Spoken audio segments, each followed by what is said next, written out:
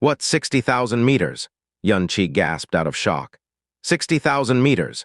Even if this was ground distance, it still would not be a small figure, and if this figure was used on height, terrifying could only be used to describe it. At the very least, in Xianxia's 2 lifetimes, forget about 60,000 meters. He had never even made contact with 30,000 meters in the high skies. Xianxia had never seen a profound arc that could reach such heights. And at such a height, forget about sky profound, even Emperor Profound experts would never be able to reach it. It was no wonder Kang Wan said that it was necessary to borrow the strength of an overlord to board the primordial profound arc. It was actually at such a terrifying height in the high skies. And with such height, the black shadows that could be seen from one's line of sight could still be said to be huge. Its actual size could thus be imagined. However, not many people from the crowd were stopping to raise their heads and view it. After all, this mysterious and unfathomable primordial profound arc had already appeared a few months ago. Jasmine, are you able to see just what this primordial profound arc really is? Xianxia asked with his head raised, since he was separated too far away from it, and there were even layers of clouds covering it. What he could see was simply that huge shadow and its rough outline. As for the details, he was unable to even see them the least bit clearly.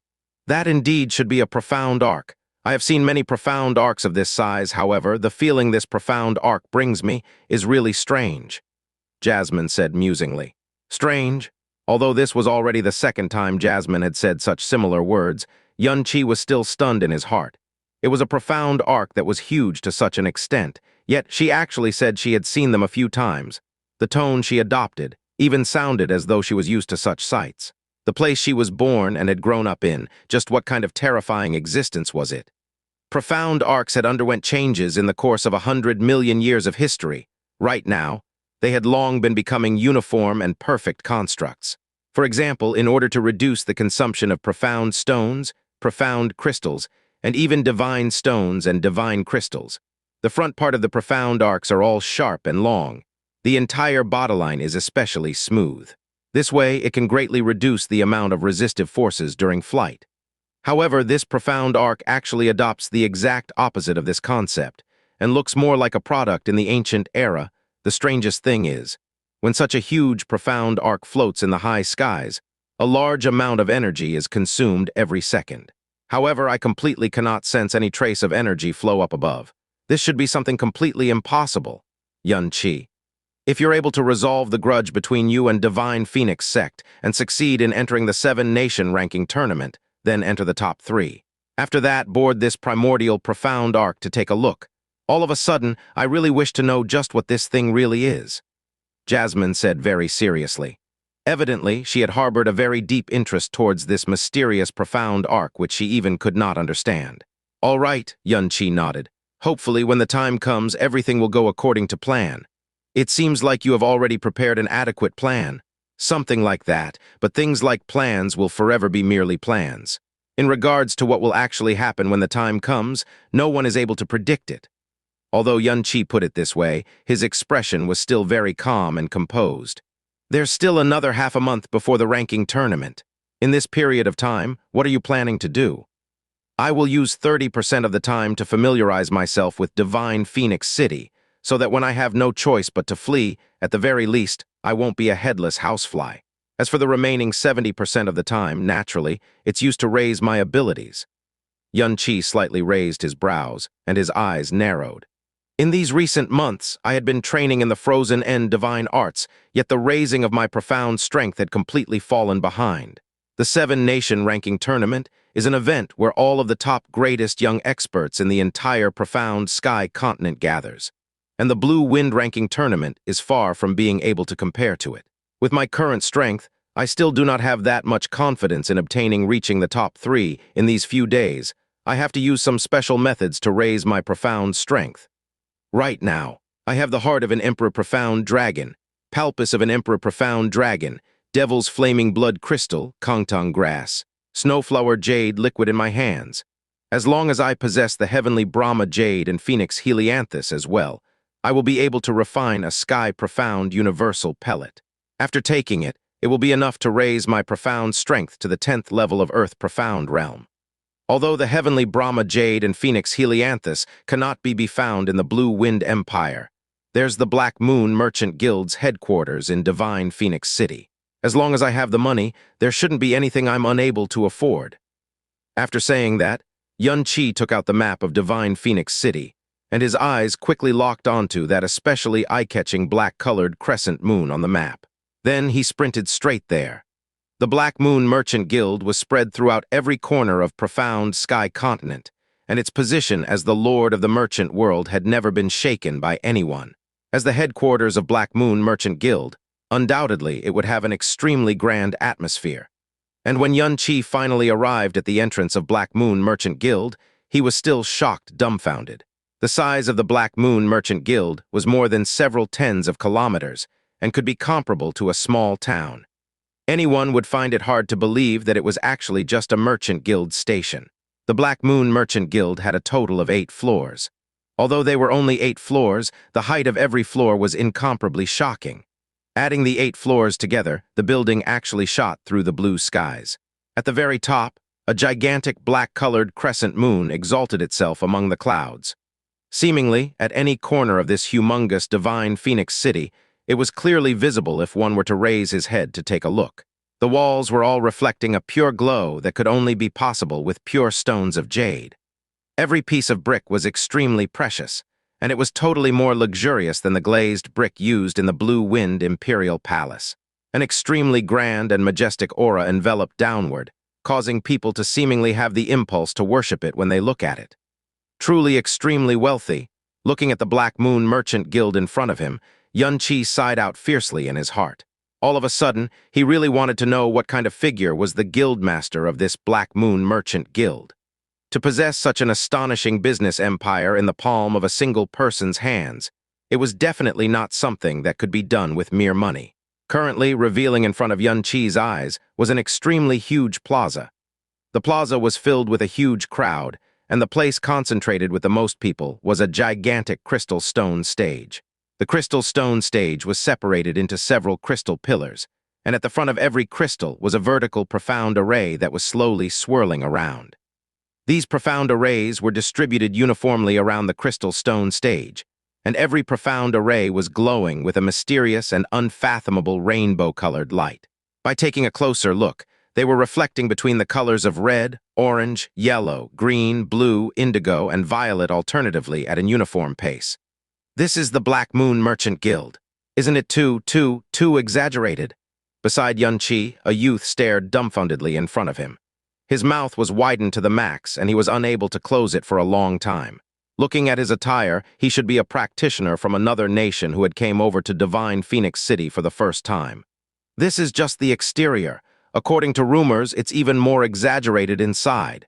His companion said, "Why are all these people surrounding that crystal stage, and why aren't they entering? Oh right, why haven't I seen the door? Where are we supposed to enter the place?" Heh, how could the headquarters of Black Moon Merchant Guild be so easily accessible? Even me, your senior brother, did not have the qualification to enter when I came back then. It's fine to just look around, and it's best that you don't wish of entering the place. If you need anything, it's best if you just head over to the branches or other small merchant guilds. Also, even if you're able to enter the place, the items from the Black Moon Merchant Guild aren't things you can afford. Why can't we enter the place? Could it be that they will even chase away their customers? And what kind of people are able to enter the place? See that crystal stage?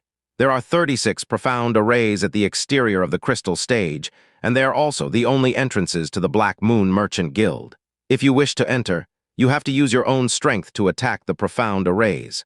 These profound arrays will completely take in the energy that was struck onto them. Then, according to the level of strength, it would judge the grade of the attack. Then, it will have the grade displayed at the corresponding crystal pillar behind the profound arrays. And the grade displayed have to be at least green-colored before one has the qualification to enter the Black Moon Merchant Guild.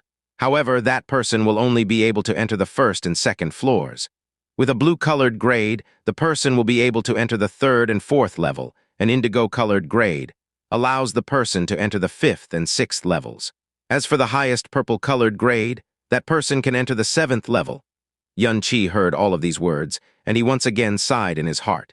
In the merchant world, it had always been the buyers picking their sellers, and the merchant guilds would always play all their tricks to pull in customers. The Black Moon Merchant Guild, however, wanted to precisely pick out their customers. Without sufficient strength, one would not even have the qualification to enter the Black Moon headquarters. Even if you possess great wealth, don't expect to enter the Black Moon Merchant Guild to make a trade. Even if that was the case, not only wouldn't the number of customers in Black Moon Merchant Guild drop to zero, instead, every year, they would always be countless of people thinking of ways to enter the place. To have such strength and confidence in the entire profound sky continent, Black Moon Merchant Guild was the only one. Then that's really too unfair, that young profound practitioner said furiously.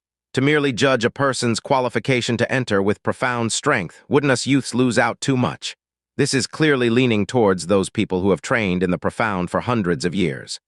No, you're mistaken. The one who was called Senior Brother shook his head. What the Crystal Pillar base its standards of qualification on is not just merely profound strength, but potential. When one attacks the profound array, not only will it take in energy, it will also measure the age of the bones of the attacker at the same time.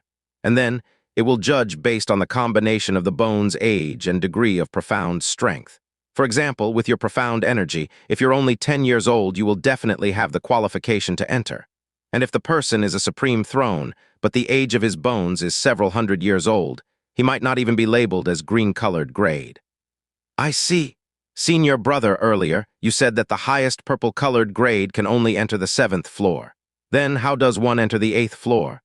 According to rumors, the 8th floor is the place where the Black Moon Merchant Guild personally receive their esteemed guests, and only people with extremely grand and respected statuses, like the Phoenix Sect Master.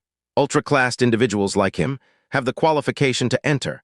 I'm afraid that even a regular Divine Phoenix Prince does not even have the qualification to enter either, so it's best that we don't think about it for the rest of our lives.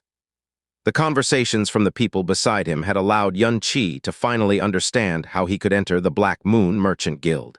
He retracted his gaze from the black-colored crescent moon above the high clouds and walked towards the crystal stage in the middle.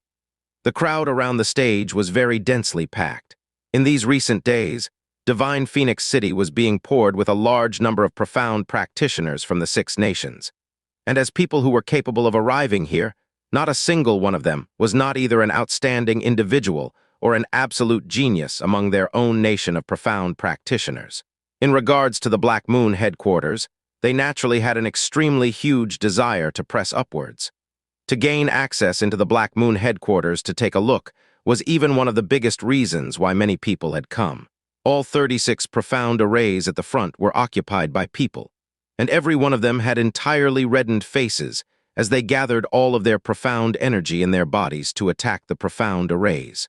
But when every single gigantic force of energy made contact with the profound array, none of them were able to create any form of destruction, and even the sound of impact was very light, as the energy was taken in completely and cleanly in an instant.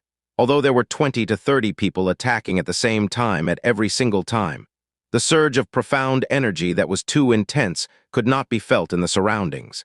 Ha! A 20-odd-year-old young practitioner had a stern expression. With his cheeks swelled up, after gathering profound energy for more than nearly 10 seconds, he shouted out loudly and attacked towards the profound array at the front with his strongest profound skill. When attacking the profound array, one could not use his or her weapon, however. The person could use his profound arts and skills. Heaven-Earth Collapsing Lightning Fist. The young profound practitioner's fist ruthlessly struck onto the profound array. The profound array momentarily swept out a wave-like ripple soundlessly. Following after, the corresponding crystal momentarily glowed. The first level's red color lighted up and continued to head upwards, lighting up the orange color at the second level. The third level's yellow color glowed right after as well. However, before it shone with its brightest light, it had already been fixed. Following after, all of the colors quickly faded to darkness. That expression of the young practitioner, who initially had been filled with confidence, instantly froze. His pair of hands trembled and he shouted out uncontrollably. No, impossible, impossible. I'm ranked 37 in Black Fiend Nation's ranking tournament, the #1 genius of the River North generation. Impossible, there must have been a mistake somewhere. As one of the absolute geniuses in a nation, he grew up as a prideful and arrogant individual who had always been worshipped, praised, envied, and flattered his entire life. Yet when he reached the Black Moon headquarters, He actually did not even reach the most basic qualification of entering the place. To an ultra-class genius who could shake a nation with his might, this was undoubtedly an incomparably large blow to his ego. Amidst his loss of control, his face turned as red as blood. Suddenly, he roared out loudly, took out his weapon in an instant, and smashed towards the profound array in front as he roared wildly. However, the moment the weapon made contact with the profound array suddenly flashed with a cold light, and a huge force of energy was released. The young profound practitioner screamed and was sent flying far away. When he landed on the ground, he was unable to stand up even after a long while. "Senior Brother Yin!" A few of the companions who came along with him hurriedly circled around him and lifted him up. "Ha ha ha ha! A bunch of trash from a lowly and small nation. Actually dreams of entering the Black Moon headquarters as well, and even claims himself to be the #1 genius of whatever River North generation. Ha ha ha ha. My teeth are really falling off from laughing here. You so-called geniuses of your small nations in my divine Phoenix Empire are not even fit to be ants. I even feel embarrassed for all of you." An incomparably arrogant voice rang out from the back of the crowd. Every word of his speech was incomparably ear-piercing, as he insulted all of the profound practitioners of the 6 nations. The people concentrated at this place were mostly from the 6 nations, and when they heard this voice, there wasn't a single one of them who did not turn to look out of anger. However, when they saw the person who said these words, their anger, which was about to burst out, was instantly tightly blocked off by something, as they stood there stunned, not daring to shout out even the least bit of their voice. This person was donned in a set of flame-like red clothes, and an emblem of a phoenix with its wings spread out was embroidered on his chest. No matter the set of red clothes or the emblem, both of them had proven this person's identity. Impressively, he was a disciple of the Divine Phoenix sect. The red-clothed man split the crowd apart and walked over. His steps were slow and leisurely, and his posture was filled with pride. A faint smile which contained a hint of disdain and ridicule hung on the corner of his lips, as though he was an emperor overlooking the many lives below him. His front chest slightly straightened, and that phoenix emblem glistened brilliantly, announcing his identity to everyone. As practitioners who were able to make a long trip from the 6 nations to spectate the match, which one of them wouldn't be high-leveled individuals with huge pride and arrogance. However, facing this disciple of the Divine Phoenix sect, what they felt was actually an incomparably huge sense of pressure. Although the 6 nations and the Divine Phoenix Empire were referred to as the 7 nations, even if the 6 nations combined their forces, it would still be impossible for them to shake the Divine Phoenix Empire the least bit. Every year they had to give a huge amount of tributes to the Divine Phoenix Empire, and they never dared to stop doing so. To make it sound uglier, when the 6 nations were in front of the Divine Phoenix Empire, they would be similar to affiliated states. In front of the overwhelming power of the Divine Phoenix Empire, no matter if they were individuals with great strength and authority in the political or profound realm, when they were in the Divine Phoenix Empire, they would all have to clench their buttocks and act courteously. And the Divine Phoenix sect was the absolute overlord of the entire Divine Phoenix Empire. In the eyes of the continent's profound practitioners, the Divine Phoenix sect was more similar to a group which consisted of people that came from another plane and world. Moreover, this was even the Divine Phoenix sect's territory. Hence, when they faced the incomparably presumptuous and ear-piercing mockery from this Divine Phoenix sect disciple, these young practitioners who held a bundle of pride and arrogance in their own nations dared to be furious. However, they did not dare to speak them out loud. In the eyes they were using to look towards the Phoenix disciple was 30% anger and 70% fear. These types of gazes, and the feeling of a tiger herding sheeps, made the Phoenix disciple feel even more prideful and complacent. His voice also became even more ear-piercing. "You little ones from these 6 nations, it's best that you scram from here as soon as possible. The Black Moon headquarters isn't a place worthy for you low-class people to enter. By piling yourselves here, you're only going to dirty the ground here and taint the air here." Xianxia's brows furrowed fiercely. He had seen many arrogant people, however. It was still the first time he had seen someone who would unhesitantly humiliate the ones present here, and all of the profound practitioners of the 6 nations, with such an arrogant tone. He really wondered if this Phoenix disciple was initially an arrogant prick himself, or if all of the Phoenix disciples would all act the same way in front of profound practitioners of other nations. When these words of his fell, the profound practitioners of the 6 nations present undoubtedly became even more furious. And in the end, a young profound practitioner who did not even look to be 20 years old could no longer control himself as he said furiously, What are you being so arrogant for? Disciples of every sect have their own distinctions of the strong and the weak. Even if it's the Divine Phoenix sect, there's no exception. Who knows what kind of status you actually have? Who doesn't know how to talk big? If you have the capabilities, then open the profound array and prove it to us. The moment his words fell, an astonished voice suddenly came from the back of the crowd. I recall now. He's Feng Xue'er, the head disciple under the 39th elder of Divine Phoenix sect. I have once seen his name on the list of top 100 in the Divine Phoenix ranking tournament 2 years ago. When this piece of news came, the crowd instantly burst into an uproar. The eyes they were using to look towards the Phoenix disciple instantly underwent a grave change, as they became even more frightened. And as for that young, profound practitioner who spoke up earlier, his expression instantly turned terribly pale. Not only was he a disciple of the Divine Phoenix sect, he was even the head disciple of an elder-class figure. In the Divine Phoenix Nations ranking tournament, he was positioned in the top 100. Feng Xue'er burst out into wild laughter. Ha ha ha ha! I never expected that among you profound practitioners from these small nations, there's actually someone who knows of my great name, Feng Xue'er, as well. Heh, don't you guys want to see if I'm capable of breaking open this Black Moon headquarters profound array?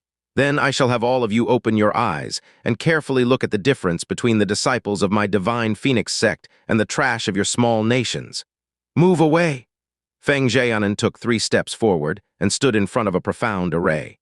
Putting out a posture very casually, he said lazily, All of you had best open your eyes wide and look carefully now. When his words fell, Phoenix flames speedily burnt on the top of his palm, and then it fiercely collided towards the profound array in front.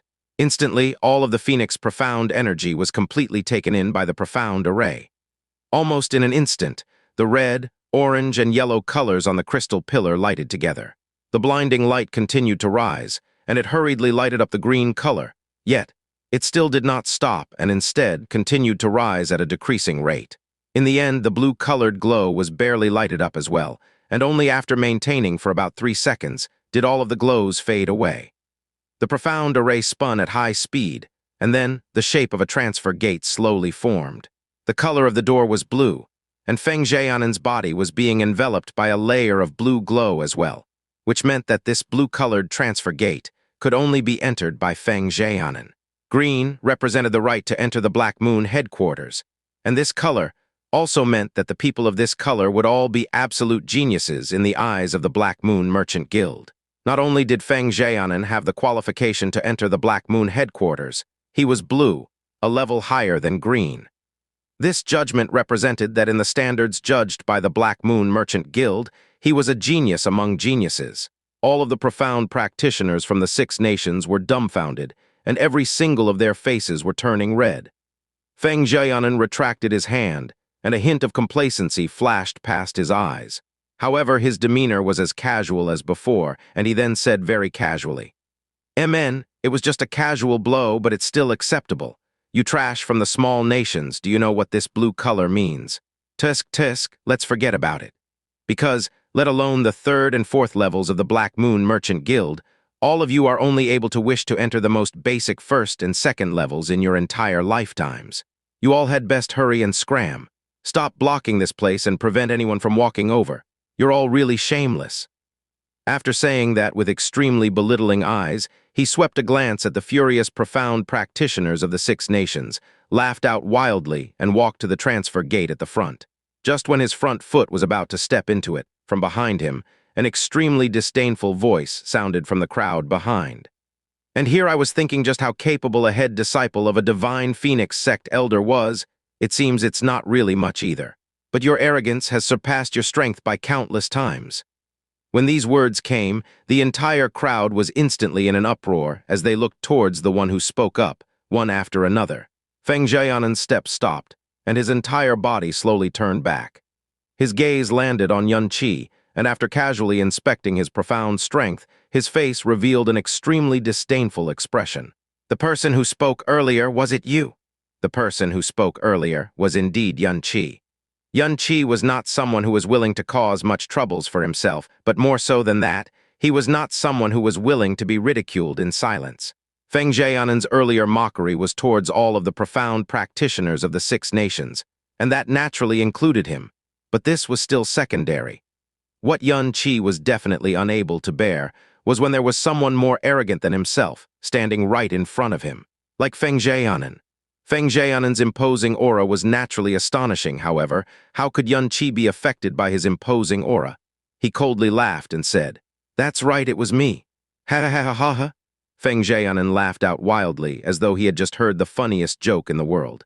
"And here I thought which big figure it was, so it's just trash from a small nation. Oh no, it's something that can't be even fit to be called trash. This level of profound strength is but a pitiful earth-profound realm. In my eyes, it's just trash, yet you dare to talk arrogantly in front of me. Your guts really aren't small." He narrowed his eyes and stretched out a finger with a smile. "Do you believe that if I want to kill you, I simply require a single finger? But what a pity this place is the territory of Black Moon headquarters, and private battles are not allowed. After all, I have to give the Black Moon headquarters face. Otherwise, just by those ridiculous words you said to me earlier, you would have already been a corpse by now. After dying in my hands, even if you're a royal prince from some nation, or even the crown prince, I will still guarantee that your emperor will obediently dispatch men to collect your corpse. Other than that, he wouldn't even dare to give another damn." Among the young, profound practitioners present, those who had higher profound strength than Yun Qi could be found anywhere. When Yun Qi called out, they were initially pleasantly surprised, as they thought that someone who could put down this Phoenix disciple's prestige had appeared. However, when they found out that Yun Qi's profound strength was merely at the earth-profound realm, all of them were extremely disappointed, and there were even someone who questioned if he was insane with strength merely at the earth-profound realm. He actually dared to challenge a top-class disciple of the Divine Phoenix sect. "However, if you were to kneel and give me 3 sounding kowtows now, then call me your grandfather 3 times, I can still consider sparing your life and allow you to leave Divine Phoenix City safe and sound. After all, as my own grandson, how could I, your grandfather, bear to lay my hands on you? Ha ha ha ha." Feng Xue'er belittling and arrogantly said. All of the surrounding profound practitioners looked at Yun Qi with pitiful faces. Even though he did not possess the strength to back himself, he still came out to act tough. How could the Divine Phoenix sect's iron plate be so easily kicked? They could already predict the tragic end of this person. "Kowtow?" The corner of Yun Qi's lips slightly tilted. His expression did not carry the slightest of fear. Instead, he lightly smiled. "It seems to be a pretty good idea. Then, Feng Xue'er, why don't we make a bet? I hold a very big interest towards this Black Moon headquarters, and my purpose here today is to enter and take a look. If I don't have the capabilities to enter the 3rd and 4th floor like you, forget about kowtows. You can do whatever you want with this life of mine. If I'm able to have this crystal pillar's light shine above the blue color, then you shall obediently kneel in front of me, give me 3 sounding kowtows, and call me your grandfather 3 times. This bet, do you dare accept it?" When Yun Qi's words came out, everyone gasped out in shock. The profound practitioner from Black Fiend Empire that was deflected away by the profound array earlier loudly reminded, "Are you crazy? Hurry and take back the words you said earlier. Forget about blue, getting the green color to light up is even harder than stepping onto the heavens. I'm at the early stages of the sky profound realm, a mere earth profound realm like you. You're basically humiliating yourself. Forget it, senior brother Yin. Don't bother him, he should be a lunatic," his sect companions hurriedly said, as they feared that he would be targeted by Feng Xue'er out of anger. "You make a bet with me. Higher than blue?" The corner of Feng Xue'er's eyes twitched, his face spasmed. Then he laughed out wildly, his body rocked back and forth, and he could barely catch his breath. "Ha ha ha ha ha ha ha. This is basically the best joke I have ever heard in my entire lifetime. An earth-profound realm trash actually has pipe dream of hitting above blue and even wished to make a bet with me? Ha ha ha, ha ha ha ha." The eyes the surrounding profound practitioners were directing at Yun Qi had already changed to as though they were looking at a pure idiot. Yun Qi coldly looked at Feng Xue'er's wild laughter. When he finally managed to stop laughing, Yun Qi lightly said, "Do you dare or not? If you don't dare, then good, I'll let you off. My time is extremely precious, and I don't wish to waste it excessively on an arrogant trash." Feng Xue'er's wild laughter stopped, his expression instantly darkened. "You're saying I don't dare. Heh, even till the end, you're an idiotic trash who doesn't know the difference between heaven and earth. With you alone, you're not qualified to make a bet with me. But my mood today suddenly became really good, so I shall play with you. If you're able to strike higher than blue, forget about 3 sounding kowtows and calling you grandfather 3 times. It's not even a problem for me to give you 10,000 kowtows and call you grandfather 10,000 times at all. Come, hurry and strike it, show me. Allow me to properly witness how you're going to strike it above blue, ha ha ha ha. Very good. Xianxia nodded. He suddenly raised his head and looked towards the far top in at the front. Since this bet has already been made, and it's even made on the territory of this Black Moon headquarters, then why don't we have that senior on the 7th floor, who has been looking here all this while, bear witness to this? At the 7th floor of Black Moon Merchant Guild, an elderly dressed entirely in purple was standing by the window. Standing stationary like a statue, he had been silently watching the plaza below for a very long time. When Xianxia's voice came sounding from afar, the elderly's entire body shook for a moment, and his face revealed an astonished expression. He carefully looked at Xianxia's gaze and realized he was actually looking straight at his own position. There was not even a single difference in angle. He's actually able to discover me. Astonishment and disbelief filled the purple-clothed elder's heart. The 7th floor of Black Moon Merchant Guild was more than 1,500 meters away from ground floor, and the horizontal distance from the crystal stage of the plaza to the Black Moon main hall was several hundreds of meters away as well. At the same time, the Black Moon Merchant Guild's viewing window was sealed by an incomparably precious unique material, which could allow one to view the outside clearly, but prevent one to see inside even the slightest bit from the outside. Adding that the purple-clothed elderly's profound strength was incomparably powerful. Even if a throne was merely a few hundred meters away from him, it would be difficult to discover his aura. But this Xianxia, whose profound aura was clearly merely at the earth-profound realm, was actually able to discover my presence. And he even knew that I had been looking at them all this while. In actuality, the one who found out that the purple-clothed elder had been looking at them from the 7th floor all this while, naturally, couldn't possibly be Xianxia. Instead, it was Jasmine. The purple-clothed elder stood in place without moving, and did not say anything either, because he wasn't sure if Xianxia was merely probing about to make it deliberately mystifying or had actually discovered him. If it was the latter, then that would be inconceivable. At this moment, Xianxia actually spoke once more. If Senior isn't going to reply, then I'm going to count that as silent approval.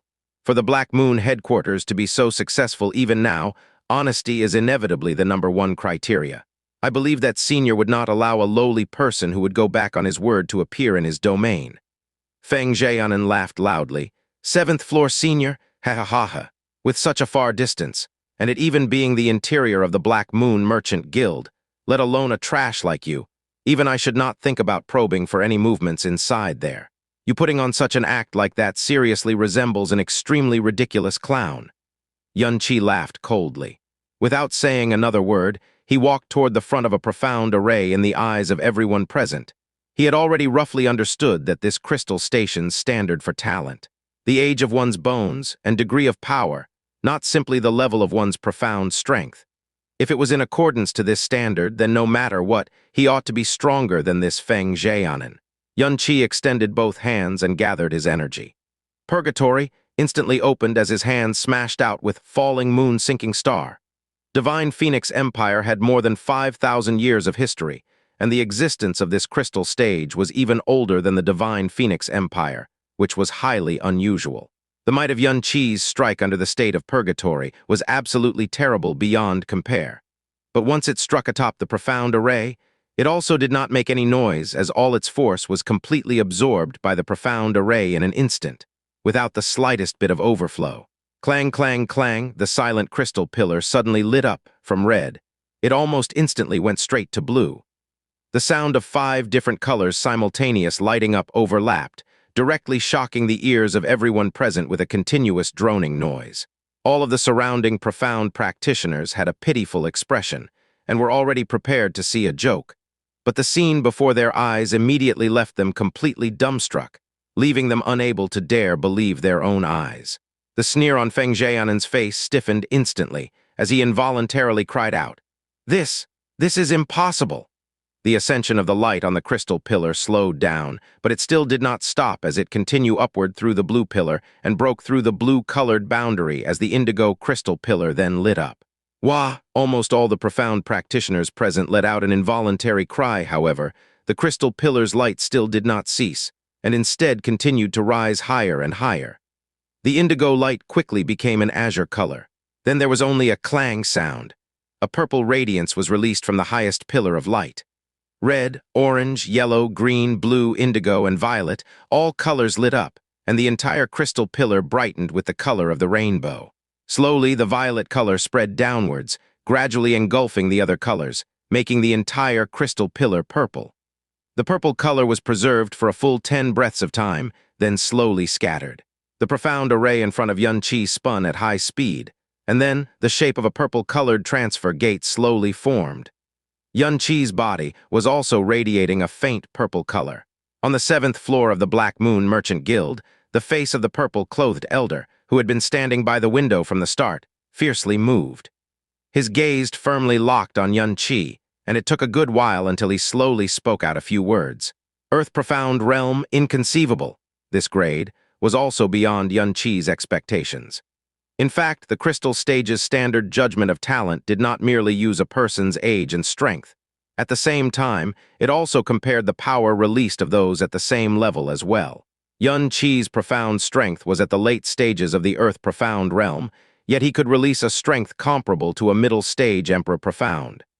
This was his current strongest, and it could be said that in the entire Profound Sky continent, none could reach him.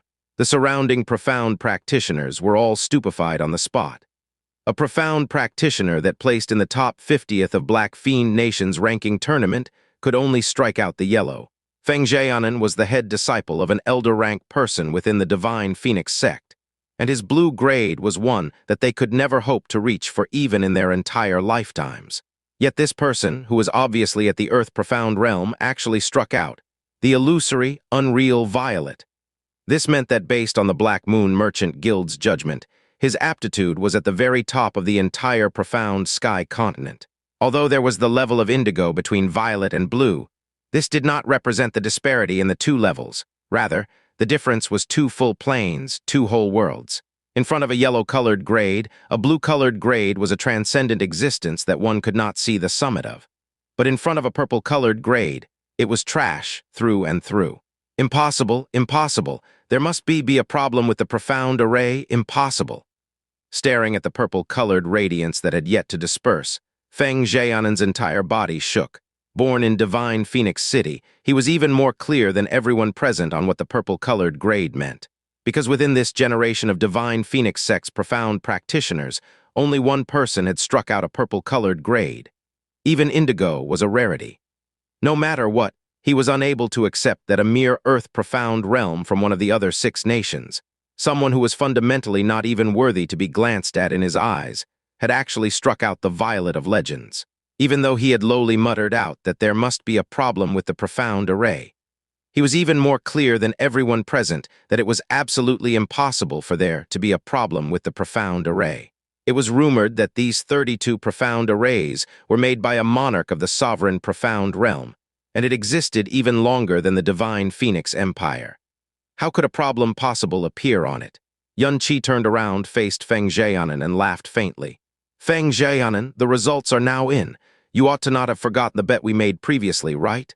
Then what are you standing there for? Why haven't you kneeled down and kowtowed to your grandfather? You! Feng Xue'er's complexion became pitch black. Before now, even if he was beaten to death, he would never believe that a mere, insignificant Earth Profound realm would strike out a level higher than blue or even the legendary violet, let alone a high-ranking disciple of the Divine Phoenix sect.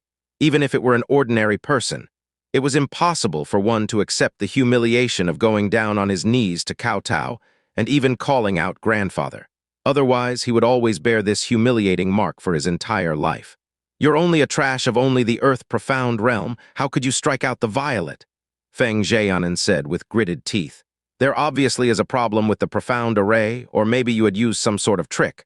To want me, Feng Xue'er of the Divine Phoenix sect, to kneel for you is simply a joke as big as the heavens.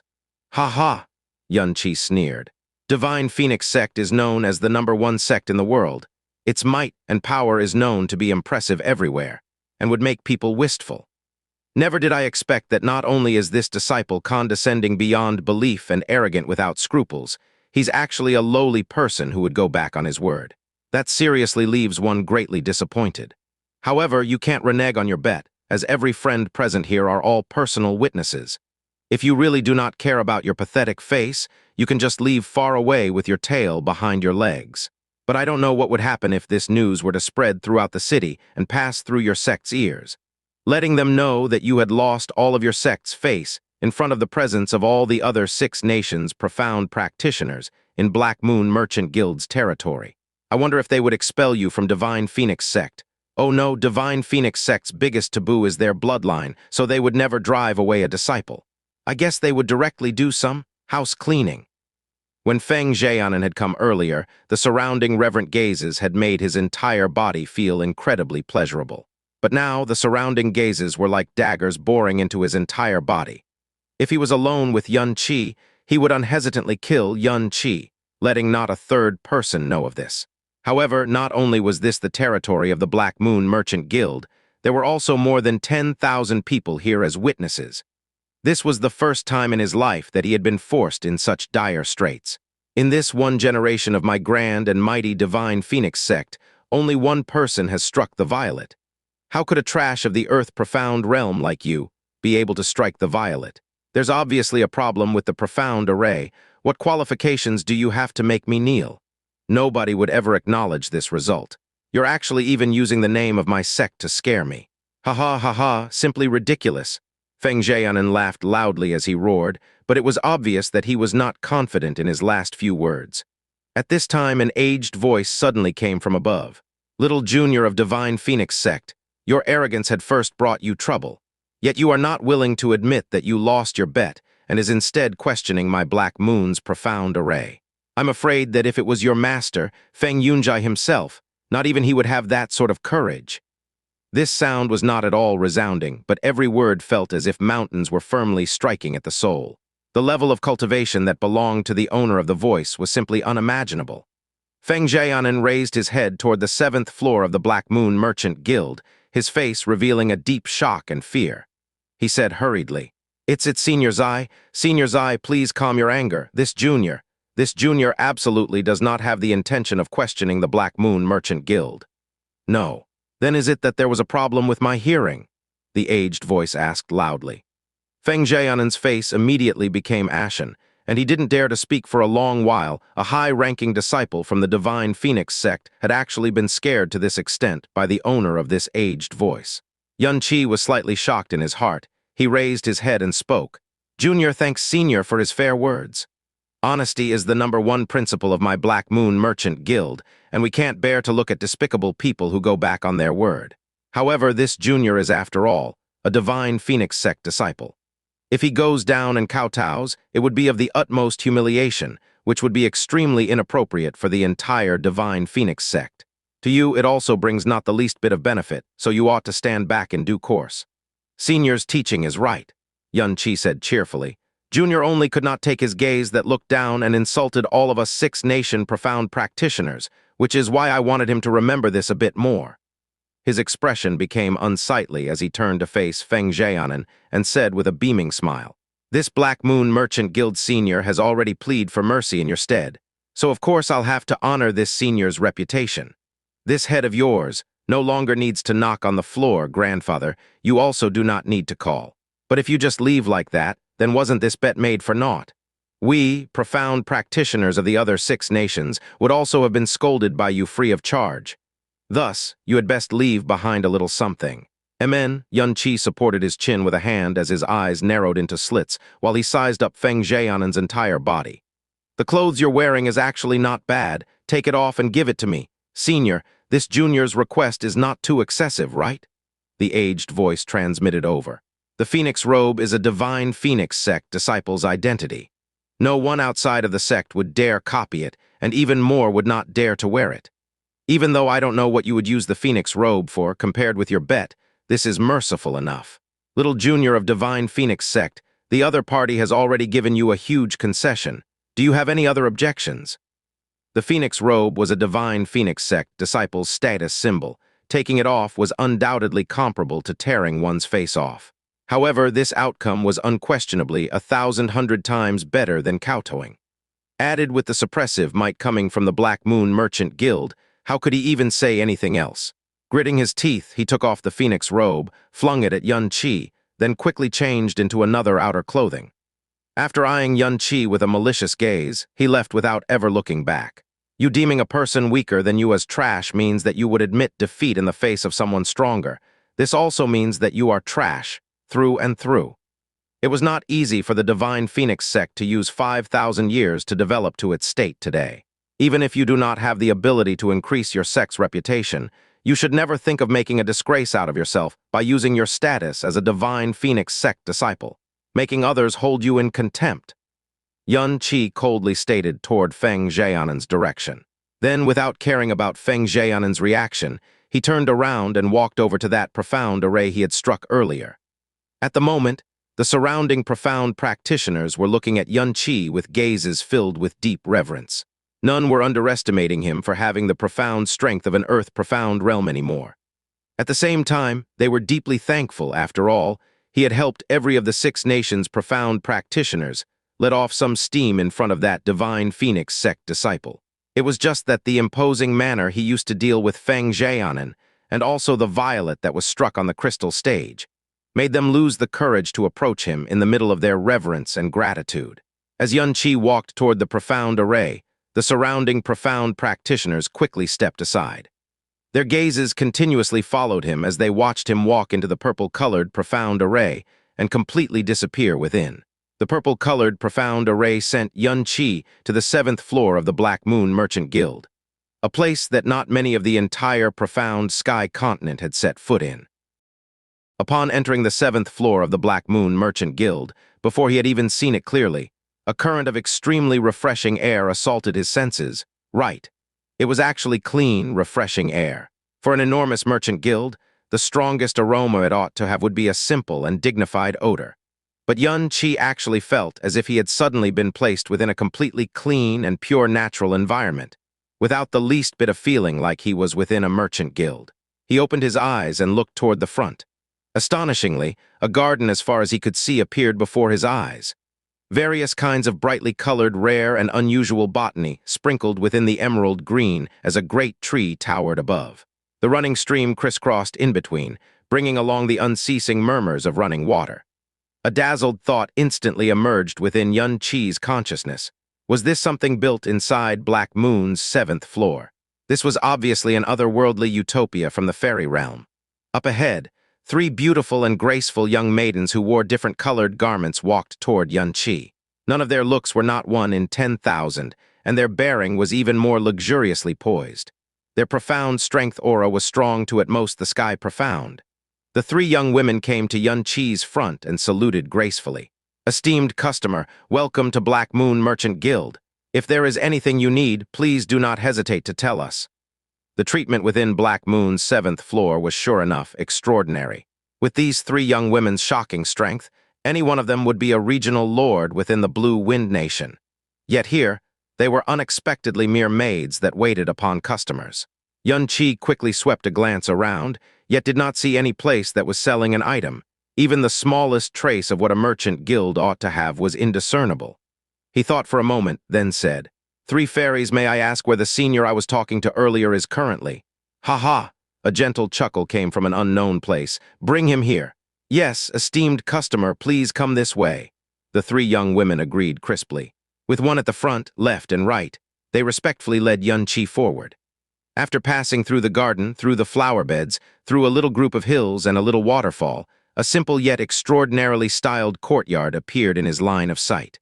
In the center of the courtyard was a pavilion, and in front of the pavilion stood a medium-statured old man dressed entirely in purple who was currently sizing up Xianxia with a smile. Xianxia took a step forward and said politely, "Junior Ling Yun greets Senior." Xianxia obviously would not his real name, so he casually borrowed Ling Yun's. "Heh heh, please sit." The purple-clothed elder beckoned with a hand, then went on ahead to sit on the stone bench in the middle of the pavilion. Xianxia nodded slightly and sat opposite of the elderly man. One of the young women left gracefully, and the other two broke off to either side of him with their heads slightly lowered and a light smile on their lips. Their posture was solemnly respectful, as if they were at Xianxia's disposal. "May I ask what senior is called?" Xianxia asked. "This old man is surnamed Zai and simply named Jai," the old man answered with a smile. Zai. Xianxia was somewhat taken aback. This was the first time he had ever heard of this family name, but he nodded immediately. "Senior Zai, thank you so much for speaking out and helping me earlier." The matter from before did not require this old man to say anything. As for helping you, it even more so cannot be considered as help. This old man merely prevented a small inconvenience for Black Moon, and nothing more. Zai Jai raised his gaze, looked Xianxia straight in the eye, and said with a smile, "Young man, should this old man call you Xianxia or Prince Consort Yun, or the name Ling Yun that you wish to be called?" Xianxia's expression stiffened slightly. Then he laughed out loud and answered without the slightest of fluster. "As expected of the Black Moon Merchant Guild, your intelligence-gathering ability is indeed unrivaled under heaven. Junior Xianxia trying to play tricks beneath Senior Zai's all-seeing eye is truly laughable. I hope that Senior Zai will not take offense." "Ha ha," Zai Jai laughed indifferently. "Black Moon's intelligence-gathering ability isn't that exaggerated. It's merely that your identity just so happens to be easy to recognize. That's all. This old man has been in touch with members of the Divine Phoenix sect all year round and is extremely familiar with the Phoenix Flame ability. Even though you did your best to suppress it, this old man still could detect a bit of Phoenix aura from your body. And the only person who possessed the Phoenix bloodline outside of Divine Phoenix sect is only Prince Consort Yun of Blue Wind Nation." The young woman who had left returned, carrying already brewed tea. The tea's fragrance permeated everywhere, making Xianxia's state of mind relax as he smelled it. Even though he didn't really understand much about tea, he knew that the value of this tea should be extremely high. He raised the teacup, drank a small mouthful, and praised, "Good tea." After hearing Senior's words, it seems that this junior thinking about hiding his identity would be an impossibility. "You have concealed it with ice profound energy, unless they meticulously probed you. I'm afraid that even a Divine Phoenix sect elder would not sense your Phoenix Flame ability." Zai Jai smiled. "You had lit up the violet crystal on my Black Moon's profound array, so it could even be said that your innate talent is universally shocking. Before, this old man had placed all his attention on you. Otherwise, I would not detect your Phoenix Flame ability.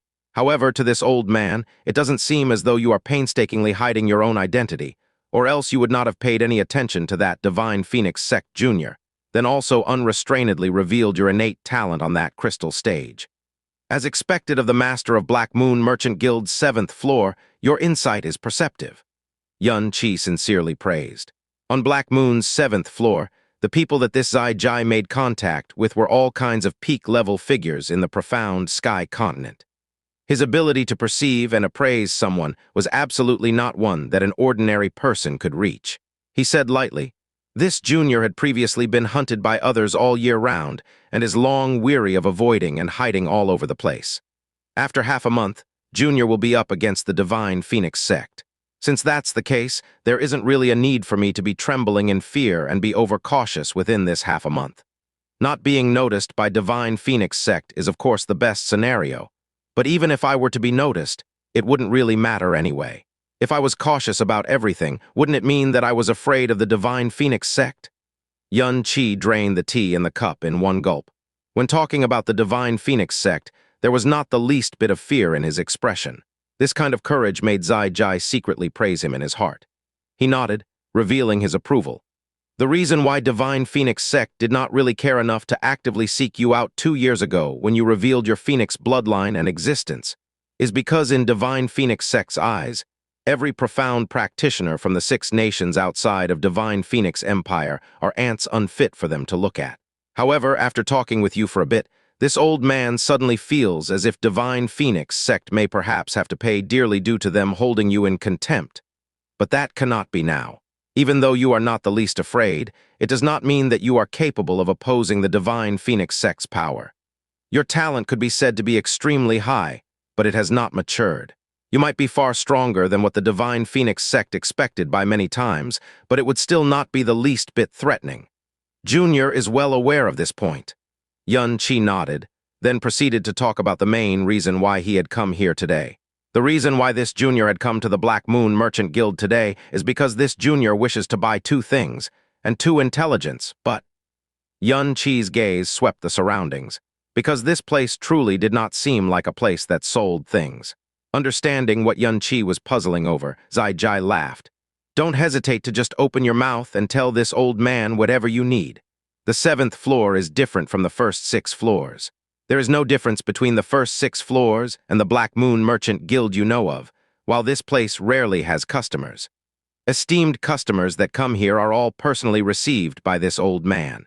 Whatever an esteemed customer wants, as long as they say the word, no matter if Black Moon has it or not, as long as our esteemed customer asks for it and can afford to pay the price, Black Moon will do its utmost to fully satisfy it. If you want the little things, someone would still accompany our esteemed customer to the 6th floor. So it's like that? Xianxia no longer hesitated as he said directly. Of the two things this junior needs, one is a heavenly Brahma jade, the purer the better. The other is a completely preserved phoenix helianthus.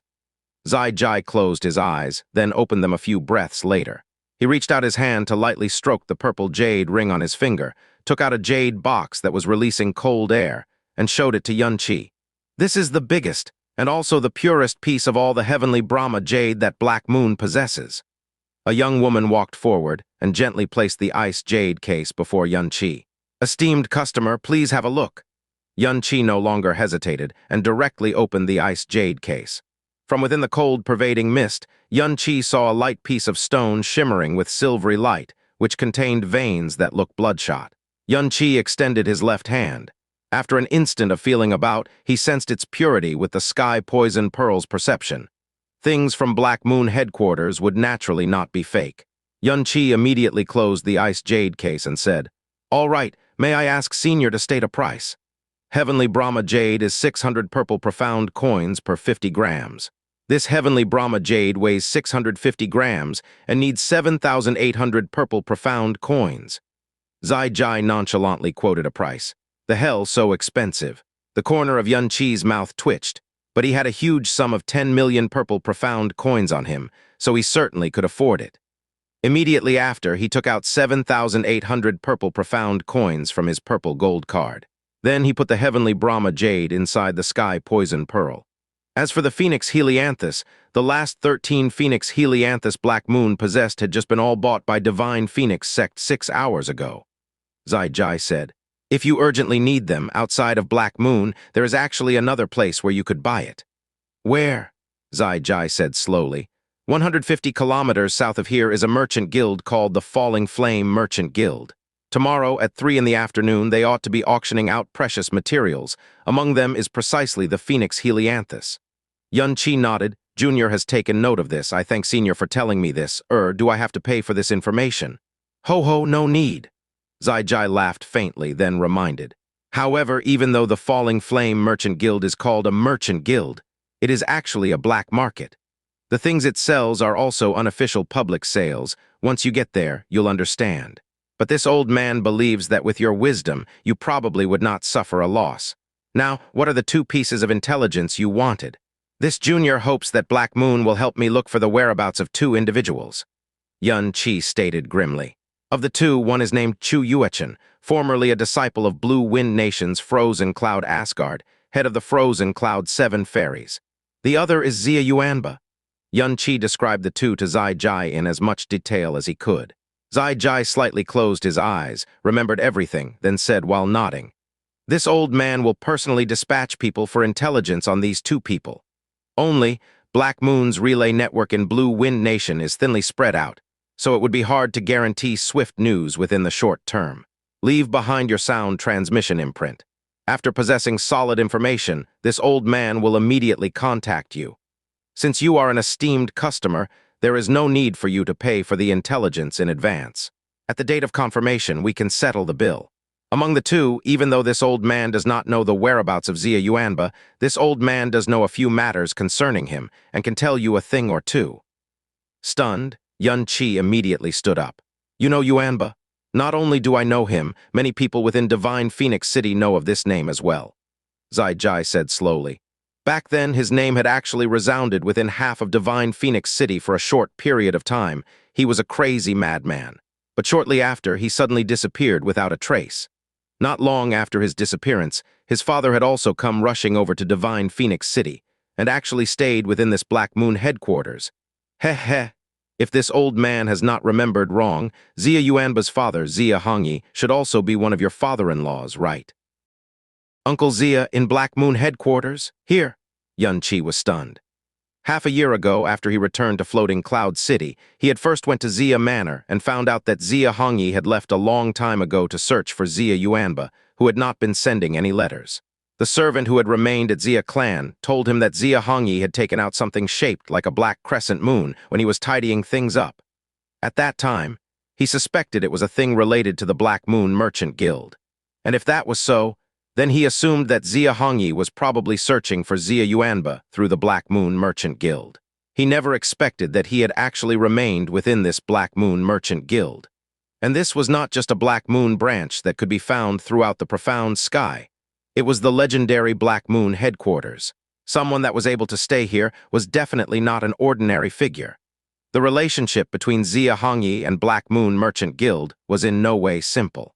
If you wish to see him, this old man can personally bring you to him now. He'll surely be delighted to see you, Zai Jai said with a chuckle. Yun Qi's expression became incomparably complex. After being silent for a long while, he slowly sat down and said, "Has Uncle Xia been doing well here? Only he himself knows if he's been doing well or not, but at least here everything is stable and he would not be bullied by anyone," Zai Jai replied. Yun Qi nodded and said half to himself, "Then that's good. Knowing that Uncle Xia is safe and sound relieves me. I was the one who took Yuanba to Blue Wind Profound Palace, and it was also me who took him to Heavenly Sword Villa. If he had remained in New Moon City, the things that happened afterwards would not have occurred. Without having found Yuanba yet, I don't have the face to see him. Senior Zai talked to me about Yuanba. This junior could not be any more clearer about his strength, so how could he have shocked half of Divine Phoenix City? 2 years ago, a youth from another nation arrived in Divine Phoenix City. After the first day he arrived, as well as every other day after that, he went to challenge those famous sects within the city. He challenged sects? Yes.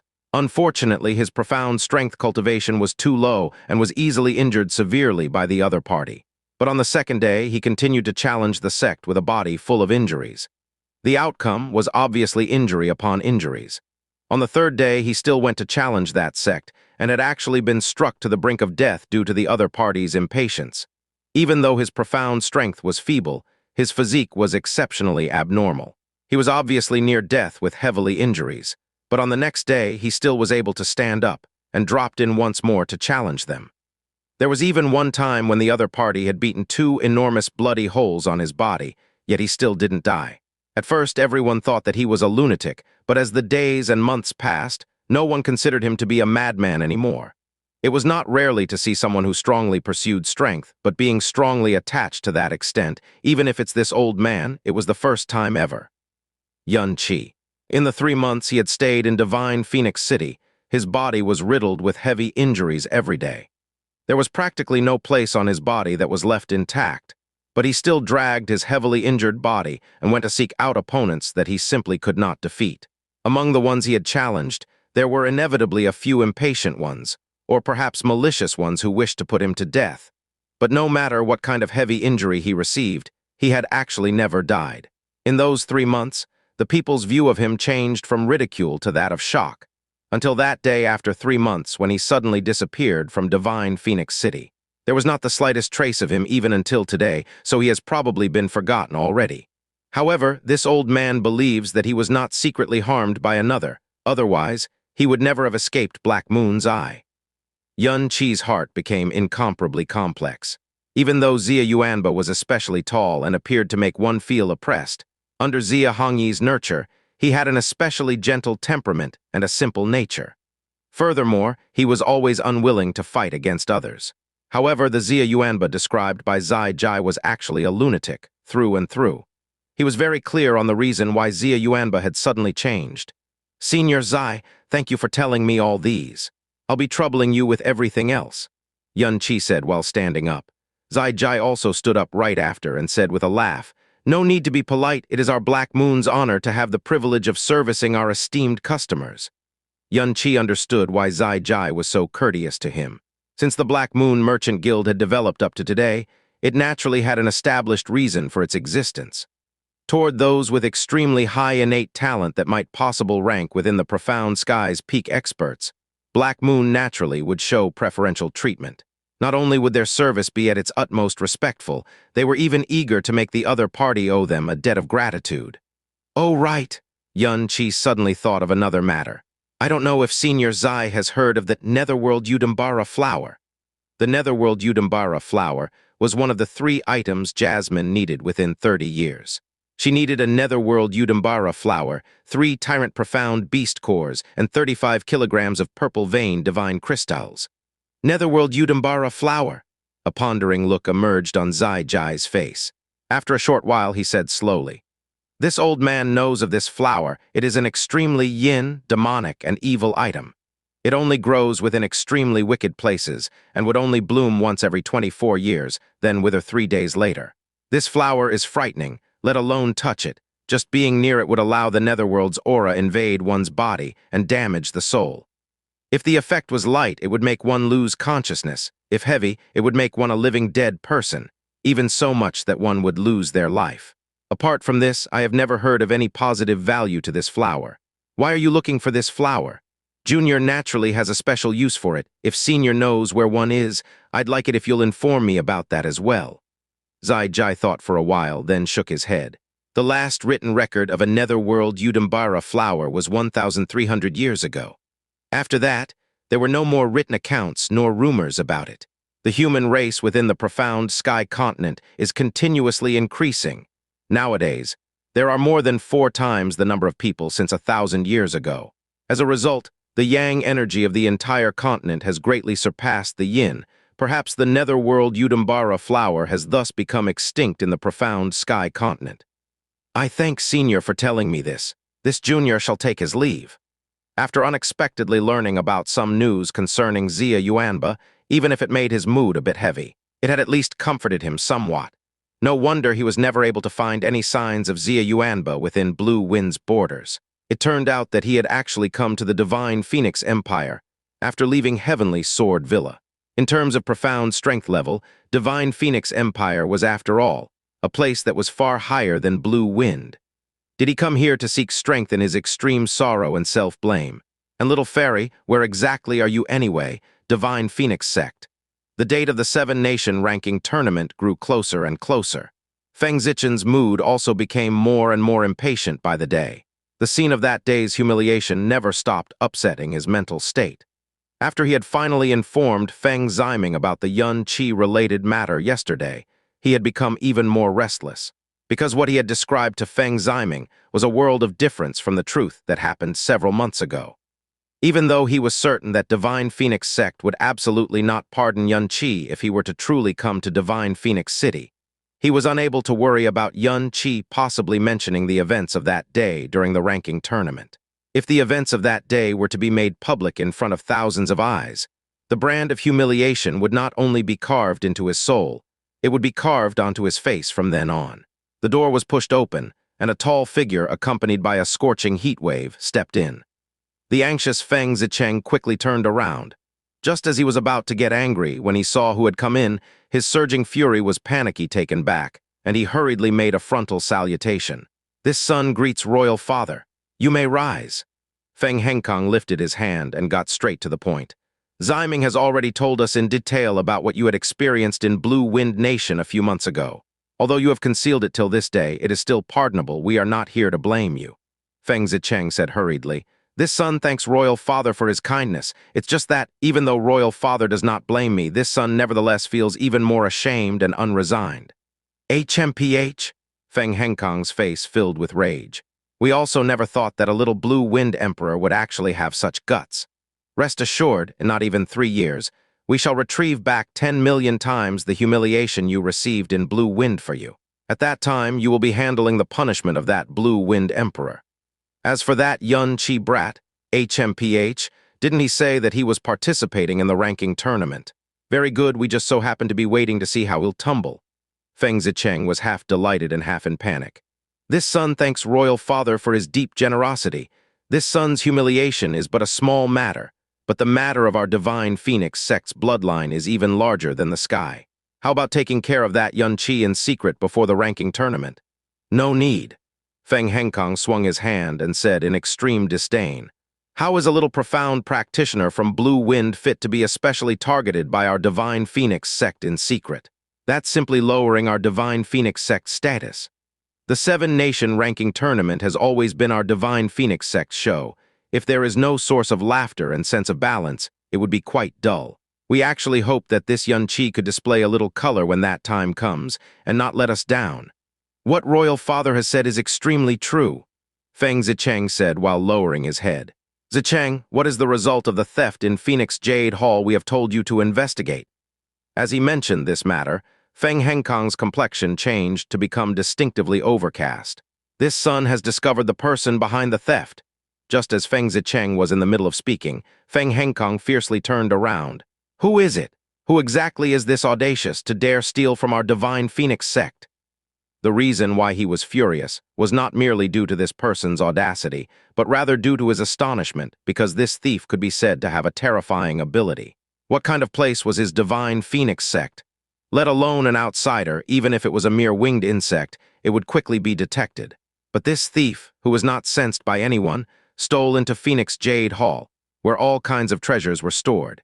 If it weren't for the fact that he had inattentively touched an invisible profound formation during his theft, it could even be said that no one would have known that someone had already infiltrated Phoenix Jade Hall. What astonished him even more was that after the thief had activated the profound formation, which made all the experts in the sect become more vigilant, the thief had actually left with not the slightest of injuries under the heavy encirclement of innumerable Phoenix experts. For this, even if it was a genuine overlord, it was still nigh impossible to achieve. "Royal Father, please calm your anger. There is only person in the entire divine Phoenix Empire who is able to accomplish this." Feng Zichen raised his head, continuing with locked brows. "Hua Minghai, Hua Minghai." Feng Hengkong had on an overcast expression but quickly reacted over, "Ghost Mirage Sacred Hand Hua Minghai?" "Yes," Feng Zichen nodded. "In this world there is only one person who can accomplish that. Hua Minghai's profound strength is not too great, but his speed and movement skills could be said to be peerless. Moreover, his ability to be extremely good at concealment, moving stealthily, changing his appearance, being soundless, and being good at escaping is unrivaled. No need to speak any further." Feng Hengkong waved a hand. "We have also heard of this name. Known as the #1 thief in the world, Hua Minghai, who possesses a Ghost Mirage Sacred Hand. It has been said that no matter what he stole, he had never made a mistake, let alone be captured by anyone. Even his true appearance has never been seen by anyone. HMPH, but we never thought that this thief would actually be audacious enough to provoke our divine Phoenix sect. Does he truly think that no one in this world is able to deal with him?" "Did you check what items the Phoenix Jade Hall have lost?" Feng Hengkong said with furrowed brows. Feng Zicheng respectfully replied, "What Hua Minghai stole the most were usually purple-veined heaven crystals and purple-veined divine crystals. However, the purple-veined heaven crystals and purple-veined divine crystals within the Phoenix Jade Hall did not decrease in the slightest, but we are missing a half-used stalk of Phoenix Helianthus. I'm assuming that it's because the thief was in a panicked state after touching the protective profound formation and randomly took any item before hurriedly escaping. Half a Phoenix Helianthus. Even though Phoenix Helianthus were rare to divine Phoenix sect, they were not considered that precious of an item." Feng Hengkong snorted coldly, even though nothing really went missing. Just the fact that he dared to charge into our divine Phoenix sect has brought upon his own destruction. From this day forth, investigate all tracks of Hua Minghai within the entire empire. It's best if he were to be brought back alive, but if it's difficult to capture him alive, kill him on the spot? Yes, this son shall immediately give out the order. Even if that Hua Minghai has a heaven-high ability, he should still never think about escaping the palms of our divine Phoenix sect." Feng Zichen promised. "Then this matter shall be given to you to handle.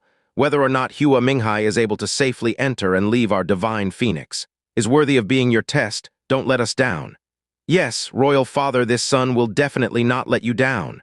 Just as Feng Hengkong turned around to leave, his footsteps stopped at the doorway, and he said casually, "Before the start of the ranking tournament, Xue'er will be cultivating in seclusion within Phoenix Perching Valley. No matter who it is, even if it's for an enormous matter. They are not allowed to take half a step in the surrounding 25 kilometers around Phoenix Perching Valley. However, we are still a bit worried. When you are investigating Minghai, arrange a few guards around the east, west, and north directions of Phoenix Perching Valley. Don't let anyone approach. If anyone dares to bother Xue'er, no matter who it is, kill them on sight. Yes, this son will immediately carry out the order. After Feng Henken left, Feng Zichen heaved a slight breath of relief. After a long period of silence, he once again became agitated. He paced back and forth in the hall for several tens of times before finally speaking with a low voice while creasing his brows. "Chihuo, come in." A streak of flame flashed, and a middle-aged man around 50 or so years old appeared in front of Feng Zichen as if he had teleported there. He bowed.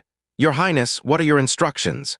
"Leave the palace at once, and go secretly search for a person named Yun Qi in Divine Phoenix City. He's here to participate in the 7-nation ranking tournament, and he'll definitely appear within half a month, in fact. He may already be here. If you find him, assassinate him immediately. Remember, the more secretly you do it, the better. After you kill him, immediately destroy his corpse. It's best if you leave no traces behind," Feng Zichen said with an extremely evil expression. "Yes, Your Highness." Feng Chihuo nodded in answer. "Remember, aside from you and me, no one is to know about this, including my royal father."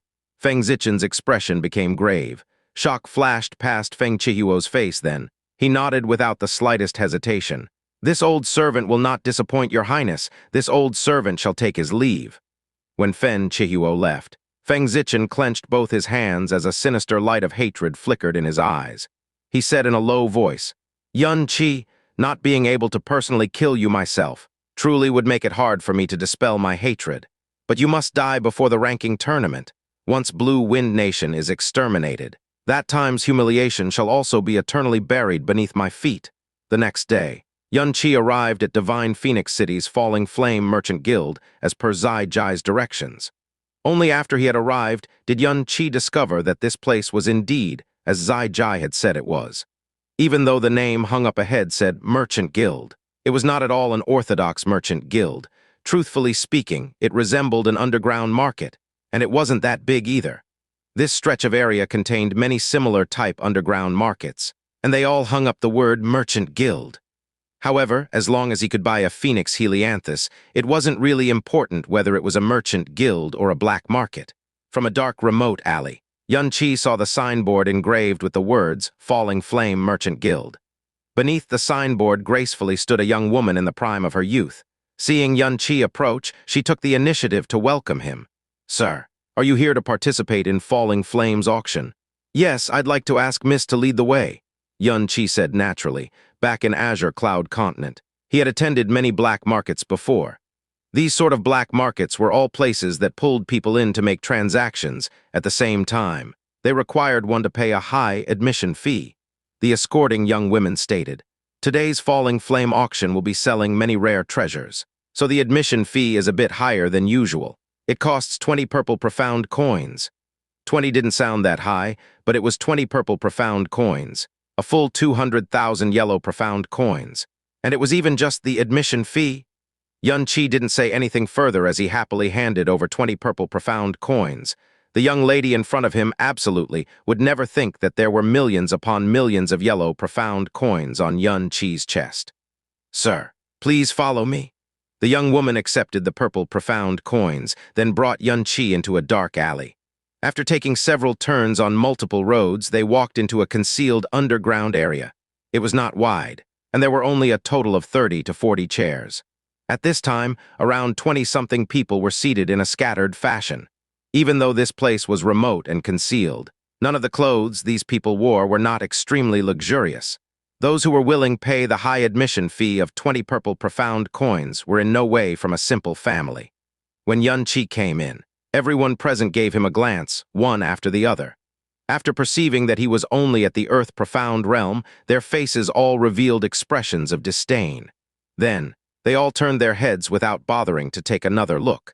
Earth Profound realm at not even the age of 20 was a rarely seen genius in Blue Wind Nation, but in Divine Phoenix Empire, it could only be reduced to a low-class individual.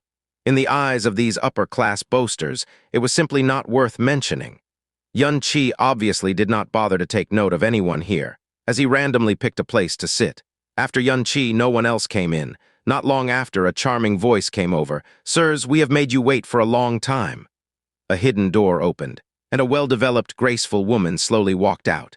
Following behind her was a gray-haired elderly man. The woman wore a close-fitting black garment that revealed every inch of her curves. Her beautiful eyes were like peach blossoms, bright and limpid as she looked at everyone present and nearly stole their souls. "Yo, my little Chi-Chi, you're finally here. I've been anxiously waiting for you." A blue-clothed young man stood up, his eyes fixed at the young woman, casting amorous glances her way. He. The woman covered her lips and giggled, then said charmingly, "Sir Gongsun is always this impatient. This one promises everyone that today's treasures would not let anyone down. Sirs, you all should widen your eyes and watch me properly. Once we start bidding, don't ever show mercy." "Oh, right, sirs who have come for the first time, this humble one is Xiao Qi, Falling Flame Auction's host. You'll have to visit often in the future and come see me, okay?" This Xiao Qi woman's words were flirtatious, and her posture was alluring. Even though the men present still wore a deadpan look, their fingers fidgeted, and they secretly salivated. If one were to speak about those who were truly as calm as before, it would only be Yun Qi alone, because the difference between his two wives and this enchantress was just too wide. She didn't even arouse his male instinct, nor did she pique any of his interest. "Has this lord ever let little Chi-Chi down before?" The young man called Sir Gongsun gazed lustfully at Xiao Qi. "I just don't know if you little Chi-Chi. Is one of the treasures up for auction today? If yes, even if this lord has to lose all his property, he'll still gladly make the purchase." He, Sir Gongsun so bad." Xiao Qi held out her hand to cover her mouth, and gave Sir Gongsun an extremely flirtatious glance which directly made his entire body go limp. 10,000 grass mud horses galloped through Yun Qi's heart. TL, grass mud horse, Chinese letter, Chinese letter, Chinese letter, is a homophone of mother seeker, Chinese letter, Chinese letter, Chinese letter. Thus used as a pun here, it has developed into a slang nowadays. The auction then finally got back on topic. Xiao Qi extended a dark green jade case from the elderly man behind her. With both hands clasped on the jade case, her charming eyes swept past everyone present. She said with a laugh, "In this jade case are 2 purple crystal jade marrows, which contain the purest essence of an enormous purple crystal mine. If you use one to drive a profound arc, 1 purple crystal jade marrow could fuel a 50,000 kilogram profound arc for 200 hours. If you meld it onto a weapon with spiritual conscious, it could raise the weapon's intelligence by a lot. You know, purple crystal jade marrow could increase a weapon's spiritual conscious." Yun Qi's heart suddenly stirred. His dragon fault was exactly an emperor profound weapon with a spiritual conscious, but its intelligence was not that high. Currently, it could only automatically return if it left his hand, and release a dragon cry if it was angry. If it possessed a stronger spiritual conscious, he would undoubtedly gain a great benefit.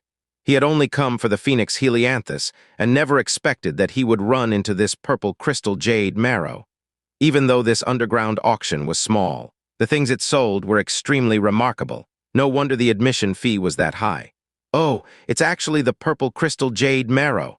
That young man with the surname Gongsun revealed an excited expression. "This lord has been looking for this item for quite a while. I'd never thought that little Chi-Chi has it in hand, and it's even 2 of them, as expected of my little Chi-Chi. Quick, speak, what is the lowest price for these 2 purple crystal jade marrows?" As Xiao Qi held onto the jade case, her charming eyes narrowed into thin slits. 600 purple profound coins. Sir Gongsun ought to understand the preciousness of the purple crystal jade marrow, so this price shouldn't be considered expensive, right? 600 MN, this price is indeed generous. The young man surnamed Gongsun beamed, then executed a half-turn while cupping his fists toward his surroundings. "Friends, this humble one is Holy Sword Sect's Gongsun Yu. I urgently need this purple crystal jade marrow to raise my beloved sword's spiritual conscious, and wish that every friend here can be generous enough to allow this humble one to have it." Once the words, "Holy Sword Sect's Gongsun Yu," came out, the expressions of many at the scene immediately changed, and the thoughts of bidding against him were also immediately pushed down. Holy Sword Sect could not compare with Divine Phoenix Sect, but it was also one of the famous sects within Divine Phoenix Empire, and a lord that should not be provoked within Divine Phoenix City. And this Gongsun Yu was also the youngest son of the current Holy Sword Sect master. A lazy voice sounded at this time. Lil bro Gongsun, since it's an auction, obviously the highest bidder would win. If you play like that, how's Miss Zyro Chi going to do business? Miss Zyro Chi isn't saying anything, but I can't bear to look on. Gongsun Yu was not at all angry upon hearing these words. Instead, he laughed heartily and cupped a hand toward the person who had spoken. Brother Nalan's right. This little brother was only momentarily delighted and was somewhat overexcited. This absolutely won't happen again. Once the word Nalan was heard, the faces of everyone present changed once more.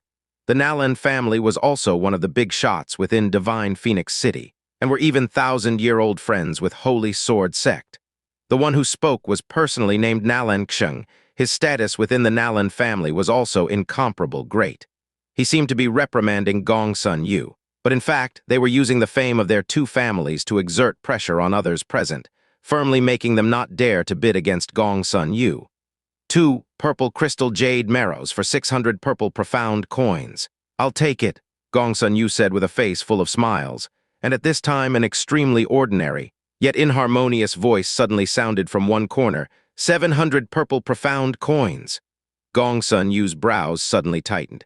He turned his head around, and his gaze landed on Yun Qi's body. He swept a glance at Yun Qi's profound strength cultivation, then his eyes flashed with deep disdain. But if the other party was brave enough to bid against him, they might be from an illustrious family, so he didn't dare to rashly offend him as he said without sounding upset. Friend, it seems that you are not going to give me Gongsun Yu. This face, Yun Qi laughed faintly. What I want is the purple crystal jade marrow. What does that have to do with your face? The corner of Gongsun Yu's mouth twitched. His complexion distinctly darkened as he sneered. What you're saying is quite right. An auction's fight relies on strength, not face. Since you also want to obtain this purple crystal jade marrow, then we'll have to see if you have that ability. 1,000 purple profound coins. Gongsun Yu raised the price to 1,000 purple profound coins in a single breath, then glared at Yun Qi. If this was an auction in the Black Moon Merchant Guild, he would never dare to have the slightest bit of arrogance. But in this underground auction, with his Holy Sword Sect's fame, he felt supremely qualified to be arrogant and overbearing. He absolutely did not expect that a mere earth-profound realm would dare to challenge his bid after his warning. With Holy Sword Sect's fame added to his great wealth and sudden increase in bid price, he thought that Yun Qi would definitely be deterred, and did not expect the other party's expression to not change at all as he called out with incomparable calm. 1,100 purple profound coins. Casually calling out a bid more than 1,000 purple profound coins was definitely not something one could do without a deep and powerful background. As a son of the sect master of Holy Sword Sect, Gongsun Yu received about 20,000 profound coins yearly, which was necessary for an entire year's worth of training needs. Taking out 1,000 to buy the 2 pieces of purple crystal jade marrow was already his limit, and had furthermore significantly exceeded the value of the purple crystal jade marrow. But having acted arrogantly before, yet was now mercilessly counterbidded, wouldn't all his face be thrown away if he allowed himself to be so easily suppressed? Gongsun Yu gritted his teeth anxiously, but maintained a calm facade as he called out, 1,200 purple profound coins. 1,500. Without the slightest pause or hesitation, Yun Qi called out right after Gongsun Yu's bid. The faces of everyone in the room changed slightly, and Xiao Qi beamed like a flowering crabapple blossom.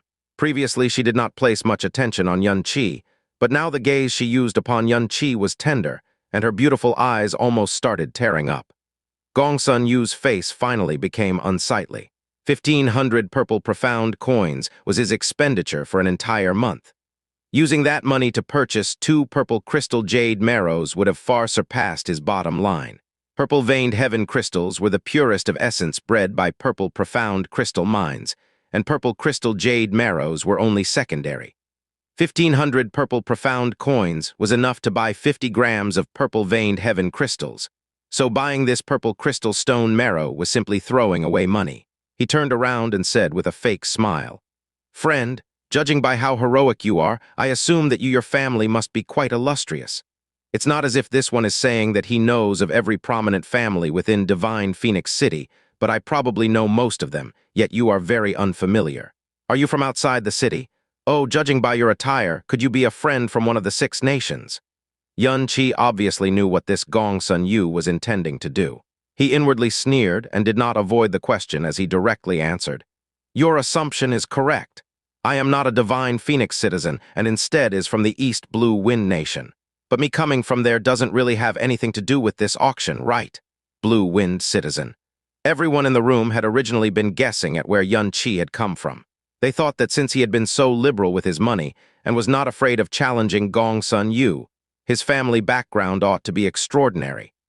Now that they had heard he was actually from Blue Wind Nation, there were none who did not reveal expressions of extreme disdain, even so much that some had expressions of mockery. As citizens of Divine Phoenix Nation, they had an instinctive contempt for those of other nations. Furthermore, of the 6 nations, Blue Wind was the weakest. In their eyes, a Blue Wind citizen would always be people of a lower class. Oh, ha ha ha, looks like it's a friend from Blue Wind Nation. Gong Sun Yu immediately laughed wildly as his previous unpleasant feeling of being suppressed by Xianxia was instantaneously swept clean. No wonder you're so set on this purple crystal jade marrow. I'm assuming you've never seen such a high-quality treasure in your Blue Wind Nation, right? Since that's the case, then this one is obviously willing to give way. Only this one is a bit curious.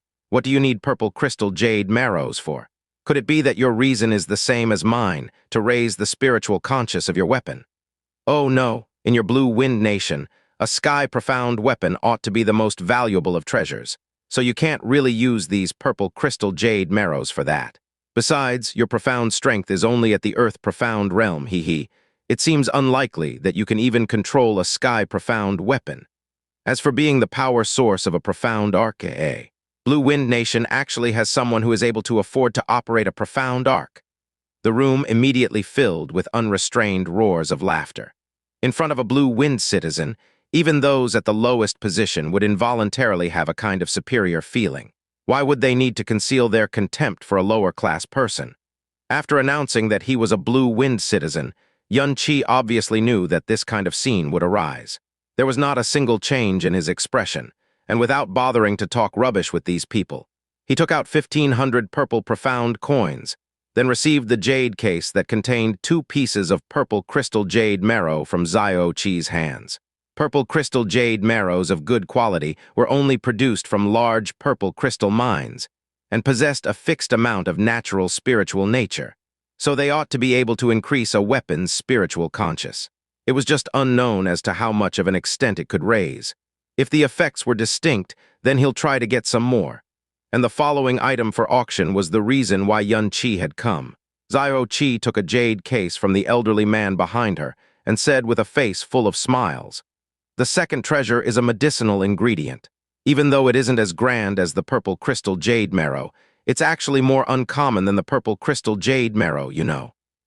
As she said that, Xianxia had already opened the jade case, and a flame-shaped plant appeared in their line of sight with a flickering red radiance. Right after, the jade case was immediately closed to prevent its medicinal aura from leaking. "Oh, it's actually a Phoenix Helianthus," someone exclaimed. Hearing the 2 words Phoenix Helianthus, Xianxia's gaze landed atop that jade case. Looks like he could leave early. Right, this is the Phoenix Helianthus, and it's even one that has just matured, a Phoenix Helianthus without the slightest of damage, you know. Xianxia said while beaming. Everyone here should know that not only is the Phoenix Helianthus used in medicine, used to refine the meridians and temporarily open profound entrances, it also greatly helps those who cultivate in fire attribute profound arts break any bottlenecks. It's just that once a Phoenix Helianthus appears, they're always immediately taken away by Divine Phoenix sect. And this one that I'm holding is the only Phoenix Helianthus in Divine Phoenix Empire that's not of the Divine Phoenix sect. You wouldn't even be able to buy one in the Black Moon Merchant Guild. So, sirs, you mustn't miss this opportunity. Otherwise, you'll have to wait until next year at around this time to have the chance to buy it again. Xianxia's words sound somewhat exaggerated, but Xianxia knew that it was not at all false, because he had went to Black Moon Merchant Guild yesterday, and the Phoenix Helianthus was indeed not there. After Xianxia finished speaking, he immediately called out, "What's the minimum price?" Xianxia's liquid eyes slightly shifted in Xianxia's direction. She said softly, "Looks like this sir from Blue Wind Nation is also very interested in this Phoenix Helianthus. The minimum price for this Phoenix helianthus is 1,000 purple profound coins. Even though Phoenix helianthus were rare, they were absolutely not first-rate medicine. Furthermore, in terms of using it in medicine, it was extremely troublesome and had a high leakage rate. In regards to those who cultivate in fire attribute profound arts, it wasn't exactly that useful, so the price of 1,000 purple profound coins was indeed too high. It was evident that the sky-high price was due to it being the last Phoenix helianthus, so those in the room did not show the least bit interest. But as soon as Xianxia finished her sentence, Xianxia followed up. 2,000 purple profound coins, I'll take it. With 10 million purple profound coins at his disposal, Xianxia's confidence was incomparably ample. He only wanted to quickly take this Phoenix helianthus and didn't want to waste any more time. The ranking tournament would start in half a month. To him, every minute and every second was extremely precious. The hell? Many people at the scene muttered out. Spent 1,500 profound coins to buy 2 pieces of purple crystal jade marrow, and now readily buying 1 Phoenix helianthus for 2,000 purple profound coins. Was this blue wind brat rich, or was his brain messed up? After announcing that it was 1,000 purple profound coins, Xianxia was extremely nervous at heart, because she knew that this price was indeed a bit too high. But she never expected that as soon as she finished speaking, the price would directly double. She instantly burst with joy, and even her face had become brighter. To have immediately bid 2,000 purple profound coins, this sir from Blue Wind Nation is indeed magnanimous. This one just so happens to like this type of gentleman. Is there anyone else who wishes to put forth a higher price? This is this year's last Phoenix helianthus, you know. If you miss this opportunity, even if you have even more money, you can't buy any more. The others were all quiet. What a joke. Aside from a fire attribute, profound art reaching a bottleneck, or someone urgently needing to refine an important medicine, who would spend more than 2,000 purple profound coins to buy a stalk of Phoenix helianthus. Seeing that no one replied, Xianxia walked toward Xianxia while beaming. Congratulations, sir. This Phoenix helianthus is yours, you'd better hold properly. Xianxia cleanly handed over 2,000 purple profound coins, and then took the jade case containing the Phoenix helianthus. With the Phoenix helianthus in his possession, today's objective had already been reached. What came next was only him finding a place to refine the universal pellet with the sky poison pearl. After that, he would use 2 or 3 days to refine it. His profound strength ought to reach the pinnacle of the earth profound realm, which would greatly help when he faced off against the divine Phoenix sect. As for the things being sold next, he was no longer interested. Just as Xianxia was preparing to leave, a loud laughter came from outside. Ha ha ha ha! Miss Xianxia, I'm so sorry. I met a few people who didn't have their eyes opened on the road, so I taught them a little lesson, which is why I'm late. I hope Miss Xianxia doesn't take offense. This sound was thick and heavy, and was clearly filled with might. Following the sound of this voice, a tall and sturdy figure wearing light armor strided in. This person appeared to be around 30 years old. Even though his build could not compare with Xia Yuanba's, it was still especially burly. Especially his exposed muscles, each and every one of them bulged up high, and they seemed to flicker with a luster similar to that of metal, making those who had only used their eyes to glance upon him feel an explosive strength. His hair was red, and each of its strands stood erect towards the sky like an ignited flame. His body also emitted a thick aura of a fire attribute profound art. As soon as this tall man appeared, the faces of everyone in the room distinctively changed. Even the expression of the previously arrogant Gongsun Yu tightened, revealing a deep fear. When Xianxia saw this person, it was as if she saw her biological father. All her facial features beamed with a smile as she gracefully moved up to welcome him. "Yo, Sir Zhai, what are you saying? You coming here is an honor built by all of this one's lifetime incarnations. How could I possibly blame you? Come, Sir Zhai, quickly come up and have a seat. The auction has only just begun. The highlight of today has not come yet. I believe Sir Zhai would definitely be interested in today's highlight. You definitely did not come here in vain. Who's this guy that's so arrogant looking?" A person seated to Xianxia's right asked his companion in a low voice.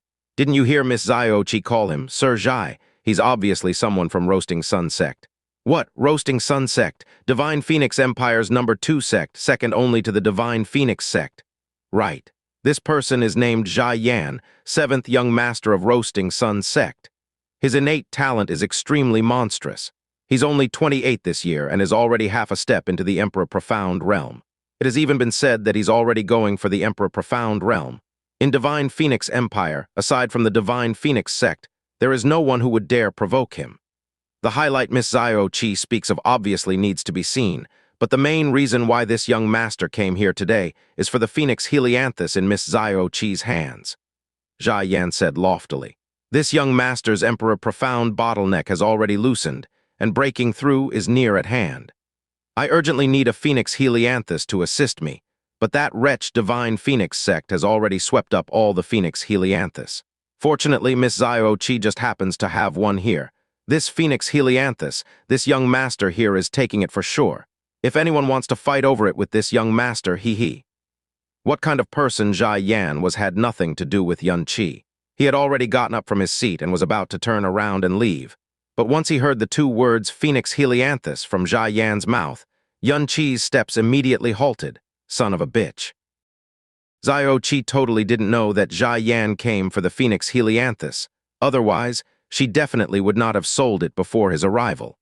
However, she was not the least bit panicked as she laughed. Looks like Sir Jai just happens to need a stalk of Phoenix Helianthus. You should have told me earlier, you know. As long as Sir Jai opens his mouth, this one would have personally delivered it to you at your doorsteps. But unfortunately, the Phoenix Helianthus in this one's hands has just been sold to another gentleman right before your arrival. What? Sold? Jia Yan's expression changed as irritation filled his voice. Sold to who? Who bought it? It's the last Phoenix Helianthus. I have to have it no matter what, even if I have to fight for it. Quick, tell me, who did you sell it to? A delighted expression surfaced on the faces of everyone in the room. Eyes of mockery all successively shifted towards Yun Qi. Xiao Qi said with a smile, Don't worry, Sir Jai, the gentleman who just bought the Phoenix Helianthus is still here. Sir Jai can still have a nice discussion with him. Why, maybe he would even be willing to transfer it to you. Xiao Qi slightly turned and swung a hand in Yun Qi's direction. It's this gentleman who purchased the last Phoenix Helianthus from this one's hands for 2,000 purple profound coins. Whether or not this gentleman wishes to transfer it to you will depend on Sir Jai. Jia Yan's gaze instantly shifted toward Yun Qi. After probing his profound strength cultivation, an incomparably clear disdain hung on his face. He came over with huge strides as his entire body released a mighty pressure that would even make a middle-stage, sky-profound practitioner find it difficult to breathe. You're the one who bought the Phoenix Helianthus. HMPH, you have also heard what I just said earlier. Give the Phoenix Helianthus in your hands to me. Don't worry, I won't give you a coin less than the money you used to purchase the Phoenix Helianthus. Or else people will say that my roasting sun sect bull is the weak. From Jia Yan's manner of speaking, he was absolutely not discussing, rather, he was roughly commanding him in a typical tone of voice that came from a strong practitioner to a weak.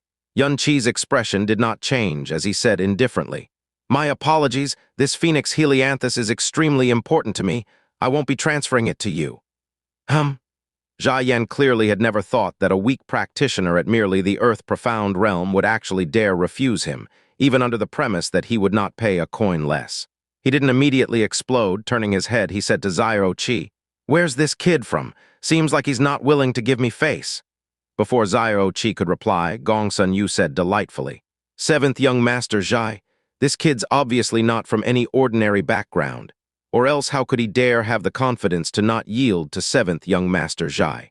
Tusk, he's actually an esteemed guest from the Eastern Blue Wind Nation. Against this esteemed guest from another nation, seventh young master Zhai treat him a bit gentler in the manner of our great nation, of course. Blue Wind Nation. Ha. Once he heard the name Blue Wind Nation, Jia Yan started laughing right away. Previously, when Yun Qi had revealed that he was from Blue Wind Nation, Gongsun Yu and company had all erupted in laughter as well, as if the name Blue Wind Nation was not a nation's name, but rather synonymous with a joke. Growing up in Blue Wind Nation, Yun Qi never really felt it, but once he arrived in Divine Phoenix Empire, that was when he realized how much of a miserable existence Blue Wind Nation's status was in the profound sky continent. Only the words lowly and even ridiculous could be used to describe it. He had finally understood why Kang Wan had such a deeply resigned, frustrated, and grieved expression on his face when he mentioned the 7-nation ranking tournament. People usually had a protective instinct toward their native homeland, and Yun Qi obviously was not an exception. The nation he had grown up in was being willfully sneered at and held in contempt by these people as a completely inferior nation. He was incapable of not being filled with rage. However, compared to Divine Phoenix Empire, Blue Wind Nation was indeed just too weak. The disparity between them was like a lamb and a male lion. This was an inevitable fact. Xiayan originally was afraid that Yun Qi's background was extraordinary, which would cause him trouble. But now that he knew Yun Qi was from Blue Wind Nation, why would he feel the least bit worried? He said overbearingly, "Kid, this young master's patience is awfully limited. Hurry up and give me the Phoenix Helianthus. If this young master loses all his patience, don't even mention the Phoenix Helianthus, you won't even be getting half a profound coin back." Heh, kid, what kind of status does 7th young master Zhai have? Him agreeing to even speak to you is already a great honor. You'd better not fail to appreciate his kindness. Gongsun Yu sarcastically said on the side.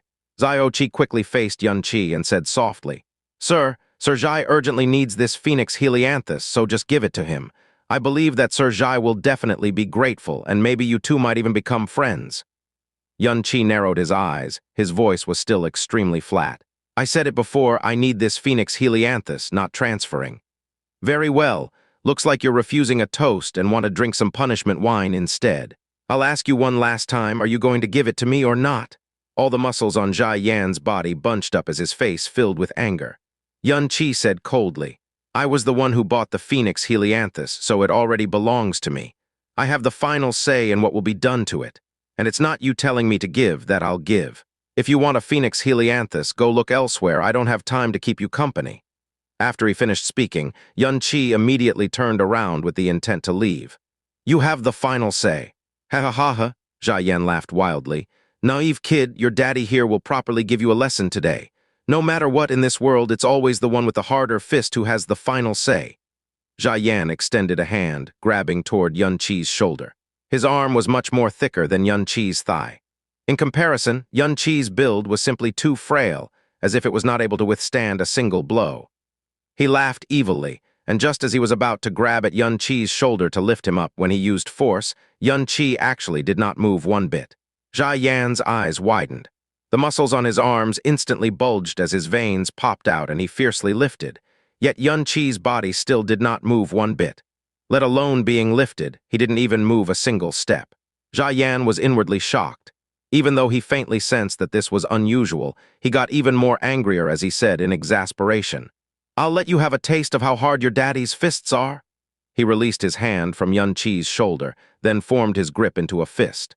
His fist ignited with purple flame as he violently punched toward Yun Qi. Beneath the faint agitation, he used no less than 99% of his strength in this fist, not caring at all if Yun Qi died on the spot. The other party was only an inferior profound practitioner from Blue Wind Nation anyway. Even if he died, there would be no repercussions. "Sir Zhai?"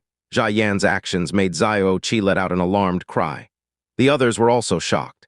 The entire room screeched with profound energy under Xiayan's fist, and it was obvious that he had used all of his strength. No one present had the confidence that they could withstand this fist, and it was very likely that Yun Qi would directly become meat paste after this strike. Bang! Xiayan's purple flame ignited fist firmly smashed onto Yun Qi's chest and released an extremely dull thud. Under the dispersing profound energy, the entire room violently trembled, and all the chairs that were not sat on all shattered without exception. A long crack had even appeared on the marble tiles beneath their feet. How could the strength from someone half a step into the Emperor Profound realm be minor? It made everyone present tremble with fear. In their apprehension, they were even more shocked that Xiayan would use such a heavy hand toward a mere Earth Profound practitioner from Blue Wind Nation. This seemed to be a bit too much, but once they glanced toward Yun Qi, they were instantly dumbfounded, and they did not dare to believe their own eyes. Xiayan's hand was still on Yun Qi's chest, but Yun Qi wasn't knocked flying at all. He didn't even move back half a step, nor did his expression change at all. Instead, the face of Xiayan in front of him that was originally filled with arrogance was unexpectedly covered with an extremely twisted expression. At this time, the light armor on his right arm was suddenly shattered into fragments. Streams and streams of blood rushed out like a flood released from a dam, instantly dyeing his entire arm red. It was as if Xiayan had woken up from a nightmare. He stumbled backwards and grasped at his perception that he had already lost as his right arm drooped down. He let out a painful moan that he tried his best to stifle as both his pupils enlarged, brimming with deep terror. You, this fist of yours doesn't seem to be that great." Xianxia extended a hand and patted the clothes on his chest with a revulsed face. Then his expression suddenly turned cold as he smashed a fist at Xiayan. Xiayan instinctively held out his left arm to block it. But with Xianxi's great way of the Buddha, even if he didn't use profound energy, his raw arm strength reached up to a terrifying 10,000 kilograms. How was Xiayan capable of blocking it? Only a crack was heard as Xiayan's arm bones were broken into several pieces. He let out a miserable shriek like that of a dying pig as he was ferociously struck flying, and his entire body sunk deep into the stone wall in the back. No matter what, they had never expected this kind of scene. Everyone was stupefied on the spot. What kind of status did Xiayan have? What kind of monstrosity was he? Seventh young master of roasting sun sect, half a step into the emperor profound at 28 years of age. He instantly suffered a crushing defeat beneath Xianxi's hand and could not fight back at all. It was absolutely not because Xiayan was weak or that he had held back.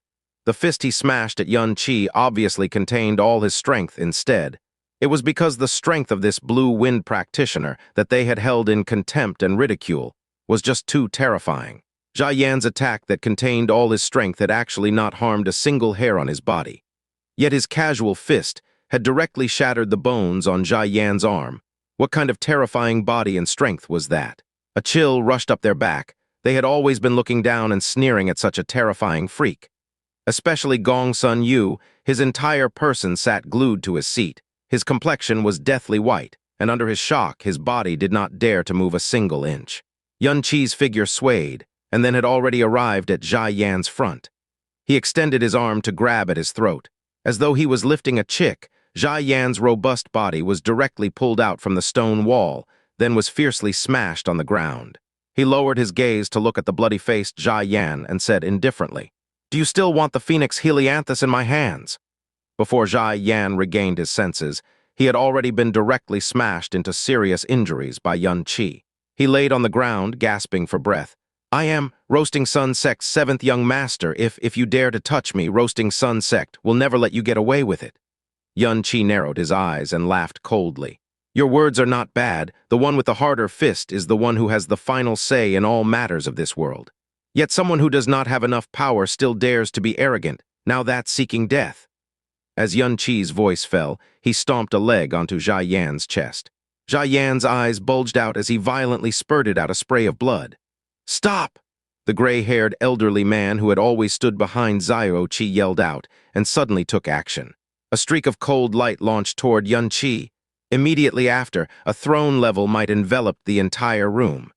Since the matter had grown to such a state, he definitely could not watch on without lifting a finger. Otherwise, if something permanent happened to Xiayan, it was extremely possible for Roasting Sun Sect to take out their anger on Falling Flame Merchant Guild. "Get out of the way!" Even though this gray-haired old man was a genuine throne, he was only at the first level of the Emperor Profound Realm, a low-level throne. To Xianxi, he was simply not a threat at all. Without even turning his head, he flung out his arm and a phoenix break broke through the air, colliding with that streak of cold light. The cold light completely dispersed instantly, yet Phoenix Break had not diminished at all as it directly smashed at the elderly man's chest. Startled, the old man hurriedly blocked. After retreating 7 or 8 steps back, did he barely manage to withstand Phoenix Break's might. However, both his sleeves had been burnt to a crisp. "This is Phoenix Flame," the elderly man said in shock. "You're from the Divine Phoenix Sect?" Everyone clearly saw and felt the Phoenix Flame Xianxi had flung out. That was undoubtedly the Phoenix Flame. It was impossible to falsify, and Phoenix Flame was a profound flame that only the Divine Phoenix Sect possessed. Someone who was capable of releasing Phoenix Flames could only be a member of the Divine Phoenix Sect, a person at the pinnacle of the entire Divine Phoenix Empire. "HMPH!" Xianxi snorted coldly. He didn't reply, and obviously was not dumb enough to deny it. Zhai Yao knew that he had kicked upon an iron plate. Under his remaining shock, all he thought was how he was going to dismember Xianxi's body into 10,000 pieces someday. But once he personally saw Xianxi fling out that phoenix flame, his entire body trembled acutely. He would never be able to return this hatred. Divine Phoenix sect was an existence that Roasting Sun sect absolutely could not afford to provoke. His Roasting Sun sect was known as the number 2 sect in Divine Phoenix, but the difference in strength between the two was as different as the sky and earth. So it's a brother from the Divine Phoenix sect. It was I, who had eyes but did not see. These injuries are not at all unjust. Xianxia had on a begging attitude. How could he possibly be the least bit arrogant and forceful? If I had known earlier that it was a brother from Divine Phoenix sect, even if I had guts as large as the sky, I wouldn't dare to offend you if brother doesn't feel satisfied. Please leave me your sound transmission imprint. I will personally visit with a gift to apologize another day. Being beaten until his bones were shattered, organs receiving injuries, yet still needed to anxiously apologize. This was the huge deterrence and influence Divine Phoenix sect had in Divine Phoenix Empire. Everyone else in the room had already stood up and firmly stood in place. They did not even dare to breath in too deeply as they looked at Xianxia with eyes filled with reverence. As for Gong Sun Yu, who had been continuously sneering at Xianxia, he was sweating profusely. Both his legs quaked, and it seemed as if they would collapse at any time. That elderly man stepped forward and said while trembling, "For an esteemed customer from Divine Phoenix sect to be here, this old man had eyes but failed to recognize MT. Tai and even allowed esteemed customer to be disturbed. I truly deserve death, Xiaoqi. What are you staring blankly for? Why haven't you given him back his profound coins?" Yes. Xiaoqi was also somewhat pale with nervousness as she fumbled to get the purple profound coins. No need. Xianxia moved his leg away from Xiaoyan's chest. You don't need to be that nervous. I am not the type of trash near my feet that relies on force to bully another. As long as others don't provoke me, I won't bother to provoke others. You may continue. After he finished speaking, Xianxia no longer paid any attention to anyone as he turned around and walked toward the exit. Everyone followed him with his eyes as he stepped out while secretly heaving a sigh of relief. No one dared to say anything, lest it catch his attention. Once he arrived in front of Gong Sun Yu, Xianxia suddenly tilted his head and coldly looked him in the eye. With a startled cry, both of Gong Sun Yu's legs went limp as he fell on the ground with his butt. Only until Xianxia had walked very far away did he recover his senses. He had nearly lost control of his bladder. Divine Phoenix sect ruled over Divine Phoenix Nation for 5,000 years. Its fame had long been well established. Its deterrent force was at a level that other nations were unable to understand. Xianxia couldn't help but sigh in his heart. If the Blue Wind Emperor was also this strong, the previous turmoil in the imperial family wouldn't have happened. Just as he was about to exit the room, a peculiar sensation suddenly came from behind. Xianxia's footsteps paused and instantly turned around. Seeing every face filled with reverence with a few terrified ones, his gaze briefly swept past each and every person. After slightly knitting his brows, he left with slow steps. Upon exiting Falling Flame Merchant Guild, Xianxia's figure quickly submerged into the stream of people within Divine Phoenix City's streets. With the Phoenix Helianthus already in hand, what he had to do next was not complicated, which was finding a quiet place where he would not be disturbed. At this time, the advancing Xianxia's footsteps suddenly stopped as he turned around as fast as lightning. His sharp eyes sweep his rear, but his gaze didn't find anything different. Even that minute strand of sensation had also faded away without a trace. Was he mistaken? Impossible. How could he possibly be mistaken when it came to things like this? For example, he felt a peculiar gaze staring at him for an instant earlier. Before he left Falling Flame Merchant Guild, he had also felt the same sensation. This kind of sensation did not come from his perception. Instead, it was instinct. It was an acquired instinct born from after being hunted down to the brink of life and death. If this sort of feeling came from his perception, it could perhaps be his misconception. But since it was a kind of instinct, it definitely could not be wrong, because it had saved Xianxia's life many times before. However, Xianxia's lightning-fast reaction that searched for the origin of this sensation had actually not gained any profit. If he wasn't mistaken, then that could only mean that the other party was hiding his abilities and was at a terrifying high level. In the profound sky continent, this was the first time Xianxia could not sense his target's existence after his detection. Who exactly is it? Why are they staring at me? In Divine Phoenix City, there shouldn't be anyone who would recognize me. Jasmine, do you sense anyone following me? Xianxia said in a low voice. Jasmine, Sleeping, don't bother me. Xianxia wrinkled his nose, withdrew his gaze, and directly advanced onward. A barely noticeable figure, not even 60 meters away behind Xianxia, slowly raised his head from within the stream of people. His eyes flashed with amazement. An hour later, Xianxia returned to the inn he had stayed in last night. In this already packed Divine Phoenix City, finding an inn to stay in was indeed extremely difficult. But as long as one was wealthy, even if the population were to double, there still wouldn't be a problem. The guest room Xianxia stayed in was obtained by him, paying 30 times the original price from someone who failed to show up. "Dear guest, you've returned. Do you want to go back in your room to take a rest, or do you want to have a meal?" As soon as Xianxia returned back to the inn, a handsome waiter diligently welcomed him. Those who were able to stay at such a luxurious inn at this time were all wealth godlike figures, so he obviously had to do his utmost to thoroughly serve him. "Make me dinner a bit later today before it gets dark. Deliver it directly to my room," Xianxia replied. "Alrighty, have a nice rest. Dear guest, if you have any requests, feel free to call out at any time," the waiter said politely. After Xianxia returned to his room, he actually did not go according to his previous plan of immediately beginning to refine the Sky Profound Universal Pellet.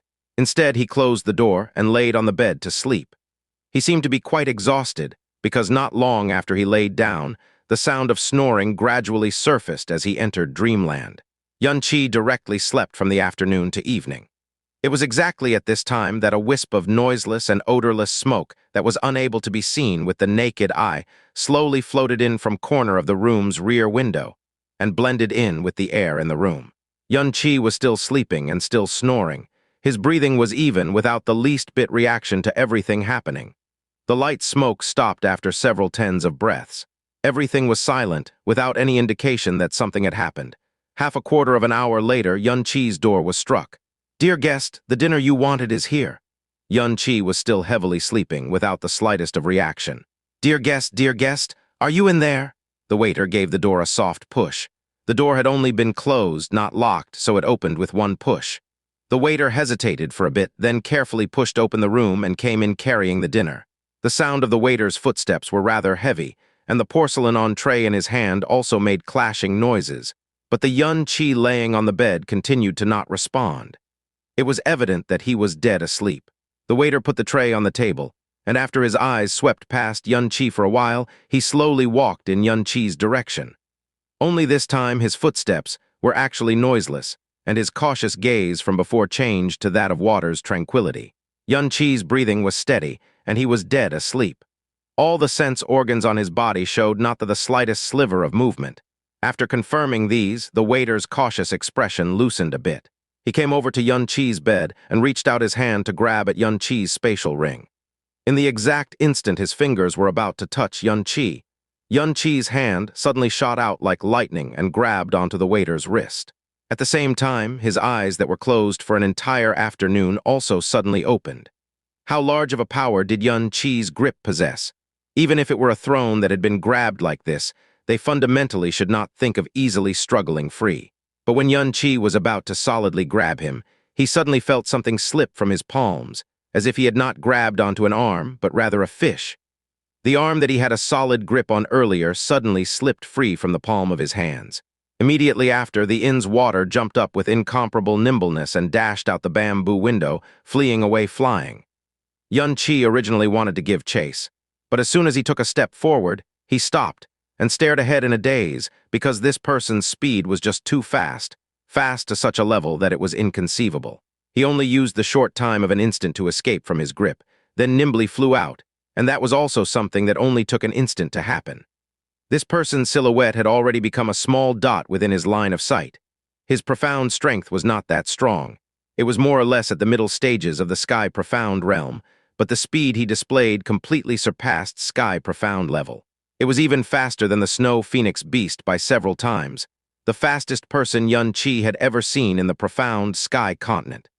A flurry of hurried footsteps sounded, and the inn's waiter opened the door upon hearing the noise from earlier. He asked in alarm, "Dear guest, what happened?" The waiter before him looked exactly the same as the waiter that had fled. Even his expressions and voice practically had no differences. Xianxia shook his head. "Nothing. Tell someone to help me fix the window. I will pay for the damaged window." After telling the inn's waiter to leave, Xianxia stood by the window side, eyed the spatial ring in his hand, and pondered for a while. He wore the spatial ring to conceal the sky-poison pearl. Nothing was actually in there. Looks like he was not mistaken about his previous feeling that someone had been tailing him. And this person's tailing, concealment, ability to easily change appearance and voice, and even his ability to place a sleeping mist could be said to be in a top-notch realm. His ability to escape had given Xianxia a direct blow, and his speed was quick to the extreme. What kind of person was he? Why was he targeting me? The first time he felt like someone had been staring at him was back when he was about to leave Falling Flame Merchant Guild, which meant that this person was also inside Falling Flame Merchant Guild, and was within the group of people present. Xianxia's brows sunk. The changing of appearance and voice, sleeping mist, ability to escape, and speed, they were clearly all skills of an expert thief, and being targeted by such a frightening thief obviously was not a light matter. This thief had tailed him back the entire way, and had even schemed this hard. It was evident that he possessed something that this thief was extremely interested in. Then he probably wouldn't give up after failing once. He ought to be coming back again. Not long after, the window repairman arrived. Yun left the inn. After thinking for a while, he headed straight for the direction of Falling Flame Merchant Guild. Since that person had followed him, then he probably had left closely after his departure from Falling Flame Merchant Guild. This meant that he could only inquire about who had left after him and perhaps discover something. Dusk had already fallen, yet the streets were still as clamorous as before. Upon reaching the Falling Flame Merchant Guild area, did it become secluded? Xianxia chose to walk on a few streets with few pedestrians, and at this time the shriek of a young woman sounded. "Save me, save me. Hey, you've fallen into this great lord's hands, yet you're thinking of escaping. Ha ha ha ha." At a corner in front of him, a young woman was hurriedly running over. The young woman was dressed in blue. With a peach blossom face and a pair of clear eyes, she could be considered a beauty that would enchant a man instantly and make him feel tenderness. Behind her was a middle-aged man with a solid stature who was leisurely chasing after her. Lewd laughs came out from his mouth, as though he was currently playing a cat-catch-mouse game. That young woman looked at Xianxia as if she had suddenly found the last straw of hope from within her despair. She ran over as if her life depended on it, hid behind Xianxia, and pleaded, "Sir, please be merciful and save me. That evil bully, he was improper toward me. Sir, please save me." Xianxia held out a hand, hid the woman behind him, and then coldly looked at the man who chased over before his eyes. He said righteously, "Don't be scared, miss. With me here, that guy should not even think of touching a single strand on your hair, sigh. In the peaceful, broad moonlight where everything is clear, you actually dare to openly assault a woman of good family on the street. You're audacious to the extreme and simply unforgivable." "Ha ha ha ha." That middle-aged man laughed heartily. "Kid, you haven't even grown any hair, yet you even dare to copy other people's. Hero saving a beauty. Hurry up and scram out of this daddy's sight, otherwise this daddy'll take care of you first." "You're seeking death." Xianxia was furious. With just one step, he smashed his fist out. The sound of a deafening screech immediately followed his clenched fists that ruthlessly struck the middle-aged man's chest. The middle-aged man's eyes abruptly widened as he smothered a groan and flew out into the distance, then fainted on the spot. "Ah!" That young woman immediately let out a surprised cry. "HMPH!" Xianxia withdrew his hand and said in disdain, "Just with this much of an ability, yet dares to come out to do evil. He's truly bringing about his own doom." He turned around and said in concern, "Miss, are you okay?" That young lady saluted fully and said in a sobbing voice filled with fear and appreciation, "Sir, thank you for saving me. May I ask for sir's great name? This little one will definitely pay back your great kindness." "Heh, it was barely any effort, don't worry about it," Xianxia said casually. His gaze fell downward, revealing an appreciative gaze for beautiful women. "May I ask for this miss's name?" the young woman said softly. "This little one is named Xianxia." "Xianxia?" Xianxia beamed. "Miss is so beautiful and doesn't even cultivate in the profound. It's too dangerous for you to be outside alone. You'd best be a bit more careful in the future." The young woman sighed as she revealed a grieved expression. "This little one usually stays inside her chambers and rarely goes out. But today, my father—" Just as the young woman was in the middle of her narration, Xianxia, who had been quietly listening attentively, suddenly smashed a palm toward the young woman's chest. The distance between the two was not even 3 feet, and the palm Xianxia shot out was done without warning. So not only was the other party preoccupied in her narration, A young woman also should not have the ability to dodge this strike. Bang, however, even with such a suddenly strike, Xianxia actually hit thin air. A deafening sound resounded, immediately jolting the surrounding space into trembling. The young woman before him had disappeared, only leaving an afterimage that had not faded. As for the true body, it had already shifted 3 meters away in that short instant, then fled far away as quick as lightning. He had previously escaped from Xianxia's hands before, but how could Xianxia possibly allow himself to fail once again? In the very instant he felt that he had struck empty air, he had already reacted in a split second. Dragon Soul Domain! A sky-shaking dragon cry resounded as the surrounding 115 meter of space around him was instantly enveloped in the mighty pressure of an undefiable dragon's soul. The entire body of the escaping young woman quaked as she revealed an expression of terror. She had powerlessly fallen from the air, and just as she was about to fall to the ground, Xianxia had already quickly launched a phoenix break at her chest. Poof, the protective clothing worn by the young woman instantly shattered as she spat out a long, bloody arrow and heavily landed on the ground. Xianxia's figure swayed, then he was already at her side. He stepped on the core of her profound veins, not allowing her to channel profound energy. "Who exactly are you? Why are you targeting me?" Xianxia asked coldly, yet the waves in his heart could not be quietened down. Under that sort of situation, Xianxia believed that even if it was he himself, it was probably impossible for him to dodge his abrupt strike earlier. Yet not a corner of this person's clothes had been touched. He could help but acknowledge that if it were not for the fact that he possessed the heaven-defying dragon soul domain, it would be impossible for him to capture this ghost-like person. Heh heh. The young woman opened her mouth, and what came out was clearly a man's voice. He wasn't resentful, nor was he angry. Instead, he was laughing with a tranquil expression. "In all my life, I had never fallen. Even 8 overlords who have chased me for 7 days and 7 nights had ever touched a single hair on my head. Yet today, I had actually fallen at you, a mere earth-profound kid's hand. I can't help but say one word: impressive." Xianxia was inwardly startled, escaping the pursuit of 8 overlords for 7 days and 7 nights without a single injury.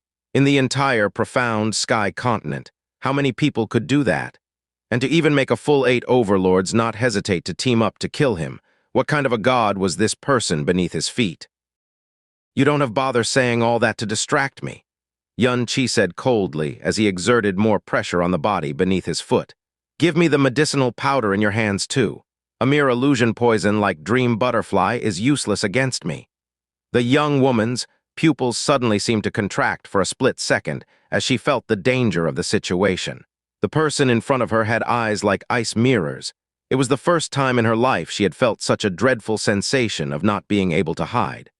What she said about being chased by overlords was exactly for the purpose of distracting Xianxia, and there was indeed a poison powder between the gaps of her right-hand fingers.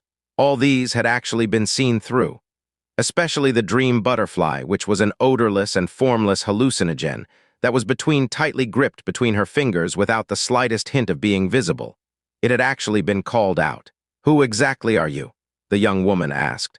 "You're obviously not from the Divine Phoenix sect, yet you can utilize Phoenix flames. You ought to truly have come from Blue Wind Nation. But how can Blue Wind Nation have such a person like you?"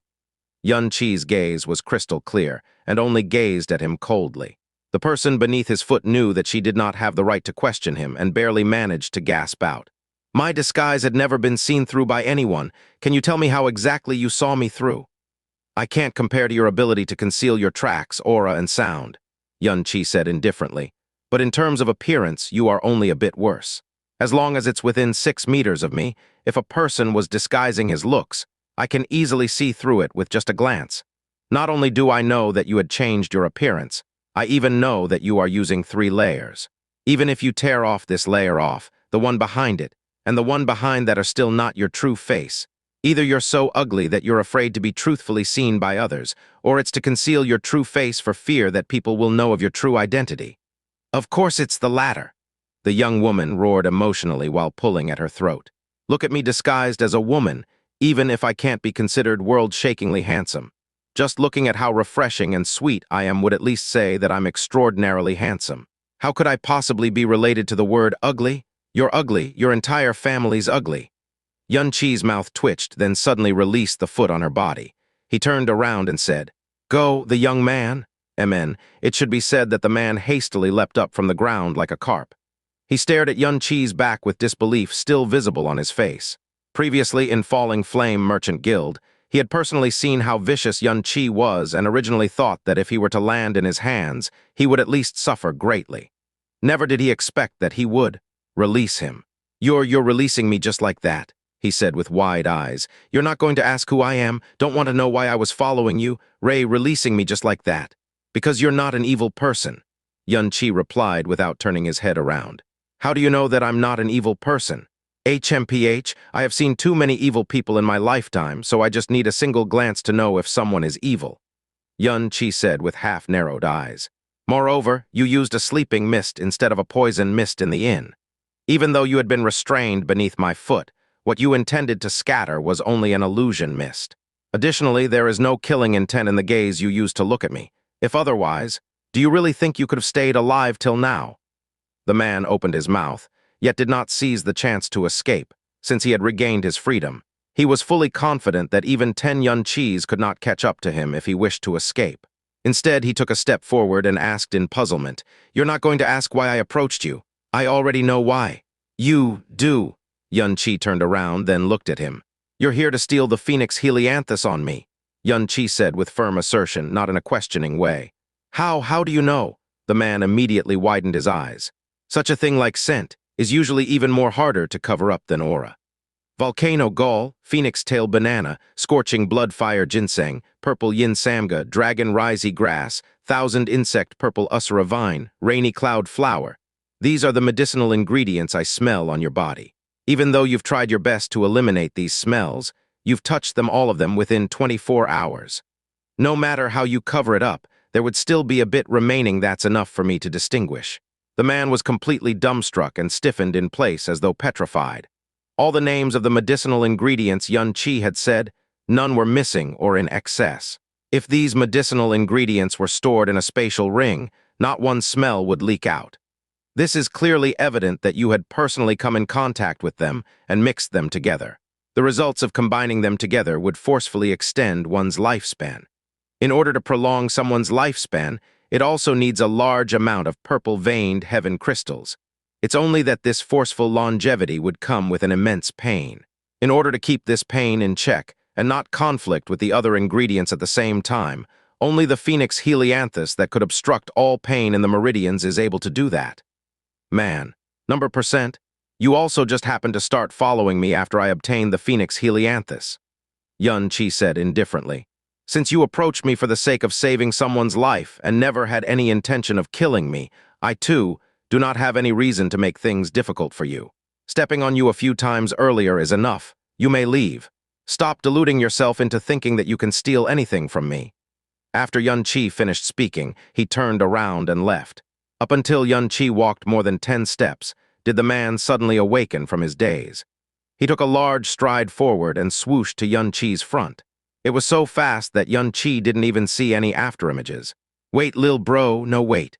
Big bro, me offending such a high-ranked person like yourself was because I overestimated my own abilities. I had eyes but did not see. But the Phoenix Helianthus really is extremely important to me. I'm begging you to please give me that Phoenix Helianthus in your hands to me." He originally believed that with his abilities, he could have easily steal the Phoenix Helianthus from whoever obtained it. He never expected that he would bump into such an absolute monster like Xianxi, and now he knew that it was impossible for him to steal it from him. Furthermore, Xianxi had magnanimously released him, so he did not have the face to try to play any more tricks. However, he desperately needed that Phoenix Helianthus even if he had to risk his life to steal it. If stealing didn't work, the only thing he could do was beg. "Don't worry, I absolutely will not let you give it to me for nothing," he said with absolute sincerity. "You used 2,000 purple profound coins to buy the Phoenix Helianthus from Falling Flame Merchant Guild. I'll use 3,000. No. 5,000. No. 10,000. I'll use 10,000 purple profound coins to buy it off you." He yelled out an incredibly crazy price, quickly took out a purple shining profound coin card, and looked at Xianxi with a beseeching face. Xianxi remained unmoved and slowly shook his head. "If it were any other time, I might have been able to transfer it to you. But as of right now, I urgently need this stalk of Phoenix Helianthus to increase my strength.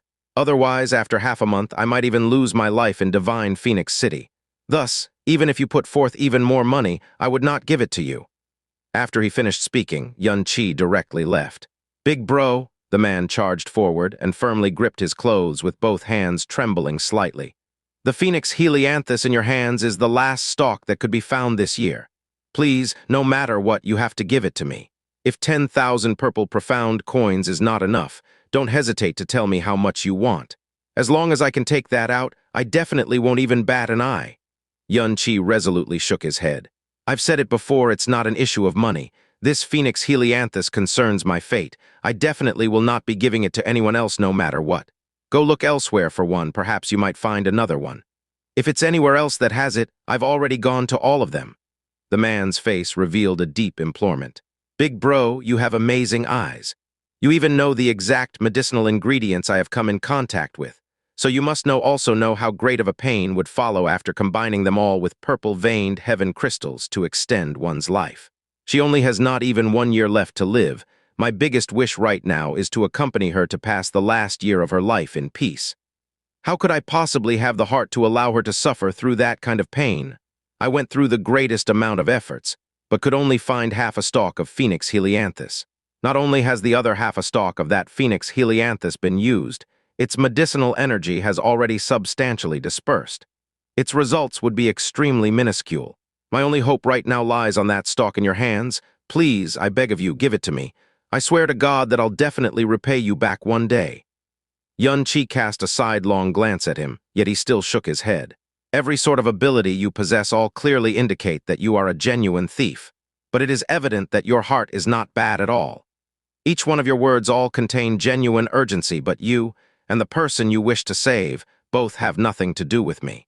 I am not that generous and benevolent to use an item that is related to the safety of my life to save a total stranger. Just give up. Don't follow me anymore." With a swing of his hand, he star gods broken shadowed more than 30 meters away. Bang! The sound of knees heavily falling to the ground came from behind Xianxia. Xianxia's footsteps paused. He turned around and said with furrowed brows, "You!" The man knelt on both knees, his face filled with a deep beseechment, as his eyes swayed with tears. "Big bro, I have never begged anyone before in my entire life, nor have kneeled to anyone, even when my parents were alive. I never had the time to kneel to them. I'm begging you, have mercy. She really only has not even a year left, please. I'm begging you, even if I have to slave for you." Xianxia's heart was fiercely moved. Even though this was the first day he had met this ghost-like figure whom not even 8 overlords could deal with, he understood what his tears and kneeling signified. That was all of his pride and dignity in his entire life. This was indeed the first time he had ever kneeled to anyone. Otherwise, his knees would not be trembling so acutely. He had on an utterly helpless expression, and if he rejected him again, that helplessness would turn into complete despair. That expression looked extremely close to himself on that day, when he cried painfully toward the sky while embracing Linger's beautiful corpse. "Who?" Xianxia inwardly sighed, but no longer took another step onward. He walked over and said, "The person you want to save, who is she to you?" "My wife." Seeing Xianxia walking back toward him, his eyes brightened with a hopeful radiance. "Big bro, I'm begging you, as long as you give me the Phoenix Helianthus, I'll agree to any condition you put forth." "Tell me, what kind of illness has your wife contracted?" Xianxia asked. "She didn't contract an illness." The man shook his head as his expression grew pained. 5 years ago, our entire family was secretly ambushed by enemies. Both my parents were murdered. They used their lives so my wife and I could escape. But my wife was severely injured at that time and had been infected by a strange, incurable cold poison. All these years, I've been doing my utmost so she could continue living on, but this kind of life expansion still cannot persist for long. This year is already the limit. Secretly ambushed? Xianxia was slightly surprised. You are an expert in stealth attacks, so your parents ought to be even stronger than you. How could you possibly end up this way? 5 years ago, your skills shouldn't be that lower than what you possess right now, right? The man revealed a struggling expression, then still slowly said it out in the end. It's Sun Moon Divine Hall, Xianxia. My family have been thieves for many generations, and we happily robbed the rich to help the poor. One of my ancestors had once infiltrated Sun Moon Divine Hall and stole a tyrant profound blade. As such, for the past several hundred years, Sun Moon Divine Hall had always been searching for our tracks. Afterwards, I don't know what kind of searching method they used, but they found one of our bases, and thus calamity descended. I understand. Get up. Yun-Chi pulled him up. A special clan of people that were thieves for many generations, an ancestor, and even a sacred ground like Sun Moon Divine Hall had come in the picture with a tyrant profound blade. This kind of family inevitably possessed a great fame within the profound sky continent. Bring me to see your wife, Yun-Chi said seriously. I believe that you wouldn't let her stay anywhere too far. She ought to be within Divine Phoenix City, right? Ah, the man was stunned. I know a bit of medicine. I can perhaps cure your wife's injuries and poison. Also, don't worry, I won't leak out any information concerning you and your wife. I won't even bother to check to see what you truly look like. Yun-Chi said indifferently. The man gaped, but this. No buts, Yun-Chi interrupted. Since you care about her that much, then you can only trust me. Even if the #1 genius doctor told you that there is no cure, you still have to trust a person who claims that he might possibly cure her. Because if you miss this opportunity, you might miss the opportunity to save her life. Okay. Yun-Chi's last words suddenly smashed all the hesitation the man possessed. He no longer thought of anything else as he nodded fiercely. You can even differentiate what kind of medicine I had been in contact with in an instant, so I believe that your medical skills have reached perfection. I believe even more that you would not harm us, and you don't even have a reason to harm us. If you can truly cure her, my life is yours. Night gradually fell. Yun-Chi followed the man toward a place at the edge of Divine Phoenix City's southern region. Why are you helping me? The man asked cautiously after being silent for a long period of time. Like Yun-Chi, he was a person who had been in innumerable life and death situations before. His perceptiveness and wariness were no less inferior to Yun-Chi. Thus, he could tell with a single glance if someone possessed evil intentions or was conspiring against him. However, he couldn't find any trace of malice or conspiracy on Yun-Chi. Just treat it as my doctor's heart suddenly reawakening after a long period of silence. Yun-Chi said as he secretly sighed in his heart, having a doctor's heart that loved everything under the heavens and helped the people, that had made up his entire soul back then, and was the core part of what his master had taught him. But once his master had been forced to death, his doctor's heart had been replaced by endless hatred. After that, he had never used his medical expertise to save anyone. This answer confused the man. You said that you had obtained half a stalk of Phoenix Helianthus, Yun-Chi casually asked. Yes. The man nodded. Every year, the quantity of Phoenix Helianthus that sprouts is already very few, and most are usually immediately seized by Divine Phoenix Sect, so I could only infiltrate one of Divine Phoenix Sect's treasure halls. But many protective profound formations are littered everywhere there, just as soon as I went in. I accidentally touched one of them and had no choice but to escape, luckily. Before I escaped, I already had that half-stalk of Phoenix Helianthus in hand. I believe the reason why I could so easily steal it was because since that half-stalk of Phoenix Helianthus had already lost too much of its medicinal force, it had been casually tossed on top of a jade cabinet. Yun-Chi's step slowed as he said with shock, You infiltrated Divine Phoenix Sect? Yeah. Hearing the shock in Yun-Chi's voice, the man slapped his chest while proudly nodding. In this world, aside from the 4 great sacred grounds and Black Moon Merchant Guild, there has never been a place I have not snuck into. Even though they discovered me, they couldn't even manage to touch my butt before I disappeared from their sights without leaving even a trace. Yun-Chi. This man said that one of his ancestors had infiltrated Sun Moon Divine Hall, which had also shocked him, and the man himself beside him. He was about to steal into Divine Phoenix Sect, yet had escaped without a single injury after being discovered. Who? The heck? The man's voice lowered as he said with a distressed face. When I stole into Divine Phoenix Sect, I originally wanted to secretly check out the legendary Princess Snow, but she just had to happen to not be there. I heard a few people discussing, and it seems like she had went to some perching Phoenix Valley. Princess Snow? Yun-Chi raised his brows. One of Divine Phoenix Sect's princesses, right? After Yun-Chi finished speaking, he saw the man's eyes widen. That expression was as if he was examining an alien. Could it be that you don't know Princess Snow? The man said with wide eyes. Is this Princess Snow really famous? Yun-Chi asked back. Yun-Chi's unchanging expression did not have the least bit of falsehood. The man swept him up and down with his gaze, then used an extremely expression to once again size Yun-Chi up again. That gaze was totally not a gaze that was looking at a living person. Holy cow, you're serious. You seriously don't know Princess Snow? As expected, why you're not someone from Divine Phoenix Empire? Ah, no, wait. Even if you're not from Divine Phoenix Empire, even if you're from a remote mountain region in another nation, it's impossible for you to not know Princess Snow. Xianxia. This was indeed the first time he had ever heard of the name Princess Snow. Then, have you ever heard of the name Hua Minghai? The man's eyes flashed. Hua Minghao, never heard of it before. Is it another famous person? Xianxia asked. Holy cow, the man hopped up and roared with bared teeth. Aye, it's whatever if you don't know Princess Snow, but you actually have never heard of the great Hua Minghai. He's the legendary ghost mirage sacred hand, the most awesome person in all of profound sky continent. Cough, cough, one of them. Let alone humans, even a fish in mud would know of this great name. How could there exist a person who has never heard of that name? Ghost Mirage Sacred Hand. What a terrible nickname.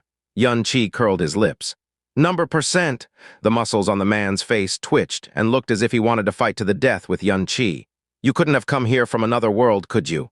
Xianxia turned around and nodded seriously. You can believe that. FCK, you can't be that Ghost Mirage Sacred Hand Hua Minghai, could you? Xianxia gave him a new measuring look. Right, that's me. Hua Minghai patted his chest, then the corner of his eyes twitched uncontrollably. Holy FCK, this was the first time he had revealed his own name to someone, yet this person had actually never heard of him before. Oh, I understand, Xianxia asked flatly. Then should I call you Little Hua or Little Hai? Just call me Little Hai. Hua Minghai was about to cry. No matter how you put it, I'm almost 30 years ago, and this kid's obviously not even 20 years of age. Talk to me about Princess Snow. Why is so famous? Xianxia asked with some curiosity. Cough, cough, you don't want to know about Ghost Mirage Sacred Hand's past achievements first? Nope. Number percent. Hua Minghai sucked in a death breath. Only after using all of his willpower to finally calm down did he answer. Princess Snow is Divine Phoenix Empire's treasure, the Divine Phoenix Spirit's darling, and the miracle the heavens have bestowed upon Divine Phoenix. These were all her previous nicknames, and no one had seen her before.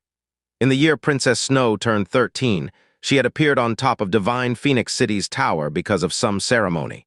That year, the Divine Phoenix City that had never seen even a bit of snow had unexpectedly seen snow descend from the sky. Princess Snow appeared, and the entire place had become a field of silence. Everyone who had gazed upon her had become dazed on the spot, as if they had seen a fairy descend to the mortal realm. On the very next day, she had been dubbed as Profound Sky's #1 beauty. It was unprecedented, and even those who were qualified to be mentioned in the same breath as her did not exist. 13 years old, Profound Sky's #1 beauty. Yes, back then, Princess Snow was only 13 years old. She ought to be 16 this year, so her beauty definitely should have increased. Unfortunately, aside from her surfacing 3 years ago, she had never come out in front of others. Nobody knows how Princess Snow looks like now, Hua Minghai said with a face full of yearning. You've seen her 3 years ago? Xianxia asked. No, I've only heard it from people, Xianxia smirked. Then how do you know she's beautiful to such an extent? For women, if you're talking about 13 years old, let alone mature, she hasn't even blossomed yet. No matter how good-looking she is, how beautiful could she possibly be? When he spoke till here, Xianxia paused because he thought about Jasmine. The first time he had met Jasmine, she was only 13 as well, and the blow she gave Xianxia had even surpassed Xia Qingyu. But Jasmine was a completely different kind of category that couldn't be examined based on this world's standards. How could that so-called Princess Snow possibly be mentioned in the same breath as her? As far as snow descending from the sky, that's even more nonsensical. Divine Phoenix City is summer all year round. Where would snow come from? I'd reckon that the title of #1 beauty and snowfall stuff were all fabricated from Divine Phoenix sect to strengthen its prestige. But everyone all says that. I only believe things that I see with my own eyes, not what I hear, Xianxia said slowly. If you were to say the #1 beauty in the world, I think that only my wife deserves this title, who doesn't know how to self-proclaim stuff like that. HMPH? Hua Minghai snorted softly, then said, I heard that in this 7-nation ranking tournament, Princess Snow will appear. At that time, I'm definitely going to mix in with the crowd to check out how Princess Snow looks like. Are you interested? Not interested. In the very edge of one of Divine Phoenix City's corners, Hua Minghai's footsteps stopped in front of an abandoned-looking little house. He stopped breathing, quickly surveyed the surroundings, and whispered, It's right here, follow me in. The door opened, and a strong scent of medicine assaulted over. This place was obviously a temporary residence. Its furnishing was very simple. Purple crystals were on top of the little bed on the side, flickering with purple light. These purple crystal lights were deep and illusory, and peacefully lying on top of the purple crystals was a thin woman. Once she heard the door open, the woman stirred and let out a weak yet eager sound. "Husband, you're back!" This voice made Hua Minghai tremble all over. He hastily rushed over, threw himself in front of the bed, and said emotionally, "Xiaoya, you're awake. I'm so sorry that I wasn't here by your side when you woke up. I must have scared you. How do you feel? Does it hurt a lot?" Xianxia walked in with light steps and stood behind Hua Minghai as he looked at the woman's face. She had been reduced to an extremely thin and weak state. Her face was pale without color, her eyes were half opened, and exuded a misty gaze. This kind of gaze was one that could not see anything. The most conspicuous thing on her face was on her forehead. There was an obvious deep dark blue seal there. Seeing this dark blue color, Xianxia's brows slightly wrinkled. "No problem, I've only just woken up. I feel a lot better." The woman tried her best to smile. At this time, her eyes finally caught a vague human silhouette. She said softly, "Husband, do we have a guest?" Without waiting for Hua Minghai to speak, Xianxia had already answered. "Hello, my name is Ling Yun. I'm Hua Minghai's friend." "Friend?" Xianxia's following words had actually made the woman's eyes light up with a peculiar gleam. She said excitedly, "You're really husband's friend? Husband, is he really your friend?" Xianxia was slightly stunned, but Hua Minghai knew why she was so moved. He nodded forcefully. "Amen. Xiaoya, he's a friend I made outside. If he's not a friend, how could he possibly know that my name is Hua Minghai?" "Friend, husband's friend?" She laughed. Her smiling expression was pale yet blissful. She gently repeated, "Husband has a friend. Husband really has a friend." Xianxia secretly heaved out a breath and took a step forward. "Not only am I Little Hai's friend, I'm also a doctor. The reason why I have come with Little Hai here is also to see if I can cure your illness. Little Hai, step aside first, let me see her condition." After hearing that, Hua Minghai quickly stepped aside, as both his eyes stared straight at Xianxia. "Big bro, please, you have to use all your power to save Xiaoya. If you really can save her." In front of Xiaoya, Hua Minghai was unable to say the words that came next. Even though he knew that he was older than Xianxia by at least 10 years, the word big bro came from his soul. If Xianxia truly could save her, let alone big bro, even if he had to call him grandpa his entire life, he would be perfectly willing. And he was already grateful that Xianxia was even willing to come here with him. "Of course I'll do all I can," Xianxia said calmly. Then he walked over to the front of the bed as his gaze fell upon her forehead. Manifested on the space between her brows was the terrifying dark blue cold poison that had infected her body. It was almost about to enter her brain. All the purple-colored crystals beneath her were priceless, because each one of them were the purest purple-veined heaven crystals.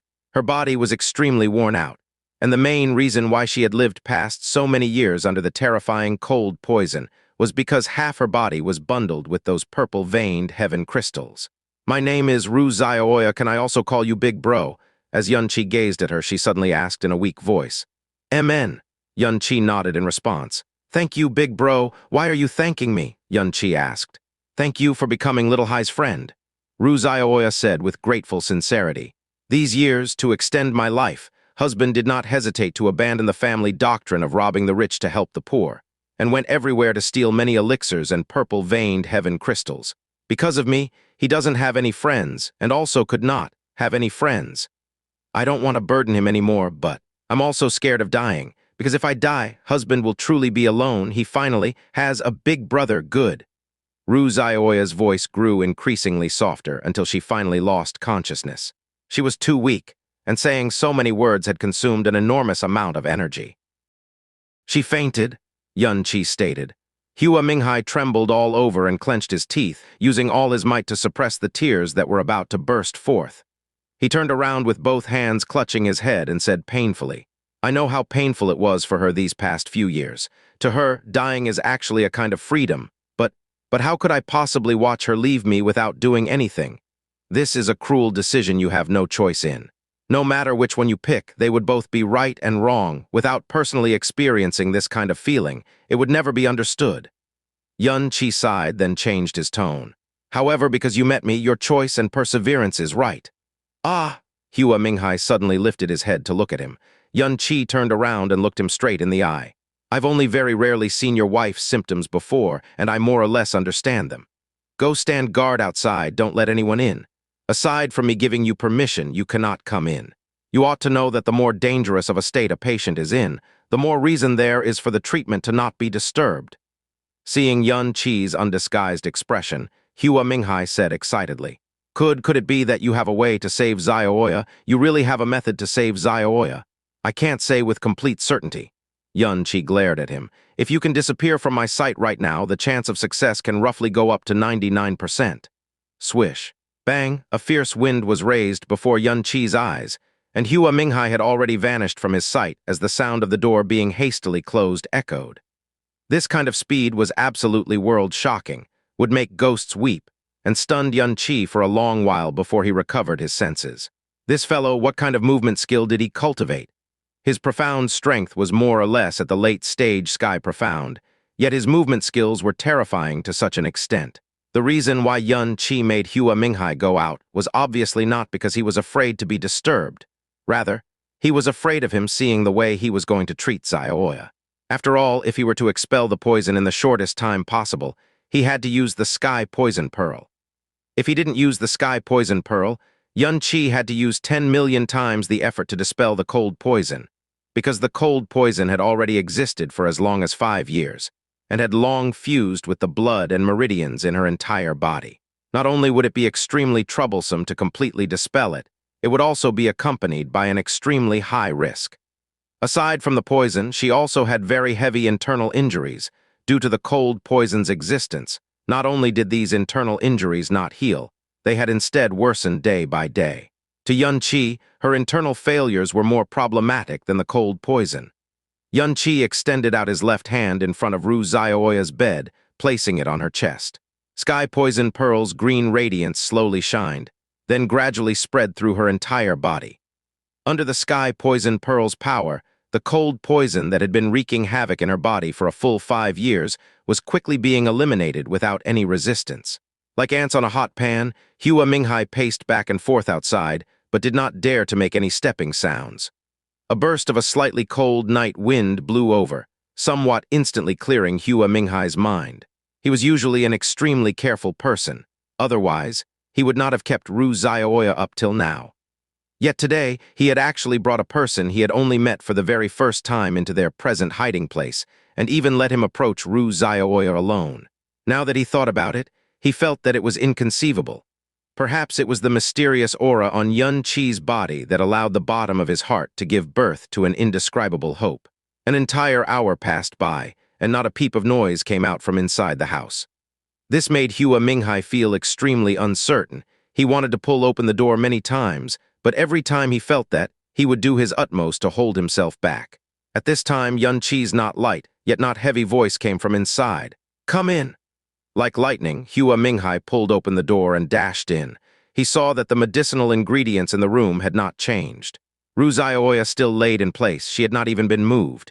He quickly stepped forward and said with emotion, "How is Xiaoya?" As soon as he said that, his pupils suddenly enlarged, because he shockingly saw that the dark blue color on Ru Xiaoya's forehead had already disappeared. Hua Minghai's entire body trembled with excitement. He held out a hand, pressed it on Ru Xiaoya's chest, and carefully probed with his profound energy. He no longer felt the slightest trace of the cold poison anywhere. Not even a remnant was found. "The cold poison in her body has already been completely dispelled," Yun Qi said. How could it possibly take an hour for the Sky Poison Pearl to remove the cold poison in Ru Xiaoya's body? However, if it were too quick, it was unavoidable that it would be too shocking, so Yun Qi sat for a while, dragging the time to last an hour. Hua Minghai was so moved that he couldn't control himself.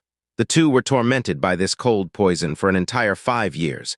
It was their most terrifying nightmare, and they knew more than anyone how dreadful this cold poison was, even so much that they had given up long ago about having the extravagant hope of curing this poison. When Hua Minghai brought Yun Qi along, he also did not have the excessive hope that a miracle would occur. It was just that he was unwilling to abandon this last strand of hope. He never expected that a miracle would truly and honestly appear before his eyes. "Xiaoya, Xiaoya." Hua Minghai clasped Ru Xiaoya's hand and was so emotional that he spoke incoherently. "Did you hear that? Your poison's gone, completely gone, Xiaoya. Did you hear that? All right, don't bother her, let's go outside," Yun Qi said. Even though the cold poison has been removed, due to the cold poison's 5 years of erosion, her profound strength has completely collapsed. Her internal organs are severely exhausted.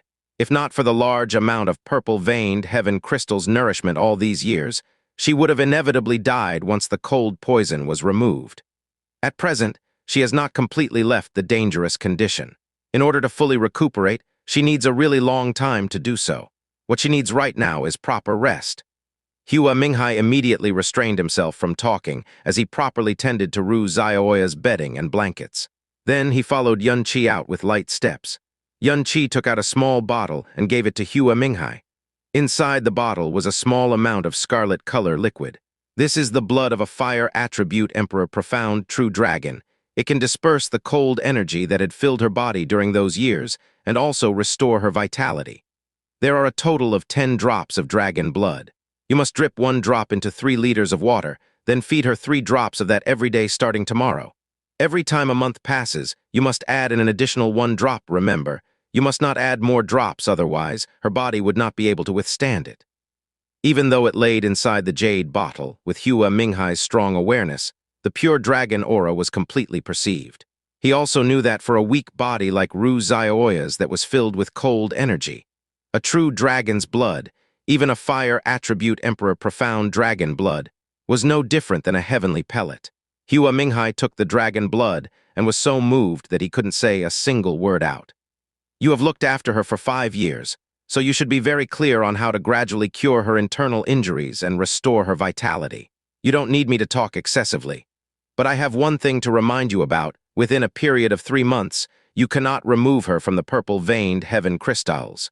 Her vitality is at an all-time low at the moment, so if she were to leave from the purple-veined heaven crystals, any sort of mistake could possibly end her life. Xianxia said seriously. Saving the dying and healing the injured was what he always did back then, and he had always been happy about it. But now, he no longer had that kind of mindset anymore, because compared to the number of people he had killed, the amount of people he had saved was too far removed. Thank you, benefactor. Hua Minghai choked with emotion, then suddenly kneeled. This kneel had more force than the previous kneel. The previous kneel was filled with endless unwillingness, but this kneel was filled with willingness. I, Hua Minghai, will remember your great kindness throughout my entire life. May I ask benefactor for his great name? I, Hua Minghai, will definitely use all my power to repay you. No need, I only occasionally do a doctor's duty, Xianxia said with a little sigh. As for my name, I've already told you this before, my name is Ling Yun. Toward this name, Hua Minghai was unmoved. Instead, he asked, could benefactor's true name be Xianxia? Xianxi's brows violently twitched. Shit. What's this? I've only announced my name twice, and I said that it was Ling Yun both times, yet the other party all call out my real name. Could it be that my name has already been spread to such an extent that everyone within Divine Phoenix Empire knows me? Seeing that Xianxia had not said anything for a long time, Hua Minghai knew that his guess was right. He quickly continued. When I infiltrated Divine Phoenix sect, I just happened to hear the name Xianxia, and they mentioned that Xianxia was from Blue Wind Nation. He wasn't a part of Divine Phoenix sect, yet he possessed the Phoenix bloodline. Benefactor is from Blue Wind Nation and can use Phoenix flames, so I always thought that benefactor was this Xianxia. So that's why Xianxia was finally relieved. It was evident that the name Xianxia wasn't much, but people would pay attention to someone outside of Divine Phoenix sect who possesses the Phoenix bloodline. Yes, I am the Xianxia you speak of. I came to Divine Phoenix City this time to settle this matter with Divine Phoenix sect. That is also why I wasn't willing to give you the Phoenix Helianthus. Xianxia glanced at the night sky, then helped Hua Minghai up. Okay, go back to look after your wife. You don't have to think about thanking me. After she recovers her strength, you should take her away from Divine Phoenix City and go to a safer place. Hua Minghai said unhesitatingly, even though I am a thief, I will never forget how to repay a debt of gratitude.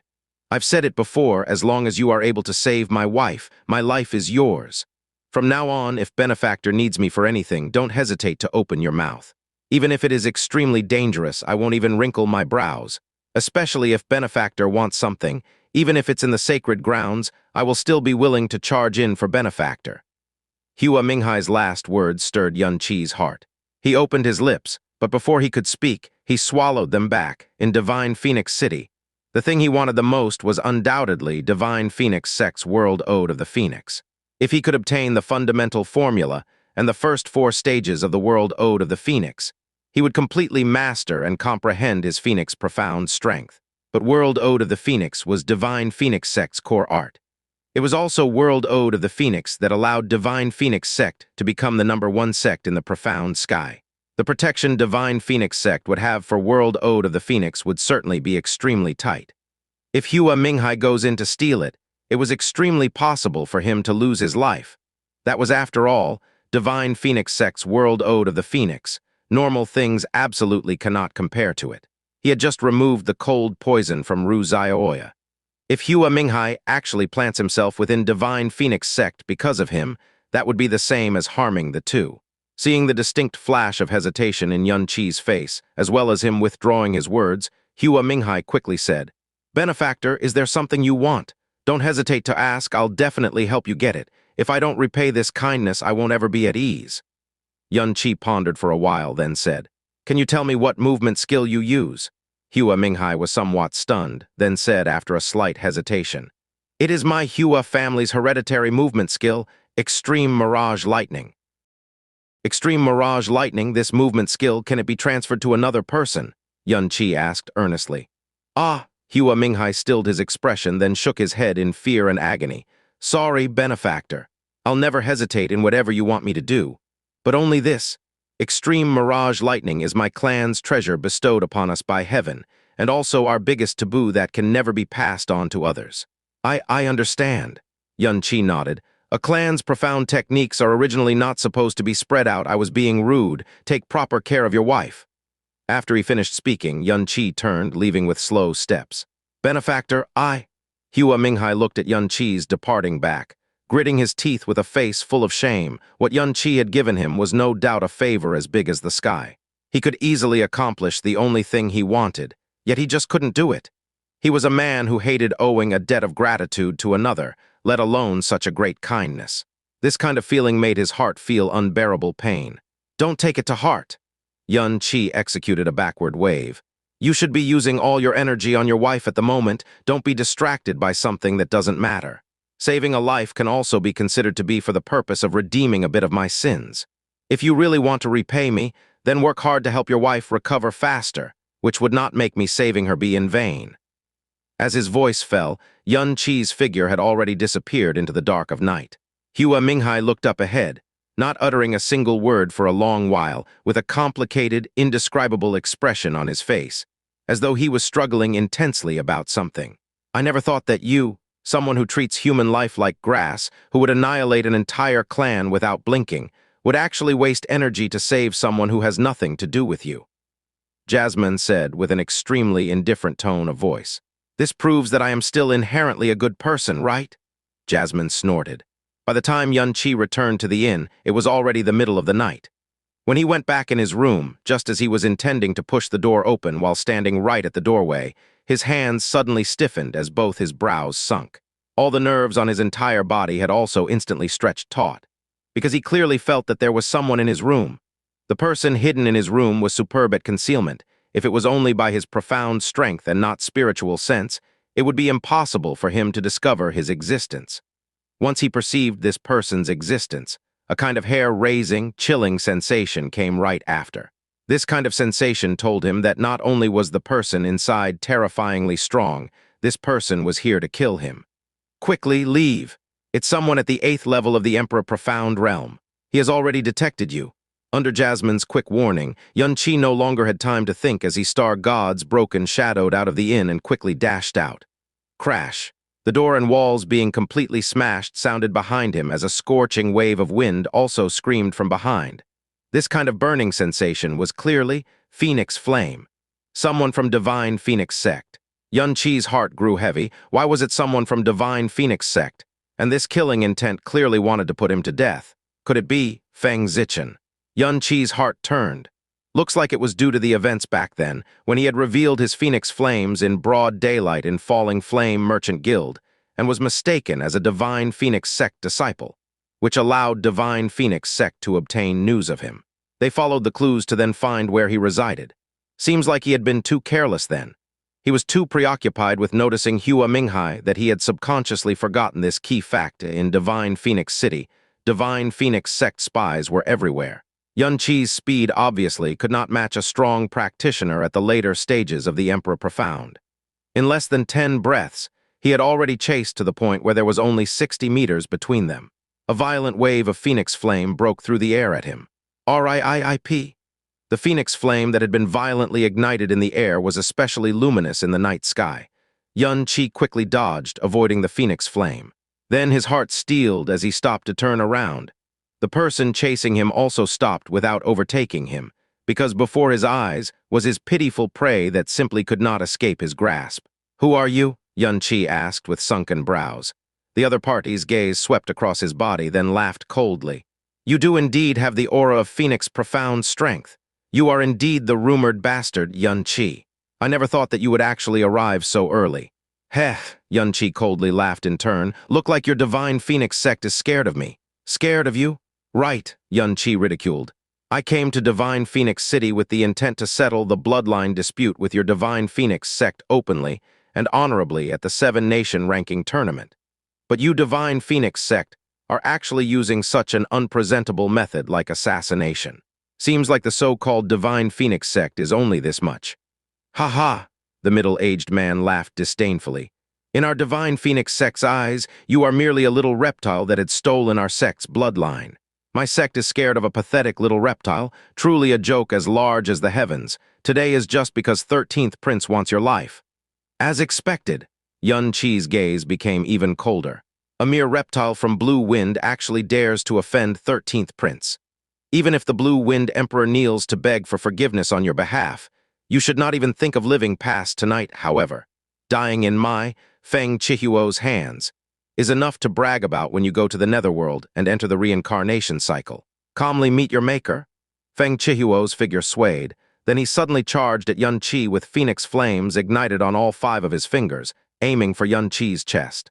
It was evident that he wanted to kill him in one strike, 8th level of the Emperor Profound realm. A genuine high-level throne, against one at merely the Earth Profound realm. If an instant kill was impossible, even he would feel that it was funny. Yun Qi's gaze flashed as he stepped a star god's broken shadow, instantly splitting out 3 false images, dooming Feng Xue'er's grab to miss. Sucking in a deep breath, he gathered all the profound energy in his body and quickly fled toward the south. The moment he grabbed empty air, Feng Xue'er was stunned. He was actually unable to clearly see how Yun Qi had dodged with his eyesight, and the rate in which Yun Qi had fled right after had shocked him even more. He clearly was only at the Earth Profound realm, but his speed was no less inferior to that of a low-level throne. HMPH, as expected, he has some skill. Feng Xue'er snorted coldly as a trace of anger surfaced in his heart. Even though Yun Qi's speed was way faster than what he had expected, this kind of speed still could not escape the palm of his hands. Besides, Yun Qi only had profound strength at the Earth Profound realm. It was impossible for him to fly, so he had no other choice but to run on ground, which meant that he could never escape his line of sight, nor his perception. "Brat, let's see where you'll run to," Feng Xue'er growled. His entire body flew after Yun Qi like an arrow from a bow. The shocking speed brought along the exceptionally ear-piercing sound of air being broken. Under the distinct difference in speed, within several tens of breaths, Yun Qi was once again chased to 60 meters of difference. Yun Qi, who was on the run, suddenly turned around again and tossed a pitch-black thing at the Feng Xue'er in midair. The waning moon in the sky was completely hidden from view by the primordial profound arc, making the night as black as ink. Feng Xue'er heard a sharp whistling sound in front of him, yet couldn't clearly see what it was. He didn't dare to use his body to obstruct it, for fear that the other party had tossed out a toxic poison. He quickly dodged to the side, and once it had brushed past him, did he clearly see that it was only an ordinary stone. It was probably a random stone Yun Qi had casually picked up during his escape. Whoosh, the sound of something breaking through the air resounded once more, and Feng Xue'er's gaze grew disdainful. Casually slapping the stone into pieces, he sneered. "Truly a hilarious struggle. Are you still dreaming about escaping the palms of your lord's hands?" After a few breaths, Yun Qi had already been chased to a distance of 45 meters apart. His expression was still, and he turned around again as a pitch-black object flew out of his hands once more. 45 meters of distance was already inside Feng Xue'er's attack range. He began to condense profound energy in his hand and directly met that object. Without even looking at what it was, he casually slapped it away. Boom! The sound of profound thunder from the 9 heavens resounded within Divine Phoenix City's quiet midnight. An enormous energy storm violently exploded in midair. From far away, it was as though an extremely magnificent firework had exploded in the sky. The first 2 stones were merely a pretense tossed out by Xianxia, but the third one was the heaven-decimating orb Xianxia had obtained from the body of Xiaowu. Heaven-decimating orb's might was incomparably large, enough to severely injure a low-level throne. With Feng Xue'er's abilities, if he had used all his strength to defend, it might actually be difficult for the heaven-decimating orb to bring about substantial injuries. However, in the cat-chasing mouse game-like manner he used to pursue Xianxia, he simply did not defend at all. Inside the blaze brought about by the heaven-decimating orb, his entire left arm had been completely fried inside out, dripping with fresh blood. His entire phoenix robe had been burst into pieces. It was so powerful that even his chest, both arms, and face were littered with wounds all over. His hair had even been half-bombed, changing into a field of rough disorder. He looked miserable to the extreme. As for Xianxia, he had fled long ago. Not a trace of him could be found. Even though there were many wounds, they were all just minor injuries. Only the injury on his left arm was a bit severe. Compared to his external injuries, Feng Xue'er's chest had nearly burst from rage. He looked at his arm with a vicious expression as his entire body shook. A grand, high-level throne of Divine Phoenix sect had actually been reduced to such a miserable shape by a mere junior of the Earth-profound realm. This was the biggest humiliation of his entire life. Xianxia, I'm going to rip you into 10,000 pieces. Feng Xue'er's hair stood erect as his entire body combusted with a violent blaze. With a loud roar and a towering fury, he used his greatest speed to chase forward. His perception had also been released to its maximum. After running in his quickest speed possible for a distance, Xianxia had instead slowed down, then used all his power to control the fluctuation of his profound strength. To an escapee, nighttime was the best time for hiding. But at the same time, in the completely quiet night, even the most minute of movement would echo through the silence. Feng Xue'er had indeed ordered someone to kill him before the ranking tournament, and his mobilization was actually this fast. He had already been discovered, and Divine Phoenix City was also full of Divine Phoenix sect spies. In that case, Divine Phoenix City was no longer a suitable place for him to stay before the ranking tournament. Before dawn, he had to stay hidden from Feng Xue'er's pursuit and leave Divine Phoenix City at the same time. As he was currently being hunted, Xianxia's mind would find itself at its most clearest state. Inside the darkness in Divine Phoenix City, a place he was not at all familiar with, he was displaying his concealing and evading abilities to their peaks. Going along a strange and unpredictable route, he quickly approached the southern part of Divine Phoenix City. Time slowly passed by in the night, and the milky white color of twilight began to emerge from the eastern sky. Xianxia could already see Divine Phoenix City's tall, majestic southern gate in his field of vision. And in this boundless night, Feng Xue'er, who was crazily searching for him overhead, could not find any trace of him. Xianxia took in a deep breath, made himself look completely natural, and then walked toward the city gate. Just as he approached, he was obstructed by 2 heavily armored city guards. Orders from the Imperial Palace. Before 7 in the morning today, no one is allowed to exit the city. Violators will be arrested on the spot. The 7-nation ranking tournament was in more than 10 days, and the influx of people coming in Divine Phoenix City could be said to be increasing day by day. At this time, how could the city gates suddenly be sealed off? The greatest possibility was that Feng Xue'er was angry that he couldn't find him through the entire night. Since he was angry to the point where he would have fainted and revived several times, he contacted Feng Xue'er to pass down an order to temporarily seal off the city gates, allowing people to enter but not leave. Xianxia moved 2 steps back. A few ideas quickly flashed through his mind, then he suddenly accelerated, forcefully knocking the 2 city guards aside as he charged forward. Stop him! Xianxia's action was no different from poking a hornet's nest. Several tens of city guards nearby immediately rushed over. Xianxia lifted Dragon Fault and swept across without even looking at his surroundings. The might of the Berserk heavy sword was like a doomsday windstorm that ruthlessly scattered the besieging city guards flying. They couldn't get up for a long while, and even the weapons in their hands had been instantly destroyed. The fact that the sky was only slightly bright, added to the fact that no one would dare be impetuous in Divine Phoenix City, meant that the city guards were relatively weak. Even though they had received the order to blockade the city gates were still wide open, not shut. After Xianxia swept away the obstacles without waiting for them to react, he had already rushed out of the city gates with an extremely fast speed.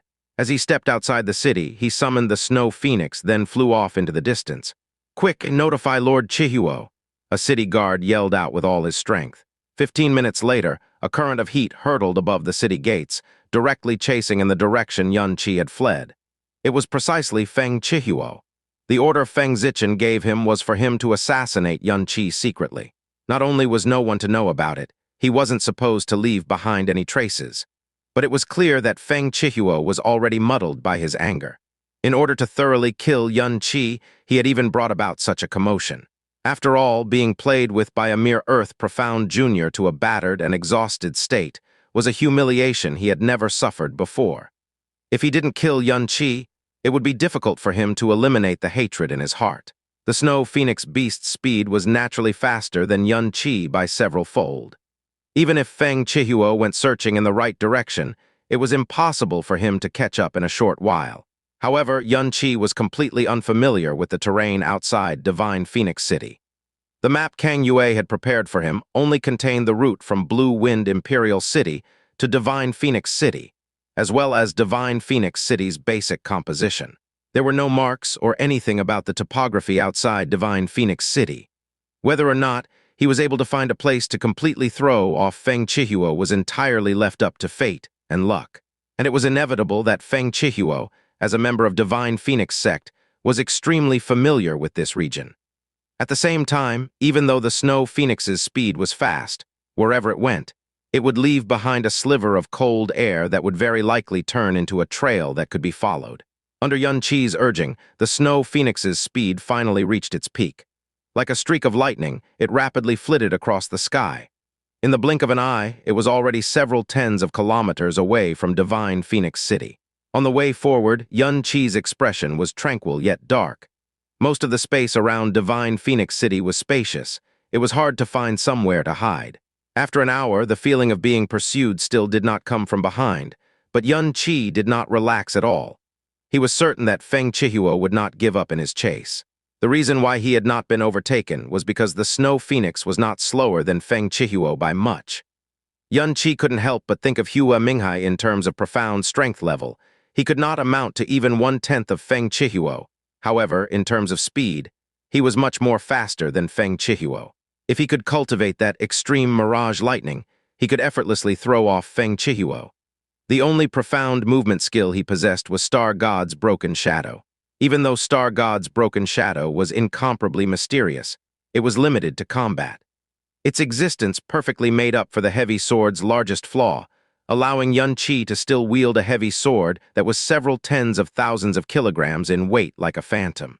But Star God's Broken Shadow's activation was only an instantaneous short displacement. It was absolutely not used for normal high-speed movements. An endless range of mountains appeared on Xianxia's southwest side. Inside the mountain range were innumerable mountain peaks. The highest mountain was at least 3,000 meters high. His heart stirred as he changed direction, speeding toward the row of mountains. Soon enough, he charged into the mountain range like a shooting star. Once he entered the mountain range, an abnormal scorching sensation blasted forward, startling a few birds, scattering them about. These birds were completely red in color, and their bodies released a fiery aura. As soon as he entered the mountain range, what he should have seen was green grass everywhere while feeling a slightly cold mountain wind. But once Xianxia went deeper in, he'd actually sensed that the air had distinctively gotten hotter. Every sort of vegetation also grew everywhere, but most of the plants here were red in color. Furthermore, they all released the smell of ignited flame. 90% of the profound beasts he encountered on the way were also all fire attribute profound beasts. Don't tell me it's because this place is close to Divine Phoenix City and has something to do with the strong fire element within Divine Phoenix City. After flying around for 2 hours, there still was no trace of Feng Chihuo coming from behind, as though he had completely thrown him off. Yunqi slowed down, and the snow phoenix dropped from the sky, continuously descending until they were not even 300 meters high, to hide in the many layers of mountains.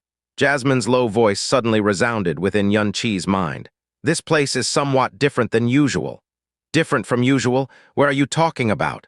Yunqi immediately asked. I thought that this place's heat came from the volcano nearby, or is from a high concentrated fire element zone.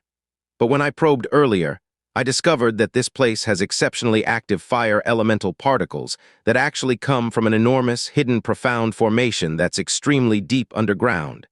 The entire mountain range is enveloped in this profound formation. If I'm not mistaken, this enormous profound formation ought to have been set up by Divine Phoenix sect around 8,000 years ago. At the same time, it also means that this mountain range is Divine Phoenix sect's territory. It seems like you came to a place that you really shouldn't have entered. Brat, let's see where you'll run off to this time. Just as Jasmine's voice fell, a loud angry roar resounded near Yunqi's ears. This voice came from up ahead. Yunqi raised his head. Feng Xue'er stood on a low mountain top in front of him with both hands behind his back. Even though there was a great difference between them, he could still sense the surging fury released from his body. At first, Feng Xue'er thought that sending him, a throne at the 8th rank, to personally assassinate him was like killing chicken with a butcher knife for cows. It was simply an insult to his status and ability. If not for the fact that Feng Xue'er had personally ordered him, he absolutely wouldn't be willing to do so. However, once he found his target, such an extremely simple mission that insulted his rank had not gone smoothly at all. Instead, he had been dirtied by the other party's heaven-decimating orb within these several hours. Feng Xue'er's fury had not ceased. If not for the fact that his body was resilient, his chest would have burst open several tens of times due to his rage. Yunqi was secretly shocked. If he had been overtaken by Feng Xue'er from behind, he would not be this shocked, because not only was Feng Xue'er's speed faster than the snow phoenix's, his familiarity with this divine phoenix region had far surpassed his. However, what shocked him was that Feng Xue'er appeared in front of him at such a close distance, but he had never detected him. Jasmine knew what Yunqi was thinking and said in a low voice, "Looks like there's big trouble up ahead. This profound formation that's at least 8,000 years old is not that simple." Yunqi's brows sunk. Then he clutched at the snow phoenix's snowy feathers on its back and yelled, "Little Chan, go!" The snow phoenix beast rapidly turned around, changing into a streak of an extremely fast white silhouette as it wildly flew in the opposite direction. From behind came Feng Xue'er's loud roar. "You still want to flee? No matter where you go, even if you have 100 lives, don't even think about escaping." The snow phoenix's speed reached its pinnacle as it quickly dove down, and the mountain range on the side quickly drew back, forming two long and narrow ravines. Yunqi glanced backwards with clenched fists, urging the snow phoenix to suppress its aviation, to not fly higher than 30 meters. As they approached the ravine, he channeled Frozen End Divine Arts, instantly activating Frozen End Illusory Mirror. At the same time, it enveloped him and the snow phoenix within, isolating their auras to a great extent. Then, he extended an arm and allowed the profound handle to fly off into the other ravine. This was a trick he used to disorientate those who chased after him. It was well tried and had never been defeated before. Behind him, Feng Xue'er pursued with a speed that wasn't too fast, and in front of him was a bizarre, slowly revolving, fire-red profound formation. A white dot slowly moved inside the profound formation. As he looked at this white dot, Feng Xue'er exposed a ridiculing sneer right at this moment. His brows suddenly moved, because he suddenly felt that the direction in which the white dot in the profound formation was moving was not the direction that Yunqi's aura went. A huge discrepancy had actually appeared. What happened? How could a discrepancy appear on the Great Phoenix Formation? Feng Xue'er stared blankly for a while. As he raised both his hands, the hovering red-colored profound formation in front of him slowly enlarged. Along with the phoenix profound strength Feng Xue'er poured into the profound formation, it spun quickly. Then, two distinct scenes slowly appeared. In one image was Yunqi flying really fast on a snow phoenix, in the other was, shockingly, an extremely fast, flying orange-yellow stream of light. Yunqi's aura, Feng Xue'er sensed, had actually came from the stream of light. Its aura and Yunqi's aura were exactly the same. Seeing the orange-colored stream of light, Feng Xue'er was first stunned, then his pupils slowly contracted as his face revealed an expression of deep shock and incredibility. After a while, two words containing deep astonishment came out of his mouth. Profound handle. The snow phoenix quickly passed through the ravine. As he looked onward, the highest mountain peak was already before his eyes. It was no less than 4,500 meters tall. Feng Xue'er did not chase over, but Xianxia still did not sigh in relief. Instead, he felt that something was fishy. He felt as if a pair of eyes had continuously been staring at him all along. How could that be possible? Was I wrong? Run, keep running, let me see how far you can run to. Feng Xue'er's voice suddenly resounded, and it still came from up ahead. Xianxia's complexion slightly changed as he raised his head. Not even 90 meters up ahead was a leisurely floating Feng Xue'er with an amused expression. However, Xianxia unexpectedly did not feel any killing intent from him, and even his anger had dissipated by a lot. This time, Xianxia was completely certain that the feeling of being watched was not his misconception. The Feng Xue'er before him was obviously using some sort of method to lock onto his movements, and what helped him was most likely the profound formation, which covered the entire mountain range that Jasmine mentioned. This time, Xianxia didn't flee at once. He coldly stared at Feng Xue'er. Are you using this place's profound formation to track me? Oh, you are actually able to sense the great phoenix formation here. Oh, I almost forgot, you are also someone with the phoenix bloodline. Otherwise, you would not have been able to enter. Feng Xue'er walked closer and laughed coldly. Your concealment abilities were truly unexpected, to actually make me search for you without finding a single trace of your shadow until dawn. If you fled to some other place, you might have been able to escape me, but you just happened to rush here. I've lived for 100 years, and have never seen such a perfect example of the saying, walking straight into a trap. Great Phoenix Formation. What exactly is this place? This is Phoenix Mountain Range, a place Divine Phoenix sect uses to evaluate disciples of the young generation. Up till here, Feng Xue'er was no longer worried about Xianxia escaping the palms of his hand. He continued calmly, and only those with the Phoenix bloodline may enter. Other humans that approach would be repelled by the Great Phoenix Formation. Since it's an appraisal ground, we obviously have to monitor each and every disciple's movements. And I just happen to be one of the supervisors of this Phoenix Mountain Range. With the help of the Great Phoenix Formation, I can control everything here, even so much that I can travel through the space here using the Great Phoenix Formation. Xianxia, I had already known where you were the exact instant you entered the Phoenix Mountain Range. It's just that you were more crafty than I thought you were, so I didn't immediately take action to avoid you fleeing the Phoenix Mountain Range. Instead, I allowed you to go deeper in all the way to here. Feng Xue'er gazed straight at Xianxia, then extended a palm. You are now like a turtle in a jar. Even if you dream about it, you should not think about escaping. But don't you worry, I suddenly don't feel like killing you anymore, because something that would greatly interest Sect Master, and even the 4 great sacred grounds has appeared on your body. I didn't expect that not only are you a bastard of our Phoenix bloodline, you're also a demon from illusory demon realm. I've clearly seen the profound handle you used earlier. Xianxia's expression immediately sunk as an extremely strong killing intent flashed through his eyes.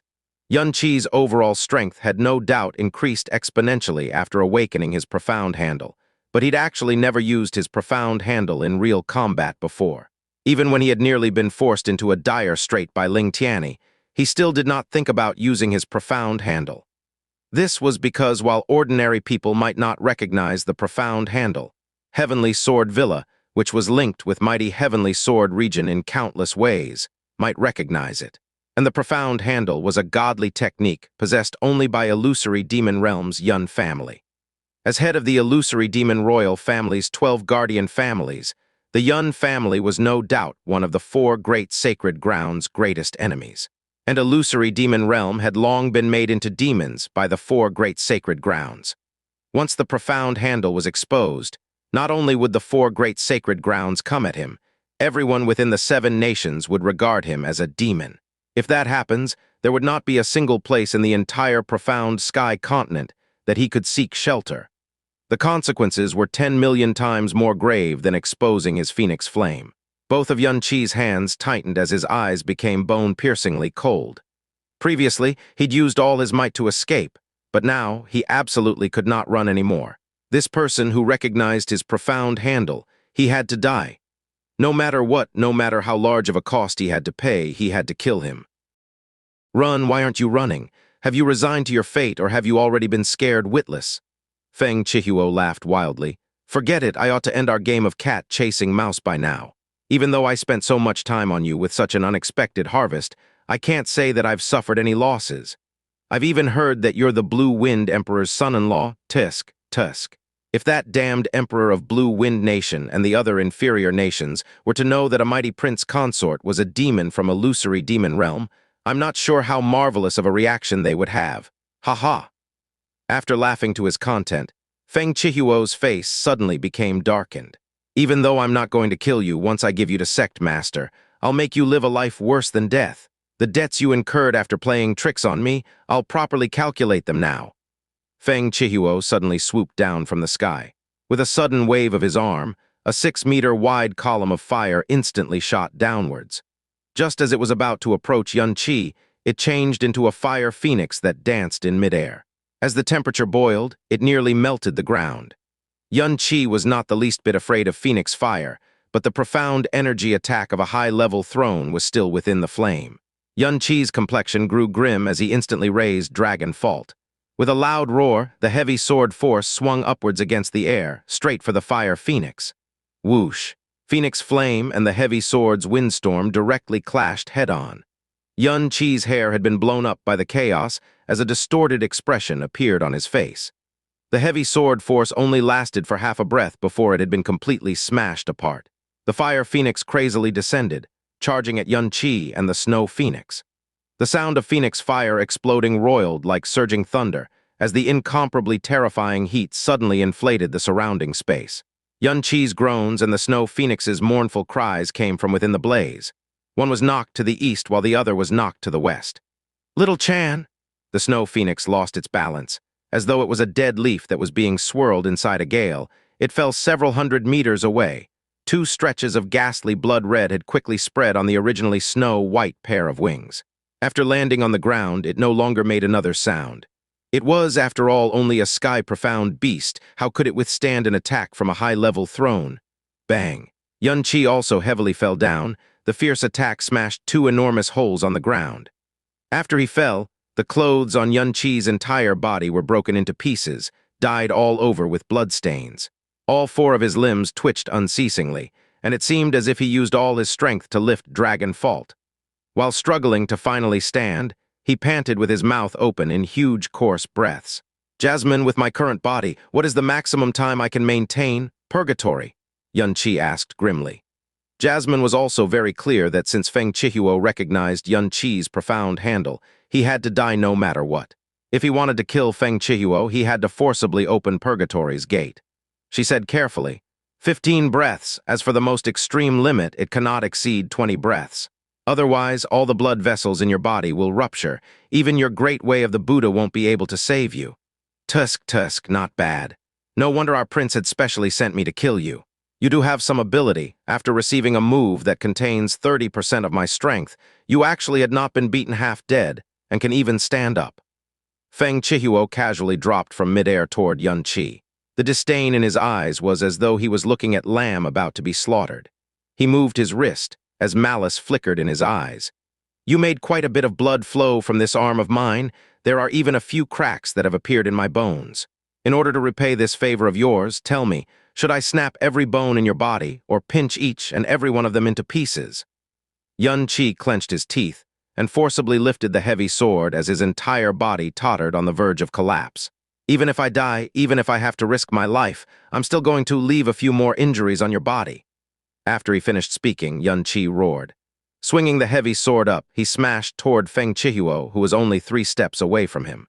"Ha ha ha ha!" The incoming heavy sword did not have the least bit of imposingness, rather, it seemed as if it was about to fall from Xianxia's grasp any moment. Feng Xue'er laughed out loud as he extended a hand to grab at Dragon Fault. "You alone can actually injure." Just as Feng Xue'er's hand was about to touch Dragon Fault, Xianxia's expression suddenly changed. Purgatory opened, and Xianxia, who was on the verge of collapse, seemed like a ferocious beast that had suddenly awakened from the abyss as his entire body bursted with an incredibly frightening strength. "Falling moon, sinking star!" A sky-tremoring dragon cry came from Dragon Fault as the ground beneath Xianxia's feet suddenly shook. Cracks resembling spider webs crazily spread. This sudden variation greatly changed Feng Xue'er's complexion. At such a close range, even if he was a deity, he would still not have time to react. That one strike brimming with all of Xianxia's power ruthlessly smashed on his arm. Boom! The cracking sound of bone disintegrating was drowned within a world-shaking explosion. The surrounding mountain stones were all twisted upwards by the heavy sword tornado. Then, they were all crushed into the most minute of fragmented dust. Feng Xue'er's left elbow bone had been directly smashed broken. Under the enormous attack, his entire person flew like a spinning top as he was smashed 300 meters away, firmly ramming into a large mountain boulder, crushing it into smithereens. With Xianxia's strength, defeating Ling Tianyi at the 6th level of the Emperor Profound Realm required the joint help of Xia Qingyu. In normal instances, prevailing over Feng Xue'er at the 8th level of the Emperor Profound Realm was something he had no chance of ever doing. If he was able to sustain purgatory, he might be able to confront Feng Xue'er, but it was also near impossible. Besides, he could only maintain the purgatory state for at most 15 breaths. After 15 breaths, he would be toying with fate, and after 20 breaths, he would be courting death. And the only hope he had to kill Feng Xue'er was to utilize all his strength and willpower, so much that he had to overdraft his life force. At the same time, he had to use any kind of tactics and tricks, no matter how shameless and despicable they were. With Xianxia's current body strength, Feng Xue'er's attack that contained 30% of his strength was still a fire attribute attack. It was impossible to place him in too miserable of a state. Even the utterly tattered clothes and those numerous little wounds were all devised by him. They were all for this one moment. And the results were even better than what he had anticipated, directly crippling one of Feng Xue'er's arms. Facing Feng Xue'er, who only had one arm left, his chances had naturally gotten better. Feng Xue'er got up from the crushed rocks with an extremely angry snarl. His entire left arm dangled, its shape appearing to be hideously twisted. His right arm grabbed onto it as he felt intolerable pain. With most of the bones in his left arm broken, he howled as if insane. "Xianxia, I'm going to tear you into 10,000 pieces." Feng Xue'er had lived for over 100 years. His combat experience was incomparably rich, so he was definitely not one of those who were arrogant and condescending. On the contrary, even when facing an opponent weaker than himself, he would still be very cautious. However, Xianxia was just too weak. Earth Profound Realm was 2 great realms weaker than him. How could he possibly be on guard? A fierce tiger going up against a wounded wolf might be on guard, but how could a tiger be on guard against a wounded young rabbit? The acute pain in his arm was unbearable, yet far beneath the shock in his heart. The power Xianxia suddenly exploded out with just a while ago was only a strength a high-level throne could put forth. How could it appear from a profound practitioner at the Earth Profound Realm? Just as he let out a howl, the figure before him swayed, and Xianxia had already attacked again, bringing along an imposing force not weaker than before. His eyes especially flickered with a blood-red radiance. "Die!" Instantly submerging in his anger and hatred, Feng Xue'er roared as his right arm shot out. The palm he poured his berserking profound energy and directly grabbed at Xianxia's chest, with the intent to immediately tear Xianxia's heart into pieces. Due to the arm that had been smashed broken, why would he care whether or not Xianxia was a demon from illusory demon realm? Under his extreme fury, he only wanted to tear him into pieces. RIIIP. Feng Xue'er's palm struck empty air, as 4 Xianxias appeared around him at the same time. Since Feng Xue'er had plenty of experience, even though he was shocked, his mind had not been thrown into disorder. Instead of locking onto Xianxia's position, all the Phoenix profound energy in his body rushed forth, launching out in all 4 directions. Bang! Xianxia quickly dodged behind Feng Xue'er, then firmly smashed Dragon Fault on Feng Xue'er's back. At the same time, Feng Xue'er instantly ignited his profound energy and also firmly struck Xianxia's chest. The 2 different forces exploded simultaneously, causing so much shaking that even the surrounding mountains violently trembled. A bloody flower burst out of Xianxia's chest as he was ruthlessly knocked flying. Feng Xue'er was even more miserable. He had been fiercely smashed to the ground by Dragon Fault and then rolled far away like a gourd. A groove half a finger deep was smashed out onto his back. He used a palm to pound the ground and suddenly jumped up. Before he had time to stand firm, he suddenly discovered that the Xianxia he had sent flying was actually floating in midair. Then Xianxia's entire body combusted with flame as he dove down like a shooting star. Empyrean dance of the phoenix wing. Wah, what? Feng Xue'er widened his eyes, not daring to believe the fact that Yun Qi was actually in midair, and was even borrowing the power that knocked him into the air. His gaze darkened as a ball of extremely powerful phoenix flame ignited on the palm of his right hand. Contained in this palm was the unrestrained accumulation of all his strength, and he shot it at Yun Qi within his raging roar. Facing against Feng Xue'er's attack, Yun Qi's descent had not diminished in the slightest. Even the direction in which he was diving toward had not changed, as if he was willing to risk his life to receive Feng Xue'er's attack in order to smash out a strike of his own. Once his all-out attack had come out, it was too late to retrieve it even if Feng Xue'er wanted to. Facing Yun Qi's fighting style that was entirely trading a life for a life, Feng Xue'er's eyes fixedly stared wide, and he explosively roared, "You're courting death!" Boom. Yun Qi's dragon fault and Feng Xue'er's palm heavily struck the other party's body at the same time.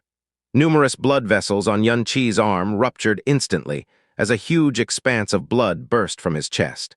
Several bones in his ribs and sternum broke apart, and several lines of gaps had even appeared on his internal organs. His entire person had been smashed over a height of 300 meters, while the sternum and ribs of Feng Xue'er's left side were all jolted into pieces. The position of his heart directly shifted by an inch, as streams of blood sprayed out of the wound like a geyser.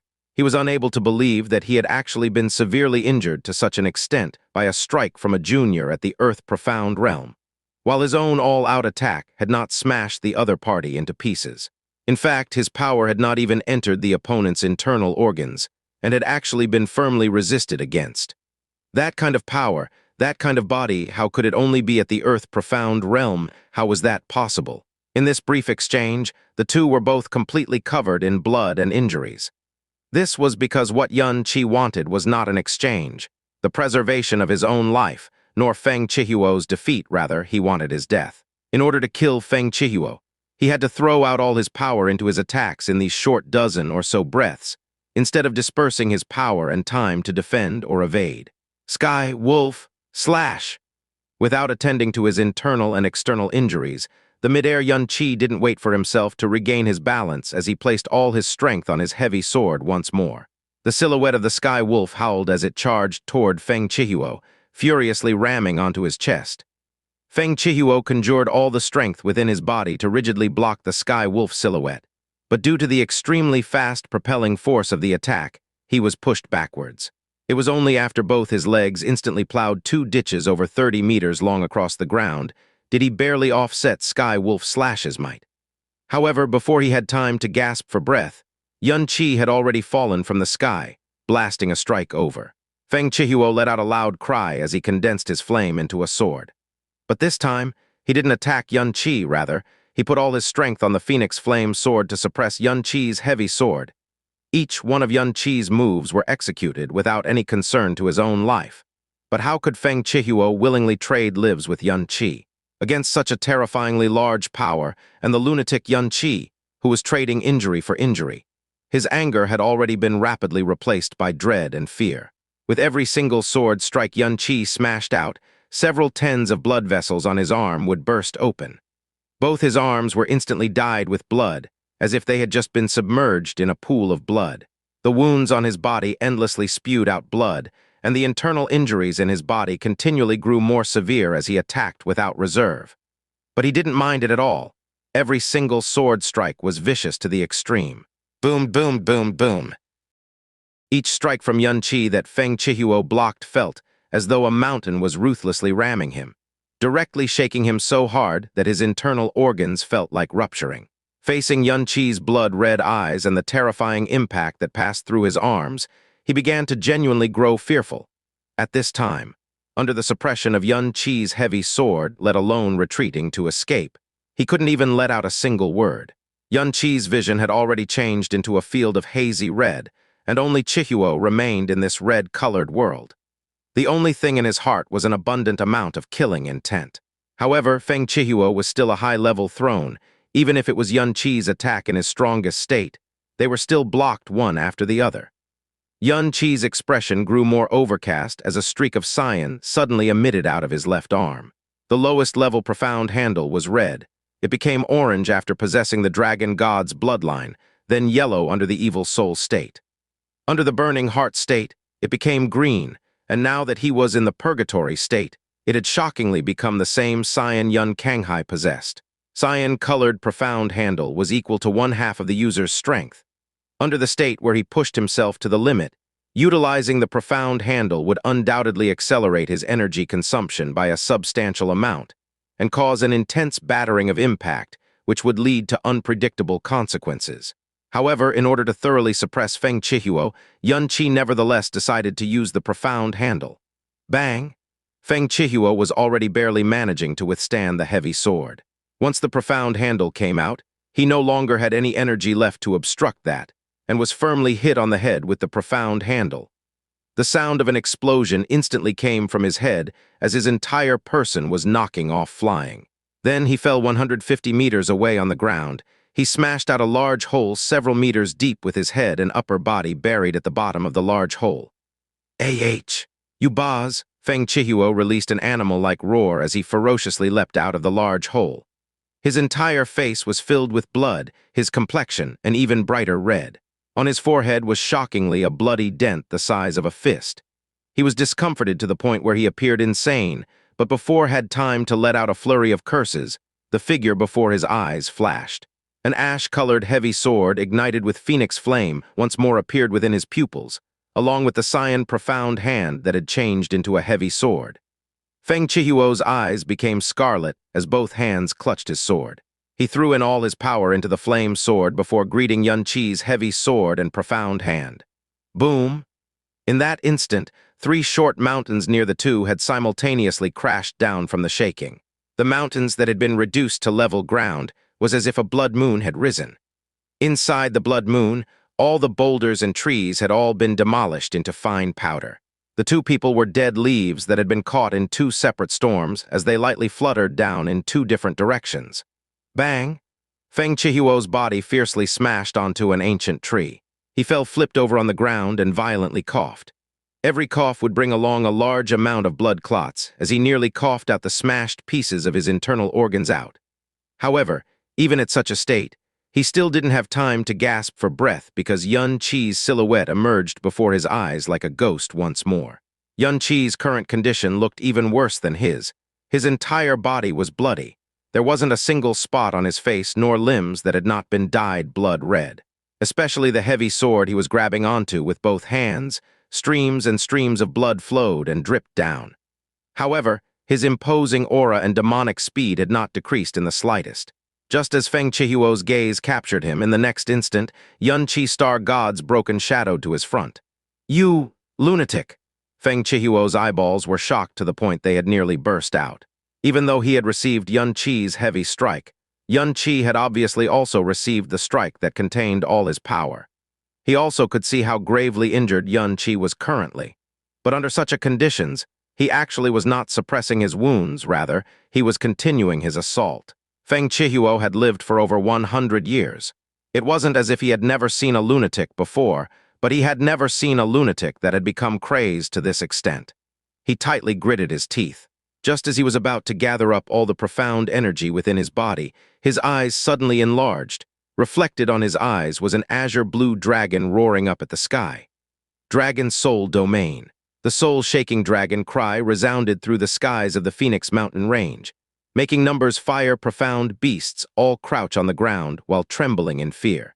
Feng Xue'er's entire body began shivering as deep fright continually condensed atop his face. The profound energy he had just conjured had quickly scattered under his fright. Yun Qi's maintaining of the purgatory state was also quickly approaching its utmost limit. If he could, he really wanted to use destroying sky decimating earth to obliterate Feng Xue'er. But due to the severeness of his internal injuries, his body was on the edge of collapse. If he used destroying sky decimating earth, his body would perhaps explode instantly. Using Dragon Soul Domain would overdraft his remaining power, making an enormous tear appear within his mental state. But under the circumstance of not being able to use destroying sky decimating earth, even if the price was huge, in order to put an end to this accident and completely eliminate Feng Xue'er, he opened Dragon Soul Domain without hesitation. Not only would Dragon Soul Domain allow him to hit his target, The most important thing it did was forcing all of the opponent's profound energy defense to completely disintegrate. If it was under normal circumstances, as a high-level throne, the effects of Dragon's Soul Domain would lessen by a great amount to Feng Xue'er. But due to all the injuries on his body had greatly disorientated Feng Xue'er. With his mind mostly crushed, Xianxia suddenly charged in with the last of his gathered power condensed on top of both his hands. Falling moon, sinking star, the heavy sword lifted, phoenix flame rose. Dragon Fault, which bore the last of Xianxia's strength, brought along the aura of a death god as it smashed toward Feng Xue'er's heart. Confronted with the fast-approaching death, Feng Xue'er instinctively extended both his hands to protect his front within his trembling terror, barely managing to set up a profound energy defensive barrier. Boom, the ground burst open. Under his crumbling state of mind, Feng Xue'er's constructed defense popped like a weak soap bubble. In the midst of the world's shaking sound, lines and lines of cracks rapidly spread beneath his feet, directly extending to more than 300 meters. As for Feng Xue'er, he had completely disappeared from his line of sight. It was not known how deep his body had been sunk deep into the ground. Pitter-patter, pitter-patter. Fresh blood flowed from the webs of Xianxia's fingers like pearls from a broken string, quickly trickling drip by drip onto the ruins underfoot. His previous all-out attack made countless cracks appear on his entire body. Blood dyed his body, making him resemble a bloody demon god, an Usura coming out of the battlefield. Even the wind brushing past his body carried the pungent smell of blood. Finally, over bang. Dragon Fault powerlessly dropped from Xianxia's hands. In the midst of its heavy landing sound, the red light in Xianxia's eyes disappeared. The profound handle had also returned back in his arm as his eyes slowly closed.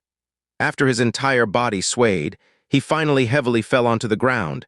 When he had decided that he had to kill Feng Xue'er, he knew that this battle would be a terribly brutal one. Because with his current strength, wanting to kill a high-level throne required him to pay an extremely large cost. He had finally succeeded, an Earth Profound killing a late-stage Emperor Profound. He could be said to have created a never-before-seen legend in the Profound Sky continent. This outcome's crucial point stemmed from the very first time he had caught Feng Xue'er off guard and destroyed an arm. Otherwise, even in a state where he forced himself to the limit, it would be difficult for him to suppress Feng Xue'er. Have to quickly leave this place. Xianxia struggled to stretch out an arm. Pressing the dirty before him, he had to exhaust almost all his strength to crawl a few inches forward. What he ought to do now should be tending to his wounds, but this place was Phoenix Mountain Rage, Divine Phoenix Sect's territory. Below him still existed the Great Phoenix Formation. The sounds of his battle with Feng Xue'er was extremely loud. It was quite possible that it had already alerted a few members of the Divine Phoenix Sect. If he didn't leave right away, the consequences would be unthinkable. Forget about whether the person who came over was a throne. Even the lowest-level disciple in Divine Phoenix Sect could take his life. He looked at his left hand and continuously summoned for the Snow Phoenix. However, even though the Profound Seal had flashed a multiple number of times, the Snow Phoenix still had never appeared. The Profound Seal had not disappeared, proof that the Snow Phoenix had not died yet. However, Feng Xue'er's attack was enough to make it seriously injured to the point of near death. Huff, huff. Ah! Heavy moans of pain suddenly came from the direction where Xianxia held out his hand. Furthermore, it sounded far, yet near. Xianxia's complexion changed. Little by little, he turned his head around. A hand suddenly appeared from the very edge of the ravine carved out by a sky wolf slash. Then, a completely bloody figure slowly crawled up. Feng Xue'er, drats, he's not dead yet, Jasmine said in a low voice. It could be said that the current Feng Xue'er was at his most miserable state.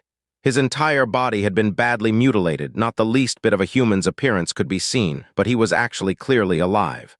Moreover, judging by how quick he was climbing out of that ravine, it was clear that his condition was at least comparatively better than Xianxia's. Impossible. Under Dragon's Soul Domain, he basically had no power to defend. How could he not have died? Feng Xue'er, who had climbed up, swayed as he stood up. Seeing the bloody Xianxia sprawled on the ground, he continued to sway as he let out a coarse yet crazed laughter. Ha ha ha ha ha ha ha, how could a little bastard like you kill me? He advanced forward. As he stepped closer to Xianxia, a terrifying maliciousness surfaced on his face. I'm going to tear your entire body, bit by bit, thoroughly into shreds. Right at this time, an enormous silhouette suddenly swept over from overheard, accompanied by a somewhat frail, long cry. Xianxia struggled to lift his head. After that, wild joy rose within his eyes. "Little Chan!" Half of the snowy feathers on the snow phoenix had become the color of blood, but it still strongly flew over.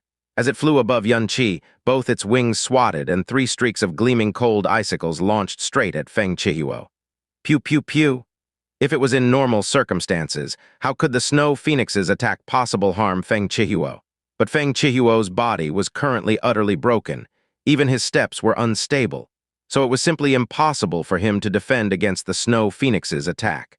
The 3 icicles easily pierced right through Feng Xue'er's body. Included among them was one that struck a fist-sized bloody hole through his throat. Feng Xue'er's eyes rounded. Under the icicle attack, he heavily fell backwards and moved no more. Beneath his body was a quickly expanding large pool of blood. This time, he was dead to the point where he could no longer die. He had perhaps thought about how his life would end, but he never would have thought that he would die so tragically, nor would he have imagined that he would die under the hands of a profound practitioner of the earth-profound realm and his contracted sky-profound beast. Xianxia let out a deep breath of relief. As his mind relaxed, the side effects of using Dragon's Soul domain violently surged up, making his greatly impacting his consciousness into a muddled state. He extended a hand at the snow phoenix and said in a hoarse voice, "Little Chan, let's go, the higher the better, the farther the better." The snow phoenix conjured up a light breeze, lifting Xianxia up on its back. Then it flapped his wings, flying high into the skies. Xianxia's heart was at long last settled somewhat, and it was just at this time that Jasmine's cold voice suddenly sounded. "You'd best stay conscious. You should know why it had not immediately arrived after you had called it so many times. It's inevitable that its wounds are extremely severe. Not only that, it had been injured in the wings. Even though it managed to fly now, I doubt that it could fly far." Xianxia, Jasmine definitely didn't say that just to scare him. Xianxia bit the tip of his tongue, allowing himself a brief period of consciousness. He immediately felt the snow phoenix's entire body tremble acutely. Usually, when it encountered a large gale, it would still fly smoothly, but now, a casual mountain breeze blowing over would cause its body to violently sway. "Little Chan, you can do it," Xianxia yelled softly. If he could not fly out of Phoenix Mountain Range, he would definitely die. However, he had obviously underestimated the snow phoenix beast's injuries. After struggling to fly over a few kilometers, a strong breeze came head-on. Under this strong breeze, the snow phoenix immediately let out a painful cry as both wings suddenly spasmed before it dropped down. "Little Chan," in front of Xianxia's shout, the snow phoenix didn't react at all because it had already fainted in midair. Xianxia possessed the phoenix bloodline, the dragon god's bloodline, the protection of the true god's profound arts, and a completely changed body, so no matter how serious of an injury he obtained, he could still endure. But the snow phoenix was different. It was only an ordinary sky-profound beast. Struggling to fly for so long with its grave injuries was already its limit. Following the snow phoenix's mid-air collapse, Xianxia didn't even have the energy to clutch at its snowy wings, and was slowly separated from the snow phoenix as they fell not long after they fell. Xianxia's body heavily smashed into soil that wasn't even that hard. It was apparently a huge slanted slope. Because after he fell, he quickly rolled downwards with the snow phoenix beast. As he rolled, his half-conscious vision saw the place they were tumbling toward. It was actually an extremely steep cliff. He saw various mountain peaks over the cliff, and none were higher than the mountain peak he was currently rolling down from. In that split second, he immediately understood that he and the snow phoenix had fallen on top of that highest mountain peak in Phoenix Mountain Range. They were currently tumbling down from highest summit, from an altitude of over 4,500 meters. His body had finally tumbled down the cliff. Then, his tumbling changed into a sharp drop with his head facing upwards. He couldn't see the ground beneath him. He didn't know if the upper part of the mountain or the middle of the mountain was beneath him, or if he would directly drop to the bottom of the mountain. The whistling of the wild wind swept over, with his mind and body severely overspent along with his grave injuries. He was unable to control his body that was currently in midair, so much that he was unable to conjure up any profound energy defense. He wasn't sure if the bloodline he obtained from gods and his powerful natural defense could withstand the force of impact he would receive from falling under a state in which he had no profound energy defense. Whether or not his body and bones would directly be torn and crushed, The howling of the wind drowned out all other sounds. Aside from the whistling of the wind, there was nothing in Xianxia's consciousness. He didn't even have the strength to scream. After several tens of breaths passed, the sound of the wind beside his ears still screamed out. Until finally, bang, he heard the enormous sound of himself falling, and the barely discernible fearful cry of a girl. All the painful sensations in his entire body quickly faded away along with his fuzz. Consciousness. Half of the last scene he saw was the tall mountain cliff, and the other half was the blue sky. Then, the face of a girl that was as beautiful as a dream appeared from the blue sky. Her wide eyes were even brighter than the stars gazed at him. These eyes were as pure as the bright moon, brimming with sincerity, horror, astonishment, and curiosity. Xianxia had seen many beautiful women, but this illusory beauty in front of him still caused his mind to uncontrollably shake. So beautiful. Is it a fairy from the heavens? This image of a beauty that should not belong in the mortal world became the last thing Xianxia was conscious of. After that, he completely lost consciousness. Not long after, Xianxia finally recovered some of his consciousness, and pain could be felt through every part of his body. In order to kill Feng Xue'er, he had paid a large price, one that was larger than he had expected.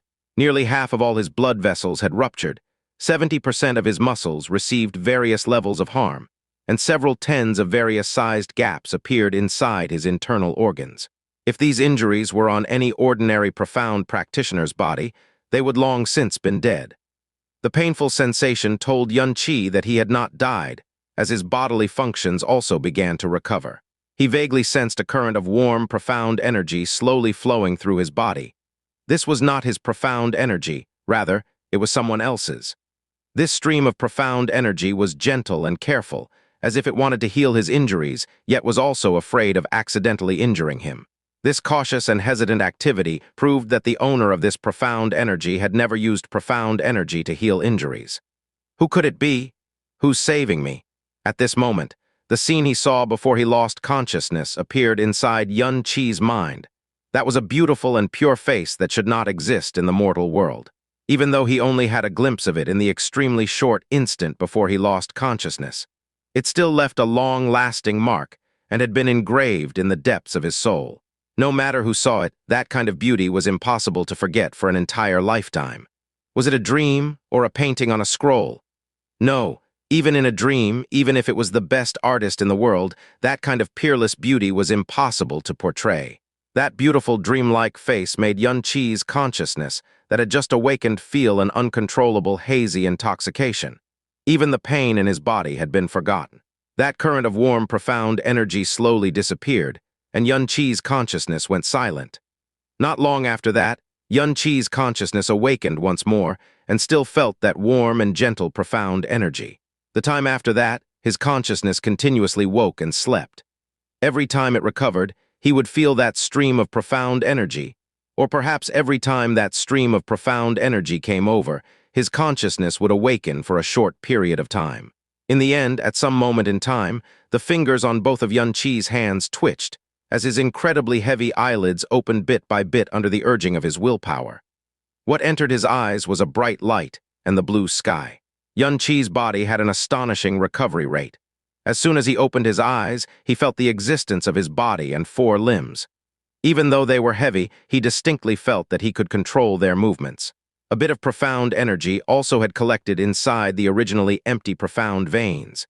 These profound energies also helped his body recover its bodily functions, so much that they allowed him to move in the simplest of actions, including standing up. Xianxia grabbed the ground, gritted his teeth, and struggled to sit up. "Ah, you're awake!" The sound of a girl's voice came over to his ears. This voice was young and tender, a sound so ethereal that it seemed to not be from this world. When he heard this voice, an uncontrollable shudder came over Xianxia's soul, as well as a kind of crazy, unsuppressible longing. A longing to know the owner of this voice, to know what kind of girl could let out such a pure, ethereal voice. He turned his head to look at the girl who was standing beside him. It was a girl that seemed to have walked out of the fairy realm. Once he clearly saw her face, Xianxia's consciousness suddenly blanked out for an instant, not daring to believe the image before his eyes, because he didn't dare to believe that such an incomparably beautiful face existed in this world. Xianxia searched his own memories, yet still couldn't come up with any words to describe how this face looked like. The girl wore a luxurious red garment. Embroidered on top was a flying phoenix. This was not the first time Xianxia had seen a phoenix robe, but her phoenix robe was even more gorgeous than the one Xianxia had seen before. No matter the red or the golden color, both glistened brightly, as though every thread and every decoration was made of the world's most expensive material. However, this phoenix robe was like cosmetics on jade, overshadowed by her snowy, creamy skin. If this extravagant outfit was seen someplace else, it would leave one dumbstruck, yet would never attract any of Xianxia's attention. His eyes fixed on the girl's face, incapable of moving away. Especially her beautiful eyes, they seemed to billow like blue ripples, condensed inside her dreamy, illusory pupils, becoming an illusory, poetic, fairy-like dream. This was that fairy he saw before he lost consciousness, and not from his imagination, nor an illusion. She stood there quietly as her silky eyelashes fluttered, with not a single bit of impurity. Her eyes had a joyous expression of clear mountains and springs. Then she looked at him with somewhat nervousness. The gently wind lifted the corner of her skirts, bringing about a simple elegance, yet the most beautiful poem of this world could not describe it. She looked to only be around 15 or 16. Her beautiful, dreamy, liquid eyes were young. In terms of appearance, she couldn't compare with Xianxia, but in terms of how delicate and perfect her complexion was, even Xianxia, #1 fairy of blue wind, was inferior. In Xianxia's 2 lifetimes, out of all the females he had encountered in terms of complexion, only Jasmine could stand shoulder to shoulder with her. It was as if the heavens favored her and gave her this fairy-like complexion before his eyes. If he was an ordinary man, he believed that his heart would definitely be lost, but he wasn't an ordinary man. In the entire profound sky continent, it was perhaps impossible to find a second who could make him forget himself like that just with their complexion. He suddenly moved his gaze away, slightly bent his head as he calmed his heart. When he lifted his head to look at her fairy-like face again, it was still indescribably beautiful, but he was no longer distracted. He opened his dried lips, speaking with a hoarse and rough voice. "Was it you who saved me?" It seems like it." The girl slightly perked her flower-like lips and spoke as though she was uncertain. "This is the first time I tried to save someone, so I'm not sure if I did it right. It's been many days, and I wasn't sure if I should tell Royal Father, but good thing you woke up." "Oh right, what's your name? Which elder are you under? Why did you fall down from Absolute Phoenix Cliff?" The girl's casual Royal Father caused Xianxia's heart to violently tremble. Royal Father, extremely luxurious phoenix robe, around 15 to 16 years old, and a face so beautiful to the point of being illusory. Was she actually the one Hua Minghai spoke of, the Princess Snow known as Profound Sky's #1 beauty? Originally, Hua Minghai had used an exaggerated tone of voice when mentioning Princess Snow, so he never believed it. But this girl in front of him, it was indeed adequate for her to be titled Profound Sky's #1 beauty because of her face. However, if she really was Princess Snow, the most treasured pearl of Divine Phoenix sect, the entire Divine Phoenix Empire's treasure bestowed by the heavens, then why was she here? When she said many days, it meant that he had lost consciousness for several days. And in these past many days, she had always been here. What exactly was going on? What exactly was the current situation he was in? Xianxia's mind quickly spun as every kind of possibility rapidly flashed in his mind. He shifted his body, his cordial tone of voice containing a hint of terror. "My name is Feng Lingyan, under 19th Elder. I was training alone inside Phoenix Mountain Range and encountered an extremely terrifying profound beast, then was forced to jump off Absolute Phoenix Cliff. I thank Princess Snow for saving my life." The girl's eyes were clear and as bright as early morning. In front of these beautiful eyes and this girl who had saved his life, it was no doubt an enormous sin to lie. But since he had not recovered from his grave injuries, what he had to do right now was to protect his own life, no matter what. He knew the reason why this girl had saved him, and the reason why she wasn't on guard with him was because he possessed the same phoenix aura she did. "Oh!" Princess Snow innocently tilted her delicate head. Then her fine brows bent as she started to laugh lightly. "As expected of what Royal Father said, you knew who I was in an instant. Royal Father said that within the sect, even though there aren't many who have seen me, as long as it's someone within the clan, even if they've never seen me before, they would recognize me instantly." The girl laughed with sincerity. It was as if her laughter was heavenly music that came from between the clouds which could rinse the most evil of thoughts from the world. Xianxia opened his mouth and uttered, Your Highness is the most beautiful girl in the world. No matter who it sees Princess Snow, they would never recognize falsely. This place, where is this? Have I disturbed your Highness's secluded cultivation? This is Phoenix Perching Valley, a place that I've played in since childhood. Princess Snow was not on guard with Xianxia at all as she casually replied. Perhaps it was his Phoenix bloodline, or perhaps it was because she had always been this pure, and never had contact with any sin, nor had to be on guard at all. Royal Father has been really busy lately and is afraid that I'll be hurt by others, so he allowed me to come here to concentrate on cultivating World Ode of the Phoenix. Aside from me and Royal Father, usually no one is allowed to enter. You're actually the first, you know. Your Highness, then why didn't you tell Sect Master about me? Your Highness is not afraid that I could be a bad person. Xianxia clasped his chest, checking the condition of his injuries. I did think about telling Royal Father. The girl stuck out her white, graceful, jade-like nose. But if I tell Royal Father, he'll definitely kill you. You fell from such a high place and is already this injured. If you're killed by Royal Father, that would be too pitiful and Little White would be sad. Bad person. You're the same as me, a descendant of the Phoenix. How could you be a bad person? Besides, Little White is so beautiful and docile, its owner would never be a bad person. What saved Xianxia was not only her profound energy, but her soft heart, even though he used such an abrupt method to enter her territory. Only Little White? What did that mean?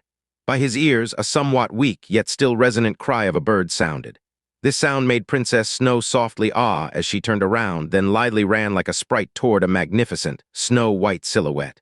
Little White, your injuries have not recovered. You're not allowed to move otherwise. That means you're not being obedient. Even if you see that your owner is awake, you still can't move rashly. On the ground not even 30 meters behind Xianxia was the snow phoenix beast. Its wings were unfolded, and the bloodstains on its wings had been washed clean, without any trace of a bloody color. Princess Snow stood by its side and used her little snow-white hands to lightly stroke its soft, ice-cold, snowy feather. From an agitated state, she made it obediently calm down as it carefully withdrew its wings. Xianxia was shocked. It was the snow phoenix. It was actually okay. His own body could barely resist falling from such a high place, but the snow phoenix had already lost consciousness mid-flight, unable to fully make itself float and use any defensive abilities. From such a height, it had sharply fallen down, so its bones and body ought to have been crushed. Why did it seem that its injuries were much more lighter than his own? Could it be that this girl had saved the snow phoenix before it fell? Then the white she spoke of was Snow Phoenix Little Chan. You're the one who saved Little Chan? Seeing the snow phoenix safe and sound, with injuries already largely healed, Xianxia felt much more at ease. That's right. Princess Snow turned around and said happily. It fell down after you and I had to support it with my strength. Otherwise, Little White would have fallen to death already. Little Chan, that's her name. What a weird name. I think that Little White sounds so much better. Isn't that right, Little White? Scree Snow Phoenix lowered its head and let out a clear, low cry. From how it acted, it seemed as though it agreed with Princess Snow. Through the profound seal, Xianxia felt that the Snow Phoenix's injuries had already healed to about 70%. Flying out of the Phoenix mountain range would not be a problem at all. Even though its conditions were still extremely poor, staying at such a place would be too dangerous. Now that he had regained consciousness, he would have to leave immediately. Xianxia gathered all the strength within his body and stood up unsteadily. As he stood up, Princess Snow's beautiful eyes stared wide as she exclaimed worriedly, why did you stand up? With such serious injuries, you shouldn't move around. Xianxia shook his head gently and said, I thank Princess Snow for saving me and Little Chan. I will forever remember your kindness towards us. However, this place is Princess Snow's territory. Me dropping down here is already an unforgivable crime. I do not dare to disturb your highness. Little Chan, let's go, A sudden intense pain came from his chest, and Xianxia's face paled immediately as he spat out a mouth of blood mixed with a poo. His body staggered and he half knelt to the ground. Princess Snow screamed in shock and rushed towards Xianxia, instinctively wanting to go forward to lend him a hand. However, as she neared him, she suddenly stopped and even retracted the hand that she had offered.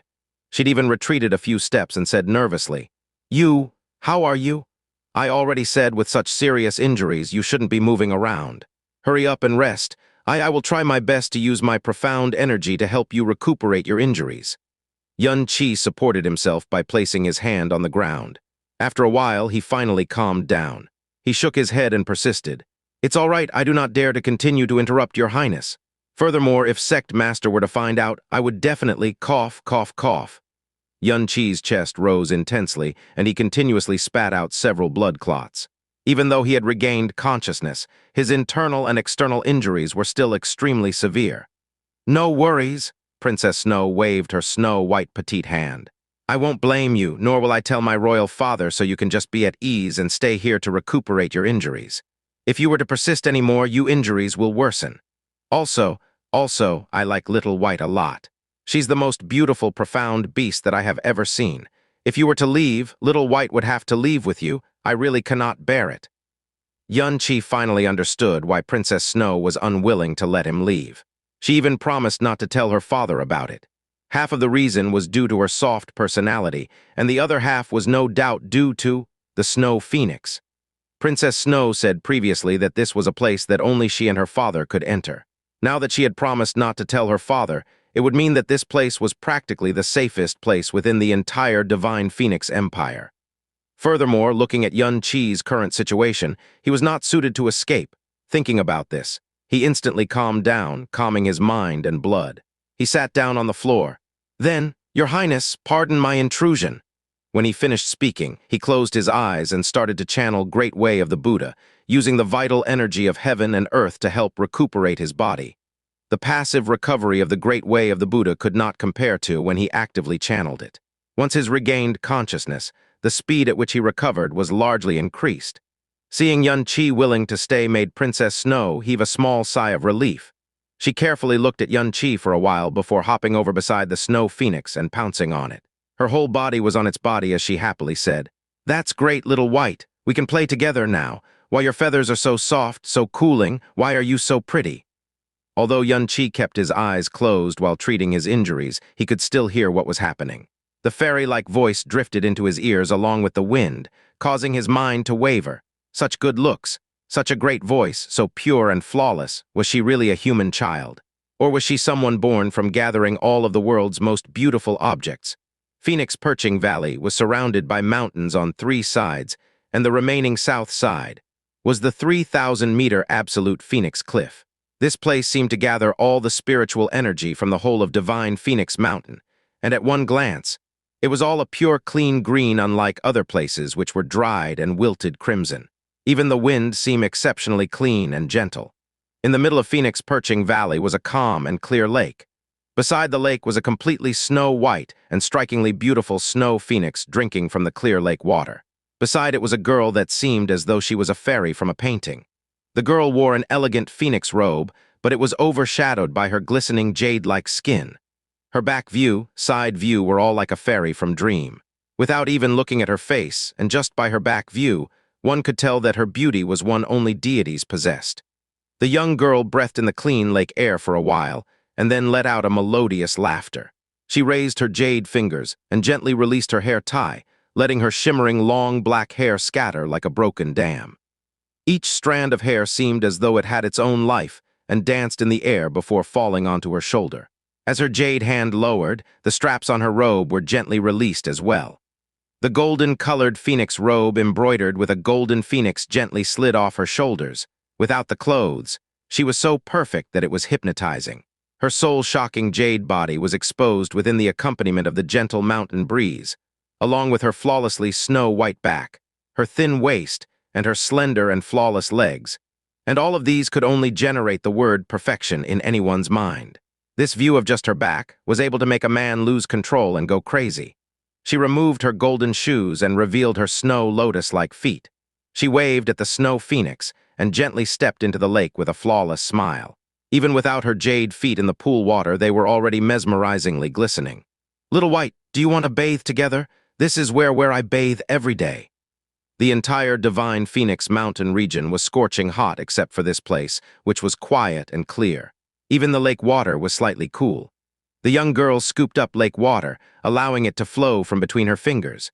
The edge of her lips twitched slightly as she silently looked at the water flowing from her jade arms to the snow humps in front of her chest.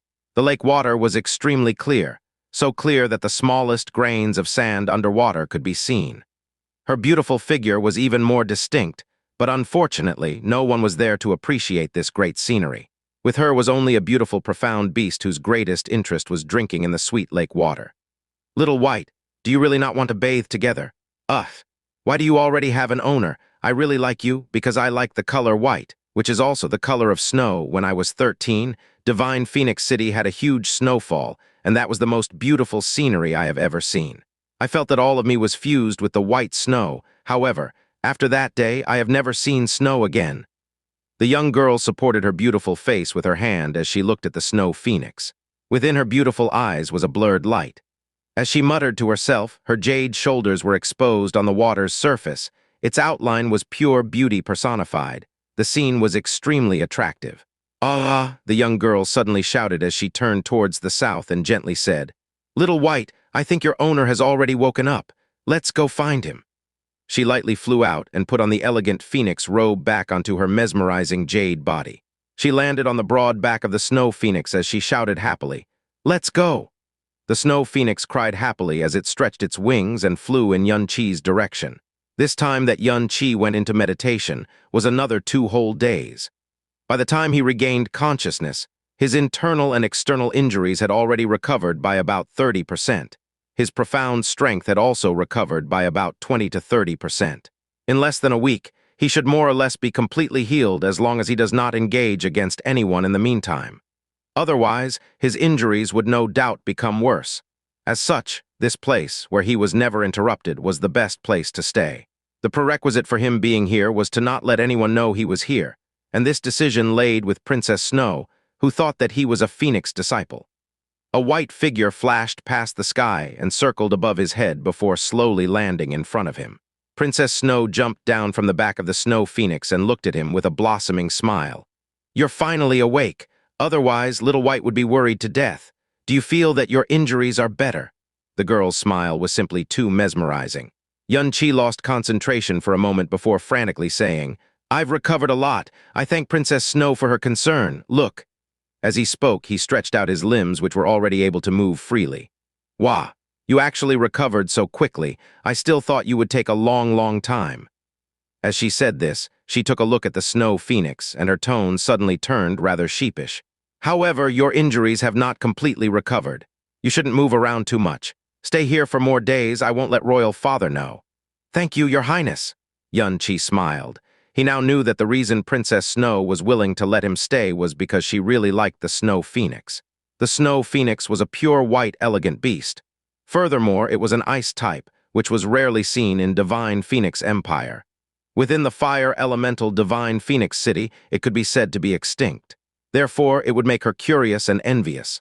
Or perhaps it was because she was too lonely, and its arrival meant that she now had a companion to play with. Having not eaten for days with a body full of injuries, waves of hunger pangs attacked Xianxi as he sat down. He took out his dragon meat and cooked it using his phoenix fire. Despite the huge body that the flame dragon possessed, there was not much meat left due to Xianxi replacing it for his meals. At the moment, up to 99% of the meat had already been eaten by him. Within his sky poison pearl, there was only a pathetic 25 kilograms left. However, during this process, his skills at barbecuing the dragon meat increased by folds. Using what degree of fire for how long, and using what seasonings to cook the most savoring of meat was now easy for him. Dragon flesh was originally the world's most delicious meat. This, added with his expert roasting technique, still made Xianxi, who had almost eaten all of the flame dragon's flesh, secretly gulp. "Wah, smells good. Something smells good." The fragrant aroma of the dragon meat lured over Princess Snow, who had always been playing with the snow phoenix. She stood there, staring unblinkingly at the skewered dragon meat in Xianxi's hands. Once she came closer, the intensity of the scent assaulted her nose, causing her to unconsciously gulp a few times. "What is it? It smells so good. This is the first time I've smelled something this good." Princess Snow was Divine Phoenix Sect's most precious pearl. The environment she grew up in was one an ordinary girl could never imagine. Accompanying her every day was the most extravagant of meals. He never knew that the dragon meat he roasted due to his hunger would lure her over, and even made her secretly gulp cutely a few times. Xianxi's heart throbbed uncontrollably. He stopped burning his phoenix flame and lifted up the already roasted dragon meat. "This is dragon meat. Has your highness never eaten it before?" "Dragon meat. I think I ate it before." Princess Snow was a bit uncertain, but I've never smelled such fragrant dragon meat. Can you let me have a bit of it? I really want to know how such a fragrant meat tastes." Even though she was currently talking with Xianxia, her clear eyes continuously stared at the dragon meat in his hands. That hungry expression caused Xianxia to have an urge to pounce over to kiss her. At the same time, he was a bit sad. In her eyes, it's fine if the #1 beautiful man in all of Blue Wind Nation, oh no, all of Profound Sky Continent cannot compare to the Snow Phoenix. But it seems like I can't even compare to roasted meat. Toward her hopeful, longing expression, even if Xianxia's heart was 10 times more firm, he still wouldn't have the power to refuse. He handed over the already roasted dragon meat to Princess Snow and said magnanimously, "Of course, if your highness likes it, you can eat all of these. I still have quite a lot left over." "Really? Thank you." Princess Snow happily extended her white arm. Then, when she was a few seconds away from the dragon meat, she withdrew her hands back and asked embarrassedly, "Can you throw it over to me?" "Why?" "Because Royal Father said this before, no one is allowed to touch my body, especially men. I can't not listen to Royal Father's words, so... Xianxia was slightly stunned. Hua Minghai said that during the time before and after Princess Snow turned 13, she had never appeared anywhere. This meant that Divine Phoenix sect was extremely protective of Princess Snow. But he'd never expected that no one was allowed to even touch her body. The protectiveness Divine Phoenix sect had for her was simply at an incomprehensible extent. Then him intruding into Princess Snow's territory, talking to her at such a close range, being in contact with her for so many days. If Divine Phoenix sect were to know of this, Xianxia immediately realized that he had touched upon Divine Phoenix sect's its greatest taboo yet, one that was several times more taboo than him possessing the Phoenix bloodline. Since he had already committed such a huge taboo, then committing it a little longer is fine. Besides, his grievances with Divine Phoenix sect was getting progressively harder to dispel. Xianxia smiled. Without saying anything, he pushed out with his palm, and the dragon meat slowly floated toward Princess Snow. Princess Snow stretched out a hand to take it while shooting Xianxia a light smile. "Then I'm going to eat it." As her sweet voice fell, she gently sniffed it, then slightly opened her lips and bit into it with her pearly teeth. The deliciousness instantly made her eyes glow. "Wah, so good, too good. So there's actually such tasty meat in this world?" The first swallow made the girl react exaggeratedly. She began to take consecutive bites. Her eyes blurred with intoxication as she became completely absorbed in the deliciousness that she had never tasted before. Even though she ate quite impatiently, her table manners were still pleasing. Each and every small bite was graceful. As he watched her not wolfing down the food, Xianxia's gaze gradually became dumbstruck. Even his stomach's hunger was forgotten. On this girl, no matter where on her body, and no matter what she did, she possessed a dazzling, irresistible charm that no one was able to resist. More than a large half of the dragon meat had quickly been eaten. At this time, the young girl suddenly thought of something. She looked at the remaining dragon meat, then jogged over to the Snow Phoenix. "Little White, I'll give you something really yummy to eat. This is the best thing I've ever eaten, you know." Xianxia. "%." Princess Snow placed the dragon meat near the Snow Phoenix's beak, yet the Snow Phoenix faced up, expressing its refusal. Xianxia walked over and said with a smile, "The Snow Phoenix beast was born from an extremely cold place and only eats ice, snow, or rain. It doesn't like eating meat." "Oh, so it's like that." Princess Snow took back the dragon meat, tilted her head, and then asked quite earnestly, "Snow Phoenix beast, this name is even weirder sounding than Little Chan. Little White still sounds the best, right, Little White?" "Then I'll eat the rest all by myself." The young girl sat, leaning against the Snow Phoenix's soft body, and slowly enjoyed the delicacy in her hand. With each bite, an incomparably beautiful smile blossomed on her snowy face. Seeing her like this, Xianxia was once more dazzled. He couldn't help but uncontrollably blurt out, "If you like it, I can roast it for you every day." The young girl blinked her beautiful eyes, then began to laugh happily. Her brows bent into 2 crescent moons as her eyelashes softly fluttered like butterflies. "Hee, you're so nice. I just knew that someone who's able to become Little White's owner must be a really good person." "Your Highness, why do you like Little Chan so much?" Xianxia asked. Without even bothering to think, Princess Snow smiled sweetly in reply. "Because Little White is so beautiful, the most beautiful, profound beast I've ever seen. Look, Little White's entire body of white is the same color as my favorite snow." "You like snow?" "Mn." After the word snow was brought up, Princess Snow lowered the delicious food in her hands. Lifting up her face that was even more fair than snow, she said somewhat absent-mindedly, "I've only heard of snow from my royal brothers, but I've never seen it before. Snow had also never fell upon divine Phoenix City before. But when I was 13 years old, a huge snow storm suddenly fell upon divine Phoenix City. That was when I finally realized how beautiful snow was. The sky fluttered with white snowflakes, making me feel like I was in another world, and when snowflakes landed on my body, they were like beautiful fairies. That day was the happiest day, most exciting day of my life. It was as though I had a beautiful dream. But very quickly, the snow melted. After that, I've always longed for snow, but have never seen it ever again. Royal Father said that only the north of Divine Phoenix Empire has winter, where people can see snow. But Royal Father has told me many times that before I turn 20, I'm not allowed to leave Divine Phoenix Sect. I really don't know when I can see snow again." The young girl sat in a daze. Her longing and thirst were distinctively printed in her eyes and expression. Xianxia didn't know why she would like snow that much, perhaps. Only the purest of snow could stir her pure spirit. "Your Highness, please close your eyes." Xianxia stood up and suddenly said mysteriously, "Ah, why do I have to close my eyes?" Princess Snow looked at Xianxia in puzzlement. Xianxia stretched out a hand with the hollow of his palm facing upwards. "Your Highness doesn't need to ask. When you open your eyes, you'll understand." "Amen, okay?" Princess Snow apparently thought it was something fun as she closed her eyes with a smile. Xianxia raised his head, then activated frozen cloud arts. Even though he still had severe injuries on his person, his profound strength had recovered to about 30%. He still had enough energy to use frozen cloud arts to make a little snow.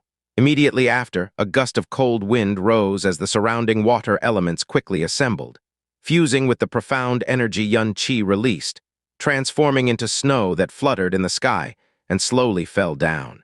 "Your Highness, you can open your eyes now."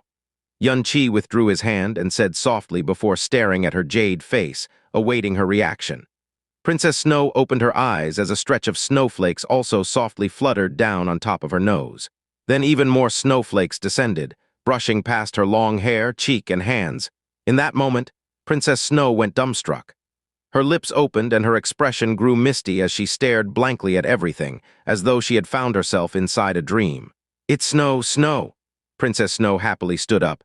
Both her hands cupped the unceasingly falling snowflakes as she happily jumped about in the snow, as though she was a fairy that had found home. Her happiness even seemed to have infected the atmosphere as the breeze became even more gentle. "It's really snow, so cold, so beautiful!" she happily exclaimed in excitement. Each sound she made was like the sweetest music in the world. Immersed within the snowflakes and a thin layer of recently accumulated snow, she faced upwards as happiness blossomed on her smiling face, as if she had unrestrainedly released all her joy within the snow. "Are you the one who made it snow? How did you do it?" Princess Snow tossed the snow cupped in her hands at her own face. She looked at Xianxia with an emotionally moved and thankfulness. But even more so, there was a kind of faint admiration in her gaze. "Secret!" Xianxia smiled mysteriously. Seeing that she was this overjoyed, a sense of satisfaction rose in Xianxia's heart. "Thank you," Princess Snow smiled in elation. Even though she was curious, she didn't really want to know the answer that much because she was already submerged in happiness and contentment. She spread out both arms and lightly spun inside the flying snow. Then she adorably yelled at Xianxia, "I'll dance for you, okay?" Without even waiting for Xianxia to respond, or perhaps Xianxia had forgotten to reply, Princess Snow let out a heavenly laughter as she picked up the corner of her skirt. She tossed aside her small, exquisite shoes, and her flawless ankle and feet immediately appeared in Xianxia's line of sight. The pair of delicate feet that were pure and translucent, snow-white and tender, stepped onto the white snow that was unexpectedly less fair than her delicate skin. Each of her toes were like the world's purest of pearls and jade. They were dainty and glistened with the luster of gems. Snowflakes still continued to float down. A small portion had also fallen onto Xianxia's body. Inside the world of snowflakes, Princess Snow began to gracefully dance. The lower skirt portion of her beautiful phoenix robe fluttered with her elegant movements. Crystals of jade, one after another, let out an enchanting brilliance. Even the golden-colored phoenix on her clothing seemed to be gracefully dancing. But how could the dance of the phoenix even match Princess Snow's beauty that made one breathless? Her delicate and tender body was like duckweed rippling on the surface of the water, like the willow branches swaying in the wind. and was so fantastical that it was like a dream. Even the dance of goddesses in the heavens palace perhaps wouldn't be any greater than this. Xianxia watched on dumbfoundedly, his gaze fixated without moving for a long time. Her laughter resounded beside his ears and inside his heart. The picture of her lively dancing within the snow, every single moment was deeply imprinted inside his memories and soul. He knew that in his entire lifetime, he'll never be able to forget this graceful dancing silhouette. Unwittingly, the snowflakes had practically all floated down. The young girl also stopped dancing as she looked unbearingly at the quietly melting layer of snow beneath her feet. She looked at Xianxia and said in a pitiful, lovely voice, "My dancing, was it good?" "Good," Xianxia nodded with a hazy expression. He sounded as though he was sleep-talking. His mind was still immersed within the dancing earlier. Princess Snow had heard this sort of praise too many times in her life, but she still laughed happily. "Then, make a little bit more snow, okay? I can continue dancing for you. When I watch the snowflakes fall, I can't help but want to dance with them." "All right." How could Xianxia possibly decline? She was like a celestial being. Seeing her for even an instant would be an indescribable pleasure and luxury. It was a beautiful scene an ordinary person would never be able to see in their entire lifetime. He stretched out his hand toward the sky and condensed profound energy. But as soon as frozen cloud arts activated, a tearing pain immediately came from his chest. Xianxia groaned and quickly used his hand to press against his chest, forcibly swallowing the surging blood back down. However, his complexion was still deathly pale. "Ah!" Princess Snow exclaimed in surprise. Without even bothering to put her shoes back on, her delicate ice lotus-like feet left the layer of snow, stepping onto soft grass. She extended both hands, withdrew them once more, and then asked nervously, Are you all right? It's all my fault, only focusing on letting myself see snow, and forgetting about your injuries. I'm sorry, I'm so sorry." The treasure of Divine Phoenix Empire was currently panikedly apologizing to him, an ordinary disciple. Her beautiful eyes trembled slightly, filled with worry and self-blame. A spot in the depths of Xianxia's heart was touched. He did his best to smile. "Don't worry, I'm okay. I just accidentally stirred my internal injuries. I'll be better after a short rest." When he finished speaking, Xianxia had already carefully sat down. He closed his eyes, slowly calmed his breathing, and the uncomfortable sensation quickly disappeared. Only after hearing Xianxia's words and seeing his complexion gradually regain its color, did Princess Snow's worry and self-blame quietly scatter. Then, without being completely reassured, she sat in front of him as her eyes stared at him unblinkingly. She also didn't know why she wanted to have a proper look at this man, perhaps. It was because of some kind of hazy and mysterious feeling that came from him. This was the first time in her entire life that she had taken a meaningfully look at a single person. When the stirred internal injuries were pacified, Xianxia opened his eyes, directly meeting with Princess Snow's gaze. Being found out that she was peeping at him, Princess Snow blinked and laughed sweetly, suddenly blossoming into a smiling expression that stirred Xianxia's soul. He also laughed and said regretfully, "Your Highness, this is my fault for being wounded. Not only can I not make it snow for you, I even made you worry. My injuries would be much better tomorrow. At that time, I'll make it snow a lot for you." "Okay," Princess Snow readily agreed, then slightly tilted her head. "But can you not call me Your Highness? It feels kind of awkward." "Then, what should I call Your Highness?" "My name is Feng Xue'er. You can call me Zuxu, or you can call me Xue'er. I really like those two names. Your Highness doesn't sound good at all," Princess Snow said with a laugh. If a Divine Phoenix sect member swapped places with him, they would instantly be terrified.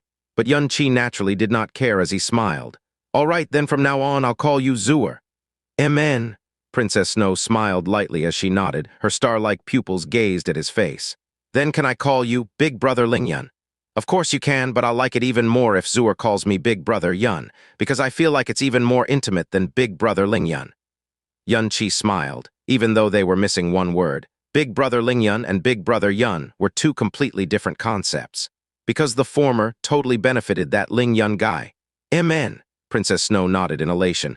"Big Brother Yun, Big Brother Yun, Big Brother Yun, heh," Princess Snow called out 3 times in a row.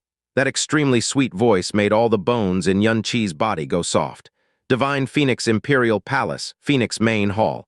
"This son and subject greets Royal Father," Feng Ziming said deferentially as he stood in front of Feng Hengkang. With the 7-nation ranking tournament getting ever so closer, it was still only secondary.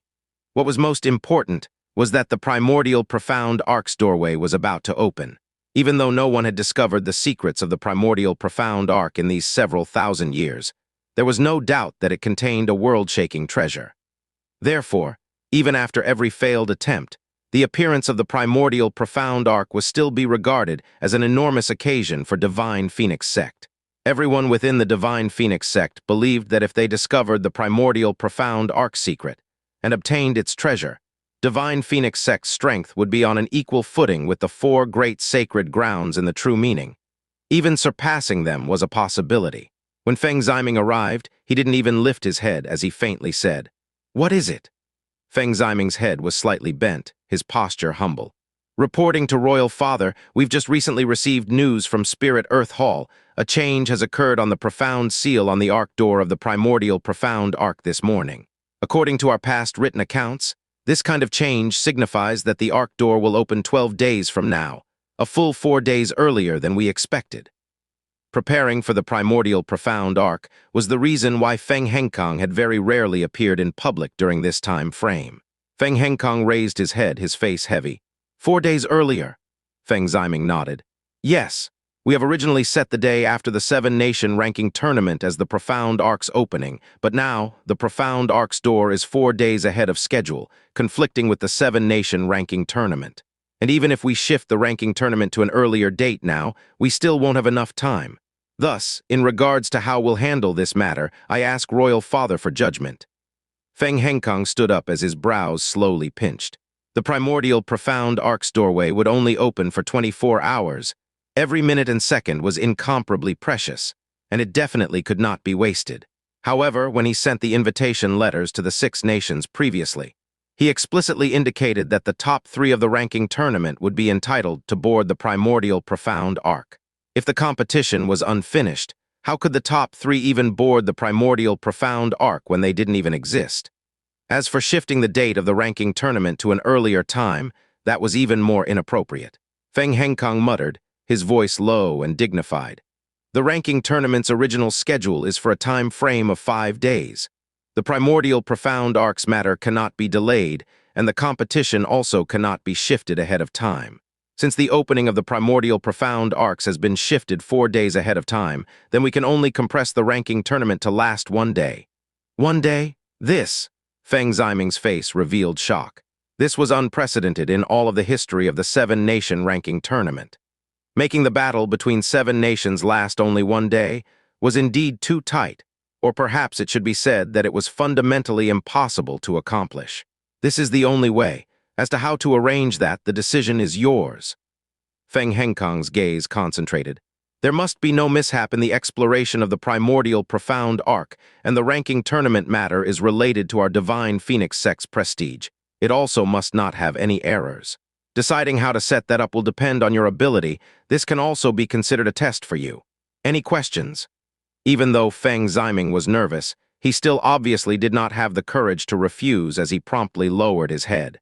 "Yes, this son will properly handle this according to Royal Father's wishes and will not disappoint Royal Father." "Amen."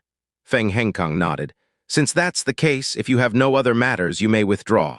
Remember to inform every great elder and pavilion master about this, so they can make preparations earlier."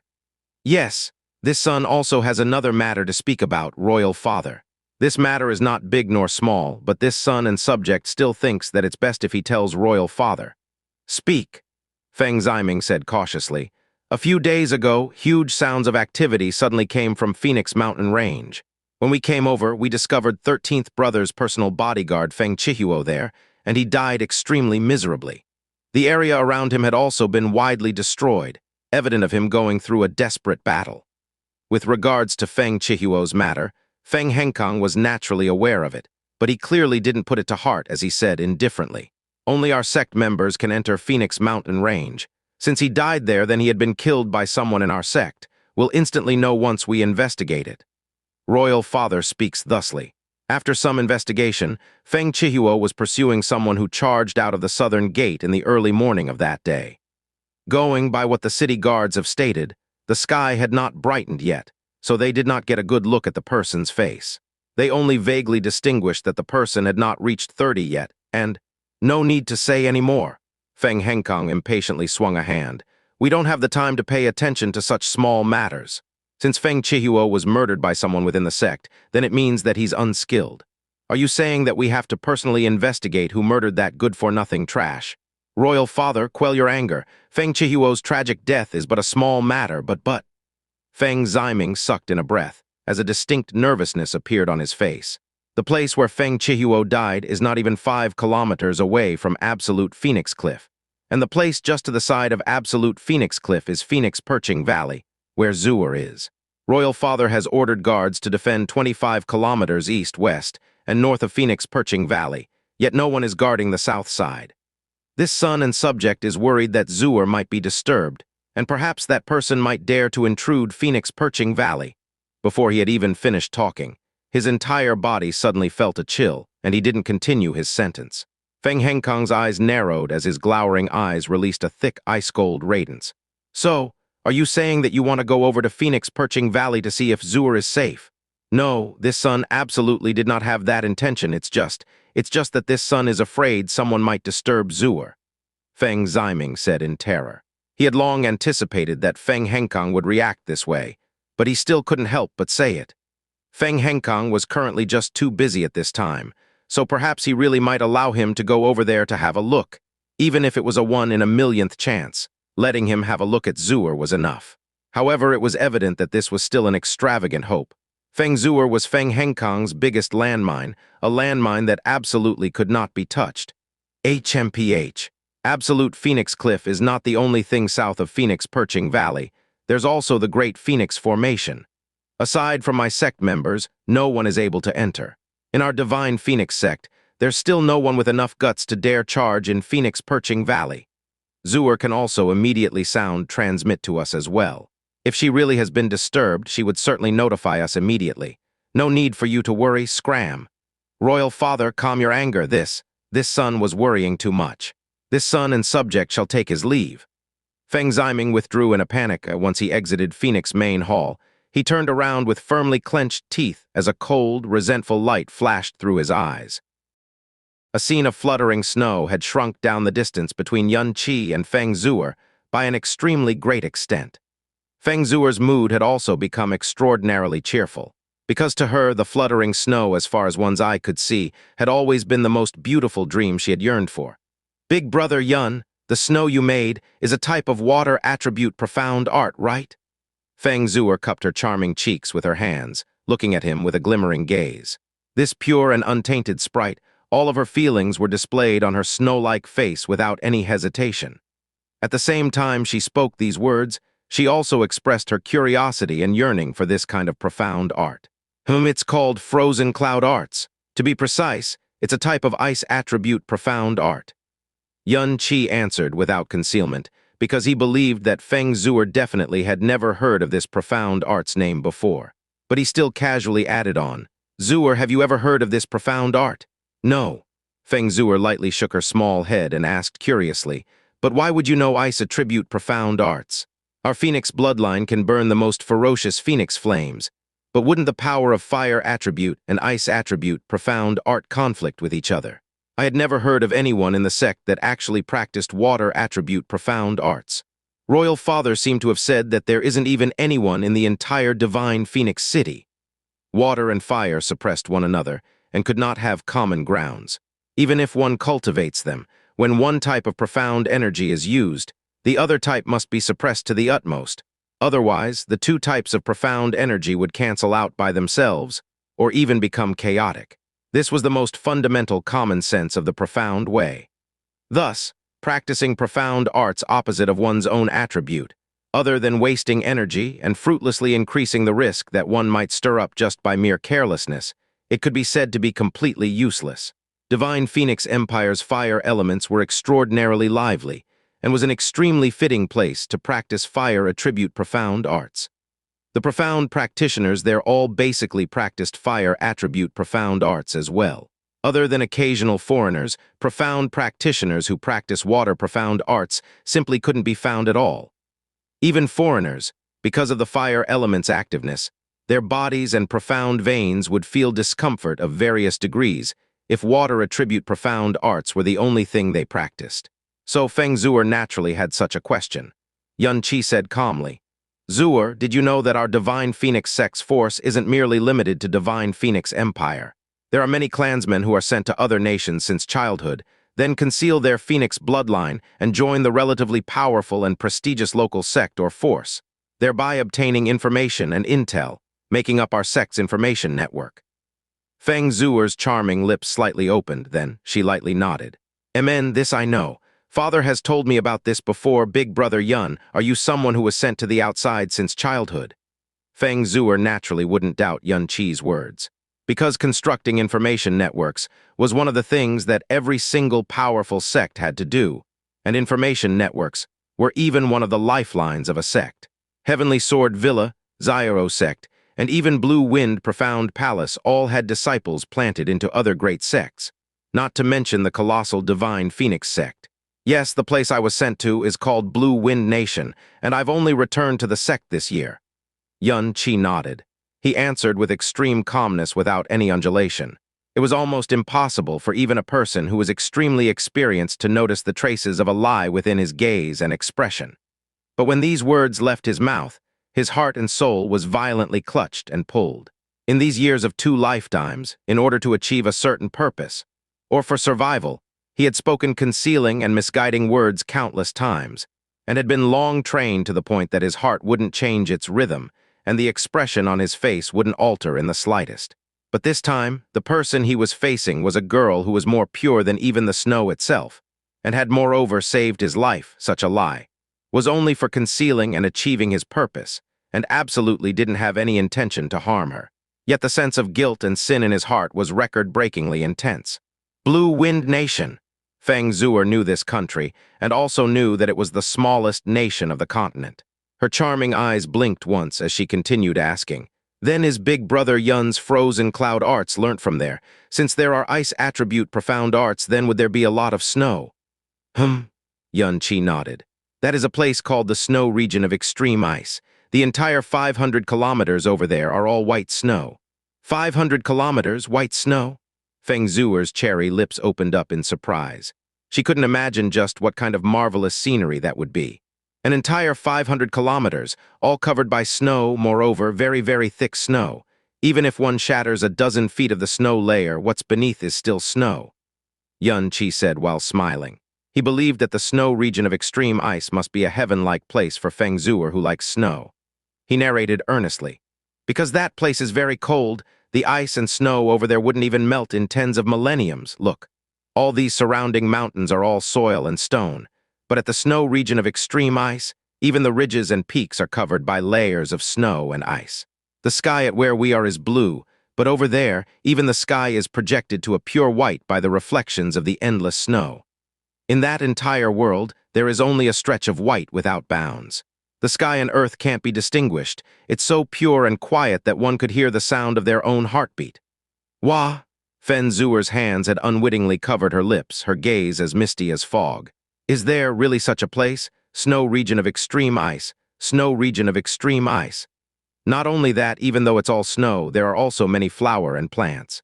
And the flowers there are all ice flowers similar to crystals, and even the grass and trees are sparkling with the glimmer of ice. There are also very beautiful ice corals and natural ice sculptures of various shapes.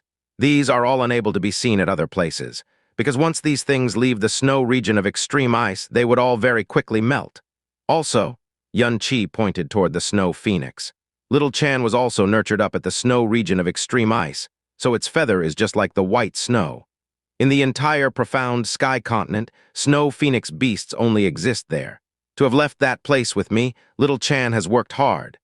Snow phoenix beast uttered a light cry. Feng Xue'er's entire person became stupefied there. She felt as if she had fallen into an illusory world that hadn't ever appeared even in her dreams. The beauty of that place surpassed the most beautiful heaven she had fantasized about. Even with all of her knowledge, she couldn't draw how beautiful of a picture scroll that would be. Endless spanning snow, snow-white mountains, snow-white skies, sparkling and translucent trees and flowers, as flocks of birds as pretty as little white fluttered and danced in the sky. Snow region of extreme ice, snow region of extreme ice. She muttered this name as if deliriously raving, feeling as though her heart and spirit had already melted. Does Xu'er want to go there? Xianxia asked a question that he could completely be sure of the answer just by the look of her expression. Feng Xue'er very strongly nodded. Her white and glossy cheeks were adorned with a bit of excited blush. So in this world, there's actually such a beautiful place. I really want to go if I can arrive at that kind of world and live over there. Wow, how blissful would that be? But the light in Feng Xue'er's eyes grew somewhat dim again. Royal Father has said that before I turn 20, I can't leave Divine Phoenix City. Royal Father is always so busy too, and also haven't left Divine Phoenix Sect in many, many years. Even after I'm 20, Royal Father probably wouldn't have the time to take me there. Then I'll take you there. Xianxia didn't even think and uncontrollably blurted out. Ah, Feng Xue'er let out a light cry and at the same time revealed a deep surprise that made Xianxia feel unexpected. Really?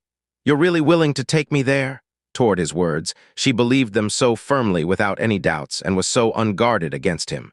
Instead, due to the snow he made, a scene he described, hints and threads of a young girl's reverence was arisen toward him. A surge of complication emerged in Xianxia's heart, yet there was also the feeling of warmth. He nodded with strength. Of course I'm willing. If you are still willing to recognize this big brother Yun when you are able to leave the Divine Phoenix City, as long as you want to, I'll definitely bring you to the snow region of extreme ice. I came to Divine Phoenix Empire from over there, and I very clearly know how to return. If we set off from the Divine Phoenix City, we'd arrive in half a month if we hurry. Hooray! The girl uttered in high spirits. All of the slight disappointments from before vanished like smoke in thin air. Looking at Xianxia, she joyfully smiled like a most exquisite and beautiful doll. Big brother Yun, thank you. You are so nice to be able to meet you. I am really very happy. To be able to view snow with such a beautiful girl like Xu'er, I am the one that's the luckiest, Xianxia said heartfeltly. However, he didn't know whether or not there would be a day that this promise could be realized. If she was still willing at that time, then no matter the hindrance, he'd still use all his power to realize it. Perhaps it was to make up for the guilt in his heart, or perhaps he wished to stand by her, shoulder to shoulder in the depth of his heart. Then it's a deal. After I'm 20, Big Brother Yun will take me to snow region of extreme ice to see the endless fluttering snow. You definitely can't lie and take your word back, okay? Feng Xue'er said with a happy smile. Amen, Xianxia nodded and extended his pinky toward Feng Xue'er. Let's pinky swear. Ah, Feng Xue'er looked at the pinky Xianxia reached out, then looked at her own finger as a puzzling expression revealed on her face. Pinky swear, what does that mean? Xianxia lightly shook his finger and said, It lets us buckle our pinky together in order to prove that the words we speak will definitely be kept. No matter how many years pass, they will never change. Ooh, Feng Xue'er timidly extended her finger as lustrous as the fine jade and said in a low voice, As long as Big Brother Yun doesn't forget, I'll definitely keep my promise, but her body, even if it was the pinky, had never made contact with men before. Because in Feng Hengkang's eyes, every single inch of her skin was the most precious treasure of the Divine Phoenix Sect. Anyone's touch would all be an unforgivable tarnish. Even he, the father, couldn't touch either. In fact, if he were to choose between Divine Phoenix Sect and Feng Xue'er, he would unhesitatingly choose Feng Xue'er. And the reason within this was not merely that type of a father's radical love and protection toward his sole daughter. The even more important reason was only known by a few within the Divine Phoenix Empire.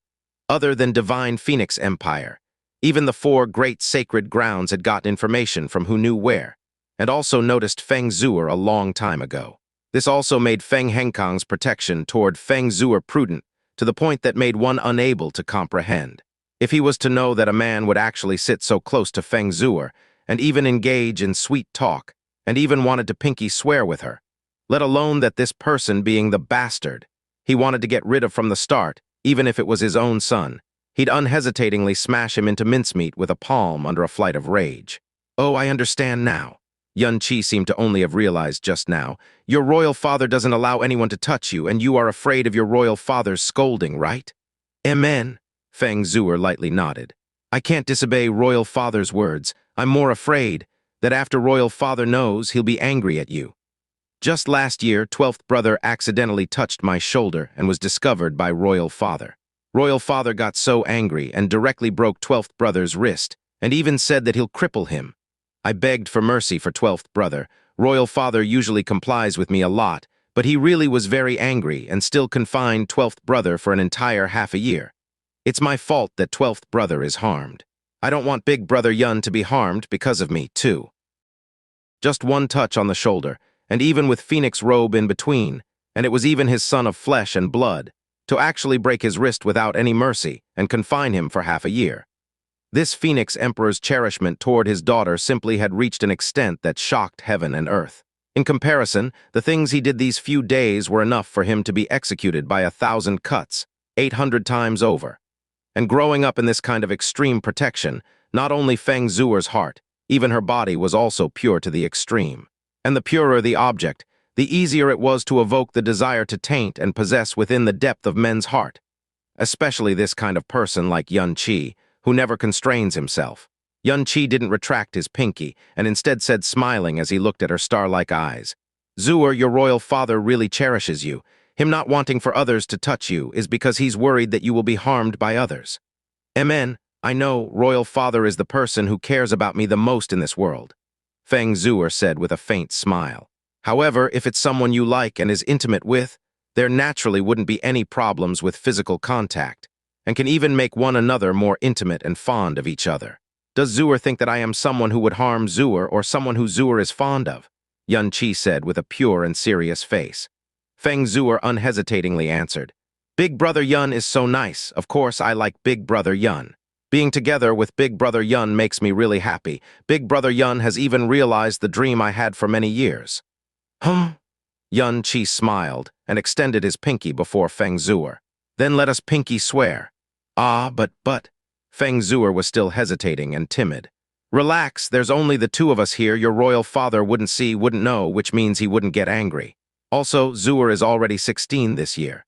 16 is an age where Xue'er has already grown up. Your royal father can't protect you for a lifetime, so you need to start learning to be mature and independent. First of all, you need to make decisions while following the depths of your heart, using your own feelings and judgment, and not forever complying with words of other people." With the protection Feng Xue'er had received, naturally no one would have ever said these kind of words to her. Coming from Xianxia's mouth, the impact brought about by these words to Feng Xue'er's heart, that didn't have a single speck of dust, could be well imagined. She had already gotten used to the way of life that had persisted for 16 years. However, wanting to break through the world of self and restrainment from the past till present was more so an innate instinct hidden within the depth of the human consciousness. Words that had never been heard before made Feng Xue'er's heart feel as if it had made contact with a whole different world, a world she had never experienced before. She listened to her heartbeat and repeated Xianxia's words once and once again in her mind. Follow her heart, make the decision she wanted to make. Finally, with great effort, Feng Xue'er made a resolution that could be said as the greatest one ever from the time she was born. She imitated Xianxia's actions, slowly extended her slender and fair pinky, and slowly touched toward Xianxia's pinky. Her movements were very slow, nervous, at a loss, and helpless, along with a kind of faint anticipation. Finally, her pinky made contact with Xianxia's pinky on her own accord. Instantly, as if she had experienced an electric shock, she retracted her little hand back at once. But Xianxia did not give her such a chance. His finger quickly went forward, and fast yet gently buckled onto her pinky instantly. A tactile sensation, soft and smooth to the point of unfathomable, came, as though he had touched the most flawless and pure warm jade in the world. "Ah!" Feng Xue'er let out a light cry. Her entire body became stiff for a bit. Her pinky subconsciously wished to struggle free, yet was tightly buckled down by Xianxia. Amidst nervousness, her pinky tightly twined with Xianxia's finger. Her entire body more so didn't move at all, as she didn't even dare to open her eyes. "Pinky swear, the words we spoke before will never be disavowed. After Xue'er is 20, we'll go together to Blue Wind Nation's snow region of extreme ice to see the endless falling snow." Xianxia lifted his wrist, pulled Feng Xue'er's small hand, and said in dead earnest. Only after his voice fell, he still didn't loosen his finger. His voice also drove away Feng Xue'er's nervousness and helplessness to a great extent, and made her expression finally ease up somewhat. Within the sky poison pearl, Jasmine looked at Xianxia buckling Feng Xue'er's pinky with cold eyes. Her exquisite yet unnatural little face was full of scorn. "HMPH, he's starting again. No matter where this damned fool goes, anytime he meets a somewhat pretty woman, he'll immediately reveal his nature of a pervert and beast, and will never change. Xue'er, how do you feel right now?" Do you feel sad or find it difficult to accept it? Seeing that even though Feng Xue'er became calm again, her eyes were still closed and unwilling to open, Xianxia asked while moving a little closer. Oh, it's a very weird feeling. Feng Xue'er's eyelashes faintly trembled as she answered softly. Weird, it's a kind of indescribable feeling, but it's not loathsome, nor is it sad. Ooh, I never had felt this kind of weird feeling. Also, my heart is suddenly beating so fast. Big brother Yun, can you tell me what kind of feeling this is? I can't tell you this, rather that it needs Xue'er herself to feel and understand. Xianxia said with a faint smile. His expression at the moment was exactly like a big bad wolf who was sneaking up on a little white rabbit. After a bit of hesitation, he suddenly grasped over her entire hand. Feng Xue'er's hand was very small, and was completely grasped within his hands in one go, just like that. Ah, Feng Xue'er uttered a faint cry, yet the reaction this time wasn't as acute as the time before. Even the struggling only happened in that one subconscious instant at the start. Then how about this? What kind of feeling does Xue'er have? Zhu Qi gently held Feng Xue'er's tiny hand. There was a kind of softness and tenderness he couldn't describe. Just holding her hand in silence like that, he felt his entire body's nervous system uncontrollably becoming lax, not willing to let go no matter what. Heartbeat became faster, Feng Xue'er lightly muttered. So making contact with Big Brother Yun would actually be such a weird feeling. Big Brother Yun, can we stay like this a little longer? I really want to know what kind of feeling this is. This kind of request, how could Xianxia not agree? How he wished he could hold her hand forever. With her eyes closed, Feng Xue'er sensed the feeling earnestly. After a while, she softly uttered, I still don't understand. I seem to have felt Big Brother Yun's heart beat. Wah! Big Brother Yun's phoenix bloodline is so pure, even purer than that of my royal brothers. Eh? Feng Xue'er opened her eyes and looked at Xianxia puzzled.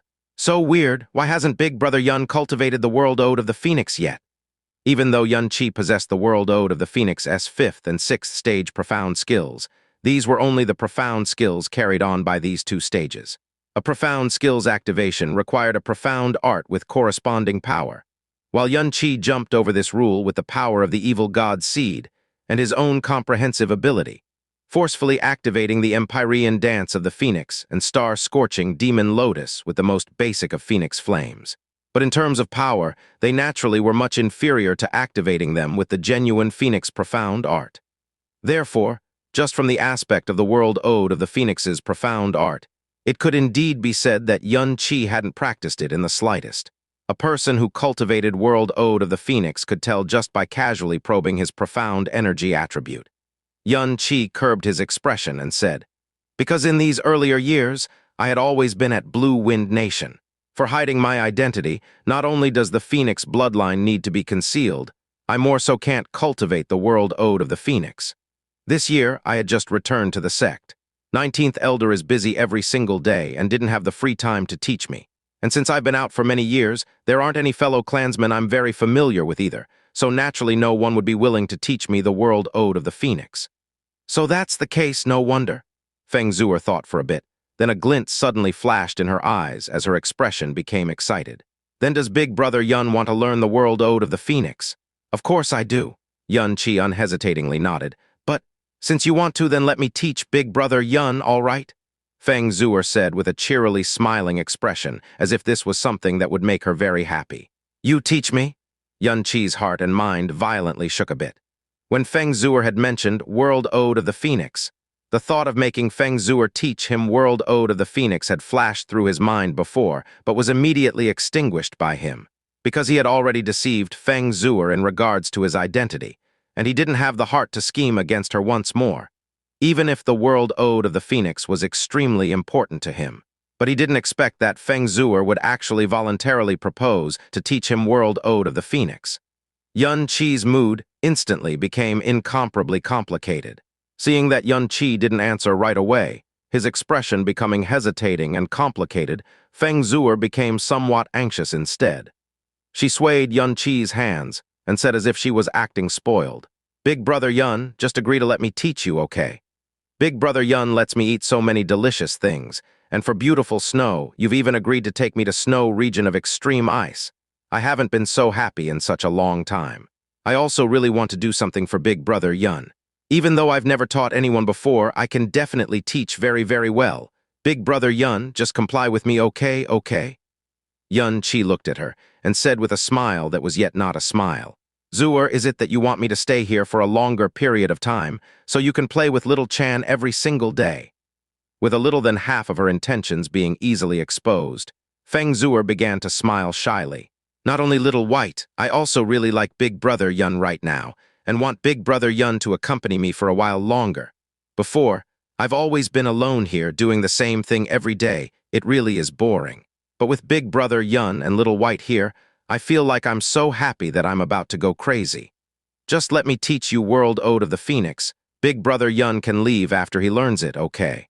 From Feng Xue'er's perspective, teaching World Ode of the Phoenix to a divine Phoenix sex fellow clansman really wasn't much, because it was a profound art that every single Phoenix disciple knew how to use, and could be cultivated if one possessed the Phoenix bloodline. Ones who possessed the Phoenix bloodline, yet didn't cultivate World Ode of the Phoenix was instead abnormal. Seeing how Feng Xue'er was at the moment, if he were to refuse, she would instead feel at a loss. He originally didn't have the intention to steal World Ode of the Phoenix from Feng Xue'er, but okay. Xianxia chose to gladly agree and said half-jokingly while half-exclaiming to himself, "Letting Xu'er, Princess Snow, to personally teach me World Ode of the Phoenix, it seems as though I'm dreaming." "Hee." Feng Xue'er cheerfully laughed. "This is the first thing I'm doing for Big Brother Yun. I'll definitely take it very seriously. Then how about we start right now?" "Okay." Big Brother Yun is wounded right now, and just by chance can quietly comprehend the profound formula when recuperating. Then I'll teach Big Brother Yun the fundamental formula right now. Big Brother Yun needs to attentively comprehend it, okay? Amidst the soft voice, Feng Xue'er lifted her finger and pointed at the center between Xianxia's brows without touching him. A stroke of firelight faintly flickered. Instantly, World Ode of the Phoenix's fundamental formula distinctively emerged within Xianxia's sea of consciousness. World Ode of the Phoenix's fundamental formula flowed into Xianxia's mind. What throbbed first was not Xianxia's mind, but the evil god's fire seed. A flame also starting burning within Xianxia's mind, gradually imprinting the drifting, profound formula firmly into his soul. The requisites to learning the World Ode of the Phoenix required having the Phoenix bloodline. Even when possessing the Phoenix bloodline, it would still take a very long time to comprehend the fundamental formula of the World Ode of the Phoenix. This was because the World Ode of the Phoenix was essentially a profound art that belonged at the plane of gods. The flame laws it contained were far above that of ordinary profound flames. Even the weakest first to sixth stages required an immense difficulty for the user to perfectly comprehend, and was absolutely not something ordinary profound arts could compare to. But towards Xianxia, this wasn't at all a concern. That was because the existence of the evil god's fire seed allowed him to easily understand and comprehend laws of fire of any shape and form. With the evil god's fire seed, Xianxia's current body was like an unpolished jade that could be sculpted at will. Even if it was this powerful World Ode of the Phoenix, the process of comprehension would be as simple as directly carving it into his body. After reading the fundamental formula of the World Ode of the Phoenix once in his heart, Xianxia had already understood it clearly. Those profound formulas turmoiled in his soul, then suddenly combined together, creating a vast and boundless world. That was a dark sky of stars with countless heavenly bodies within. And in the next moment, scorching flames suddenly burned up and entirely engulfed this colossal cosmos. In the sea of fire that could overturn the world, a loud and resonant phoenix cry suddenly sounded. As a golden-colored phoenix spreaded out its wings, bathing in flames, born from the sea of fire. A surge of scorching yet vast aura filled Xianxia's mind to the brim, and also caused him to feel as if he had opened a gate to another world all of a sudden, as his body was also placed within a whole new world. As the profound formula entered Xianxia's body, he closed his eyes and became motionless. Princess Snow quietly sat in front of him. Her beautiful eyes continuously watched Xianxia. In order to prevent unusual conditions such as soul damage and profound energy going into chaos during his comprehension mode. But as an hour passed, Xianxia was not only completely calm during this period, even his breathing had completely stabilized and was steady to the point that it seemed as if he had fallen asleep. Princess Snow showed a sign of relief. She once again looked at Xianxia for a while and muttered to herself in a low voice, "It seems he has started to comprehend. There should be no problems if this was the case, but it should take a long time. Little White, let's go play." Feng Xue'er stood up, and just as she was about to go towards Little White's side, a layer of mist-like flames suddenly flared up on Xianxi's body. Feng Xue'er stopped in her tracks and looked at Xianxi with a surprised expression. The spontaneously ignited misty layer of flames adhered onto Xianxi's body, slowly flowed and shifted on the surface of his body, and gradually burned higher and higher. Right after, these flames again extinguished, and an illusionary phoenix's image emerged behind Xianxi's back. At the same time, the phoenix mark on Xianxi's forehead appeared by itself and released a dazzling golden light. "Ah!" Feng Xue'er uttered an astonished cry as she stared blankly at the phoenix mark on Xianxi's forehead. That was a phoenix mark that anyone who carried the bloodline of the phoenix would have. When igniting phoenix flames, unless one deliberately conceals it, the phoenix mark will emerge by itself. Princess Snow still had her stupefied look as she stared blankly at the golden phoenix mark on Xianxi's forehead. The expression in her eyes was in unrest, as the emotions contained within her gaze suddenly became incomparably chaotic. The phoenix's image lasted for a long time before it finally slowly vanished, and the golden imprint on Xianxi's forehead also faded along with it. Xianxi also opened his eyes at this time, and at the first glance, he saw Feng Xue'er's eyes that were filled with astonishment. "Big brother Yun, you actually have already completely comprehended the fundamental formula and thoroughly mastered the bloodline and world ode of the phoenix's profound art." Feng Xue'er stared her eyes wide and said with a voice that carried a heavy tone of disbelief. "That's right," Xianxi nodded. "Isn't this very easy, right, Xue'er? How long did it take me in total?" "It only took an hour." "An hour? Is this considered very short? Short to the point of unfathomable?" Feng Xue'er's emotions turmoiled. "The fundamental formula is the foundation of world ode of the phoenix's cultivation. Only after thoroughly comprehending it would one be able to harmonize their bloodline and profound art. It's also the most important and the most difficult step, even under the help and guidance of the senior generation. And even if one's comprehension ability is very great, it'll still need to at least take over a year, and some would need several years. But Big Brother Yun, you only used an hour." With the evil god's fire seed, no matter how difficult the fire attribute profound art, it was all just like the lift of a hand for him. Only after hearing Xue'er saying it like this, did he suddenly realize that mastering the fundamental formula just like that was indeed a somewhat exaggerated speed. Just as he was pondering how he should explain, he then saw Feng Xue'er's charming face already blooming with utmost reverence. "Wah, Big Brother Yun, you're too amazing. You're the most terrific genius that Xue'er has ever seen. Back then, Royal Father had praised me for comprehending the fastest, but compared to Big Brother Yun, I'm way inferior." Xianxi somewhat embarrassedly pressed his forehead. "How could I be as amazing as Xue'er said? It's clearly Xue'er who has taught me well, which is why I could comprehend it so fast." "Heh, Big Brother Yun only knows how to coax me.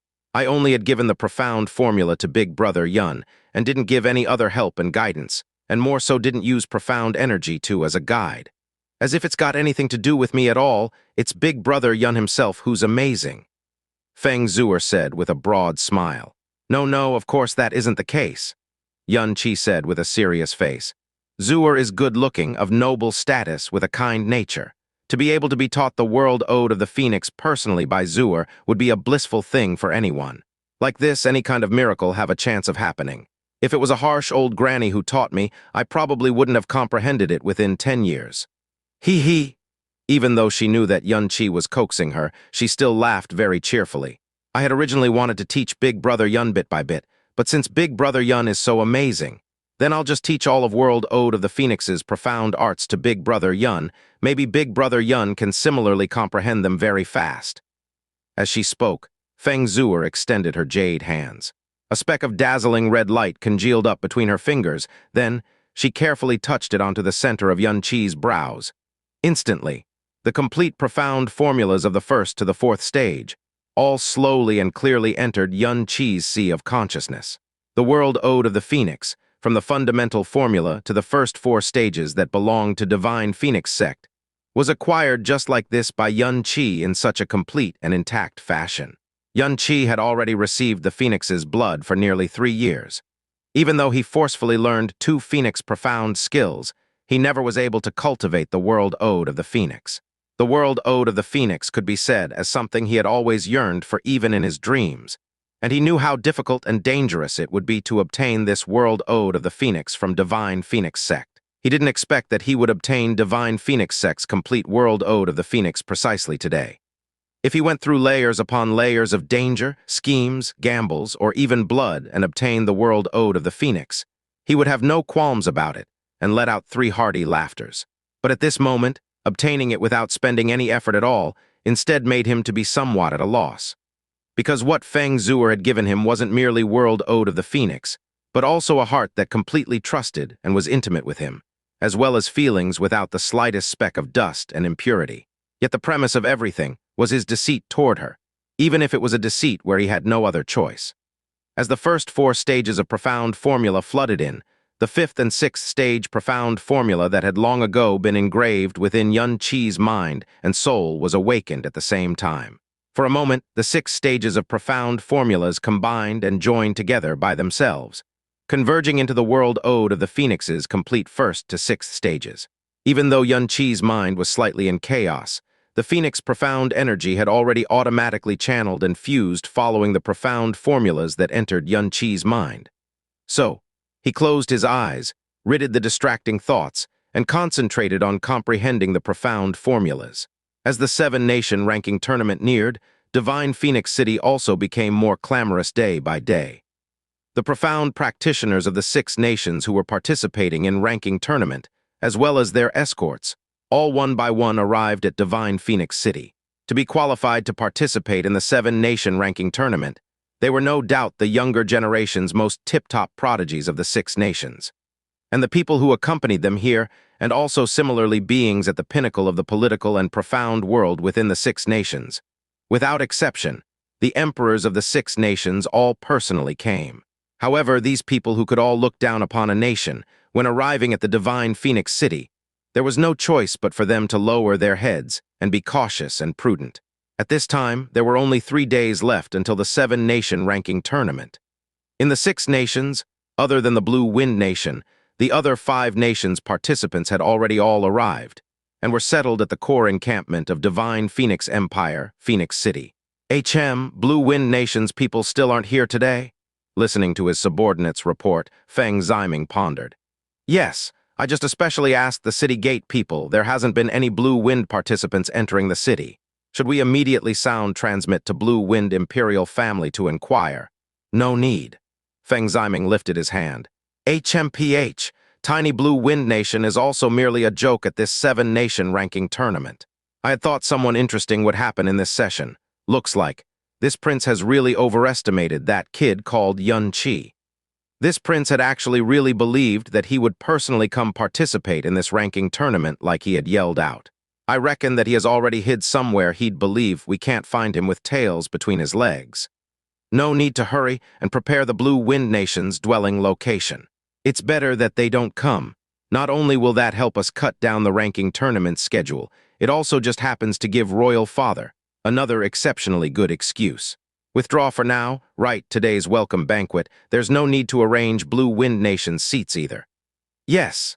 A long time ago, there were 2 young profound practitioners. One of them was named Zhu Kun, the other named Liu Ti. They were of ordinary aptitude and were frequently bullied and mocked by others. So they worked hard for prosperity and decided to assiduously train together. Every single day before the sun even came up, as long as they heard the crow of roosters, they would get up from the bed and practice swordsmanship. Day after day, year after year, finally, they both got hit with the bird flu. What is bird flu? Feng Xue'er asked very curiously. It's a very terrifying virus, Xianxia said in dead earnest. This story is called Working Hard at the First Crow of the Rooster. The moral of the story is that we definitely have to keep away from the bird flu. Ooh, this story is so boring. I still want to hear the story of Snow White. After Snow White and the Frog Prince got together, what will happen then? I really want to know. Let me think about it properly. Xianxia scratched his scalp. Think of it properly, okay? Big brother Yun, say ah. Leaning on Xianxia's shoulder, Feng Xue'er put her half-eaten dragon meat skewer beside his mouth and watched him take a big bite out of it with a grin. Once the Pandora's box was opened, the former taboo would rip apart a gap ever increasing in size.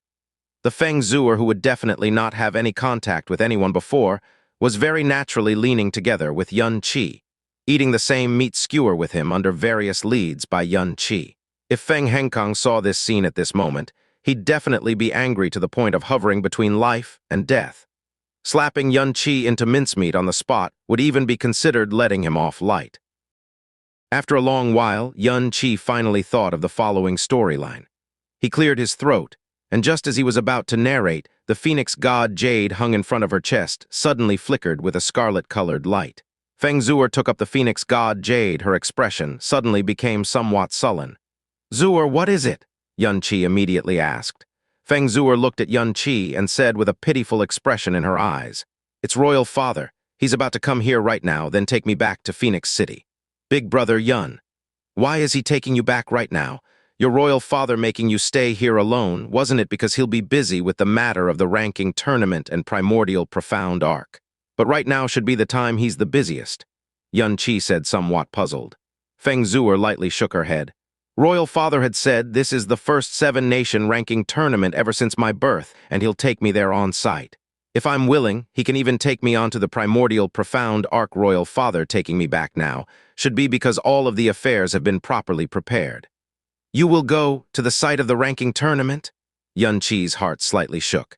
"Amen, Big Brother Yun, quickly leave this place. If Royal Father sees you here, it'll be bad." Feng Xue'er stood up, her expression somewhat panicky.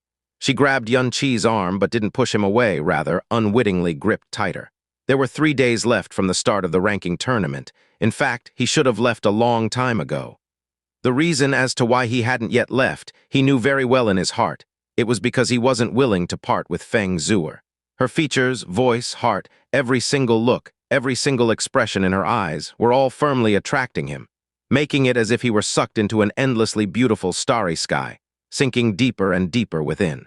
In this world, no one can withstand her charm, and Xianxia, due to an accident stemming from many causes, with extraordinary luck, became the first person who could make close-range contact with her. "It's indeed time for me to leave," Xianxia exclaimed in his heart. Attentively watching Feng Xue'er's eyes flickering with light, he lifted his hand, put it atop Xue'er's head, as his fingers slowly slid off along the contour of her hair. This unduly intimate action caused Feng Xue'er's eyes to only tremble a bit, but she did not show any signs of rejection. "Xue'er, these days I will always remember. Thank you, and thank the heavens for letting me meet you." "Big Brother Yun's words are so weird." Feng Xue'er minted her charming lips. "Later we will still meet again, isn't that right?" "Of course," Xianxia smilingly nodded, "because I've already promised to take Xue'er to see the endlessly flowing snow. My promise to Xue'er will never be forgotten."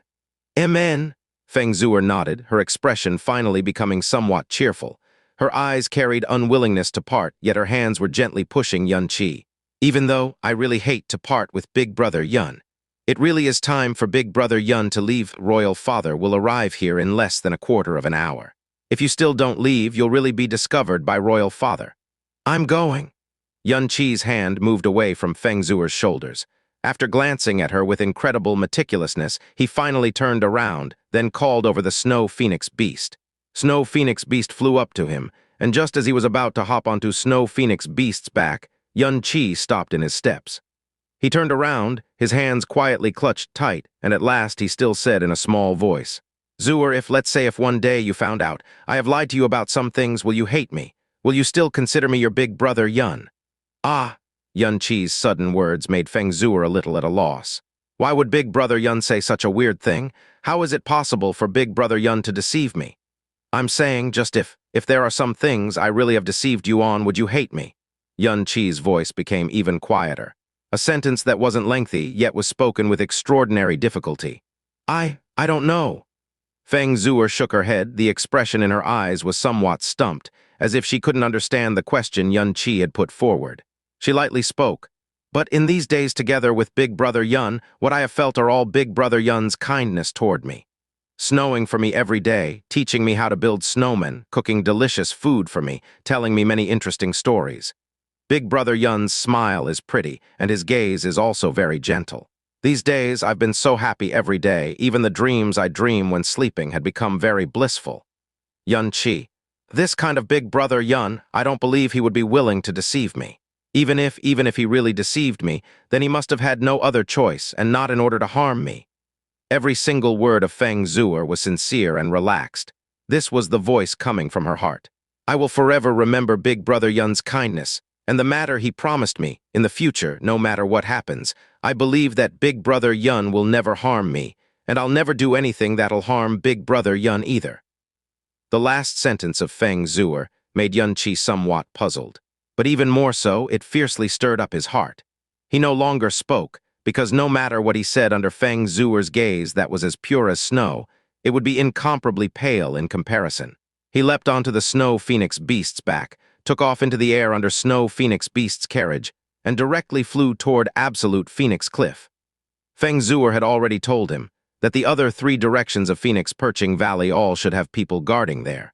If he were to safely leave without alarming anyone, he would still need to go through Absolute Phoenix Cliff. Big Brother Yun, I'll come here often in the future. I will wait for Big Brother Yun to appear once again. Big Brother Yun, you can't forget the words said between us. After I'm 20, you definitely have to take me to snow region of extreme ice. Big Brother Yun, little white, I'll miss you guys very much. The sound of wind howled beside his ears. Feng Xue'er's voice came from below against the wind. The voice at last even carried a sobbing tone that was being repressed with effort. A few thousand meters in height wasn't much for Snow Phoenix Beast. Very soon, Absolute Phoenix Cliff's summit appeared before Xianxia's eyes. Xianxia dismounted from Snow Phoenix Beast's back and stood beside the cliff.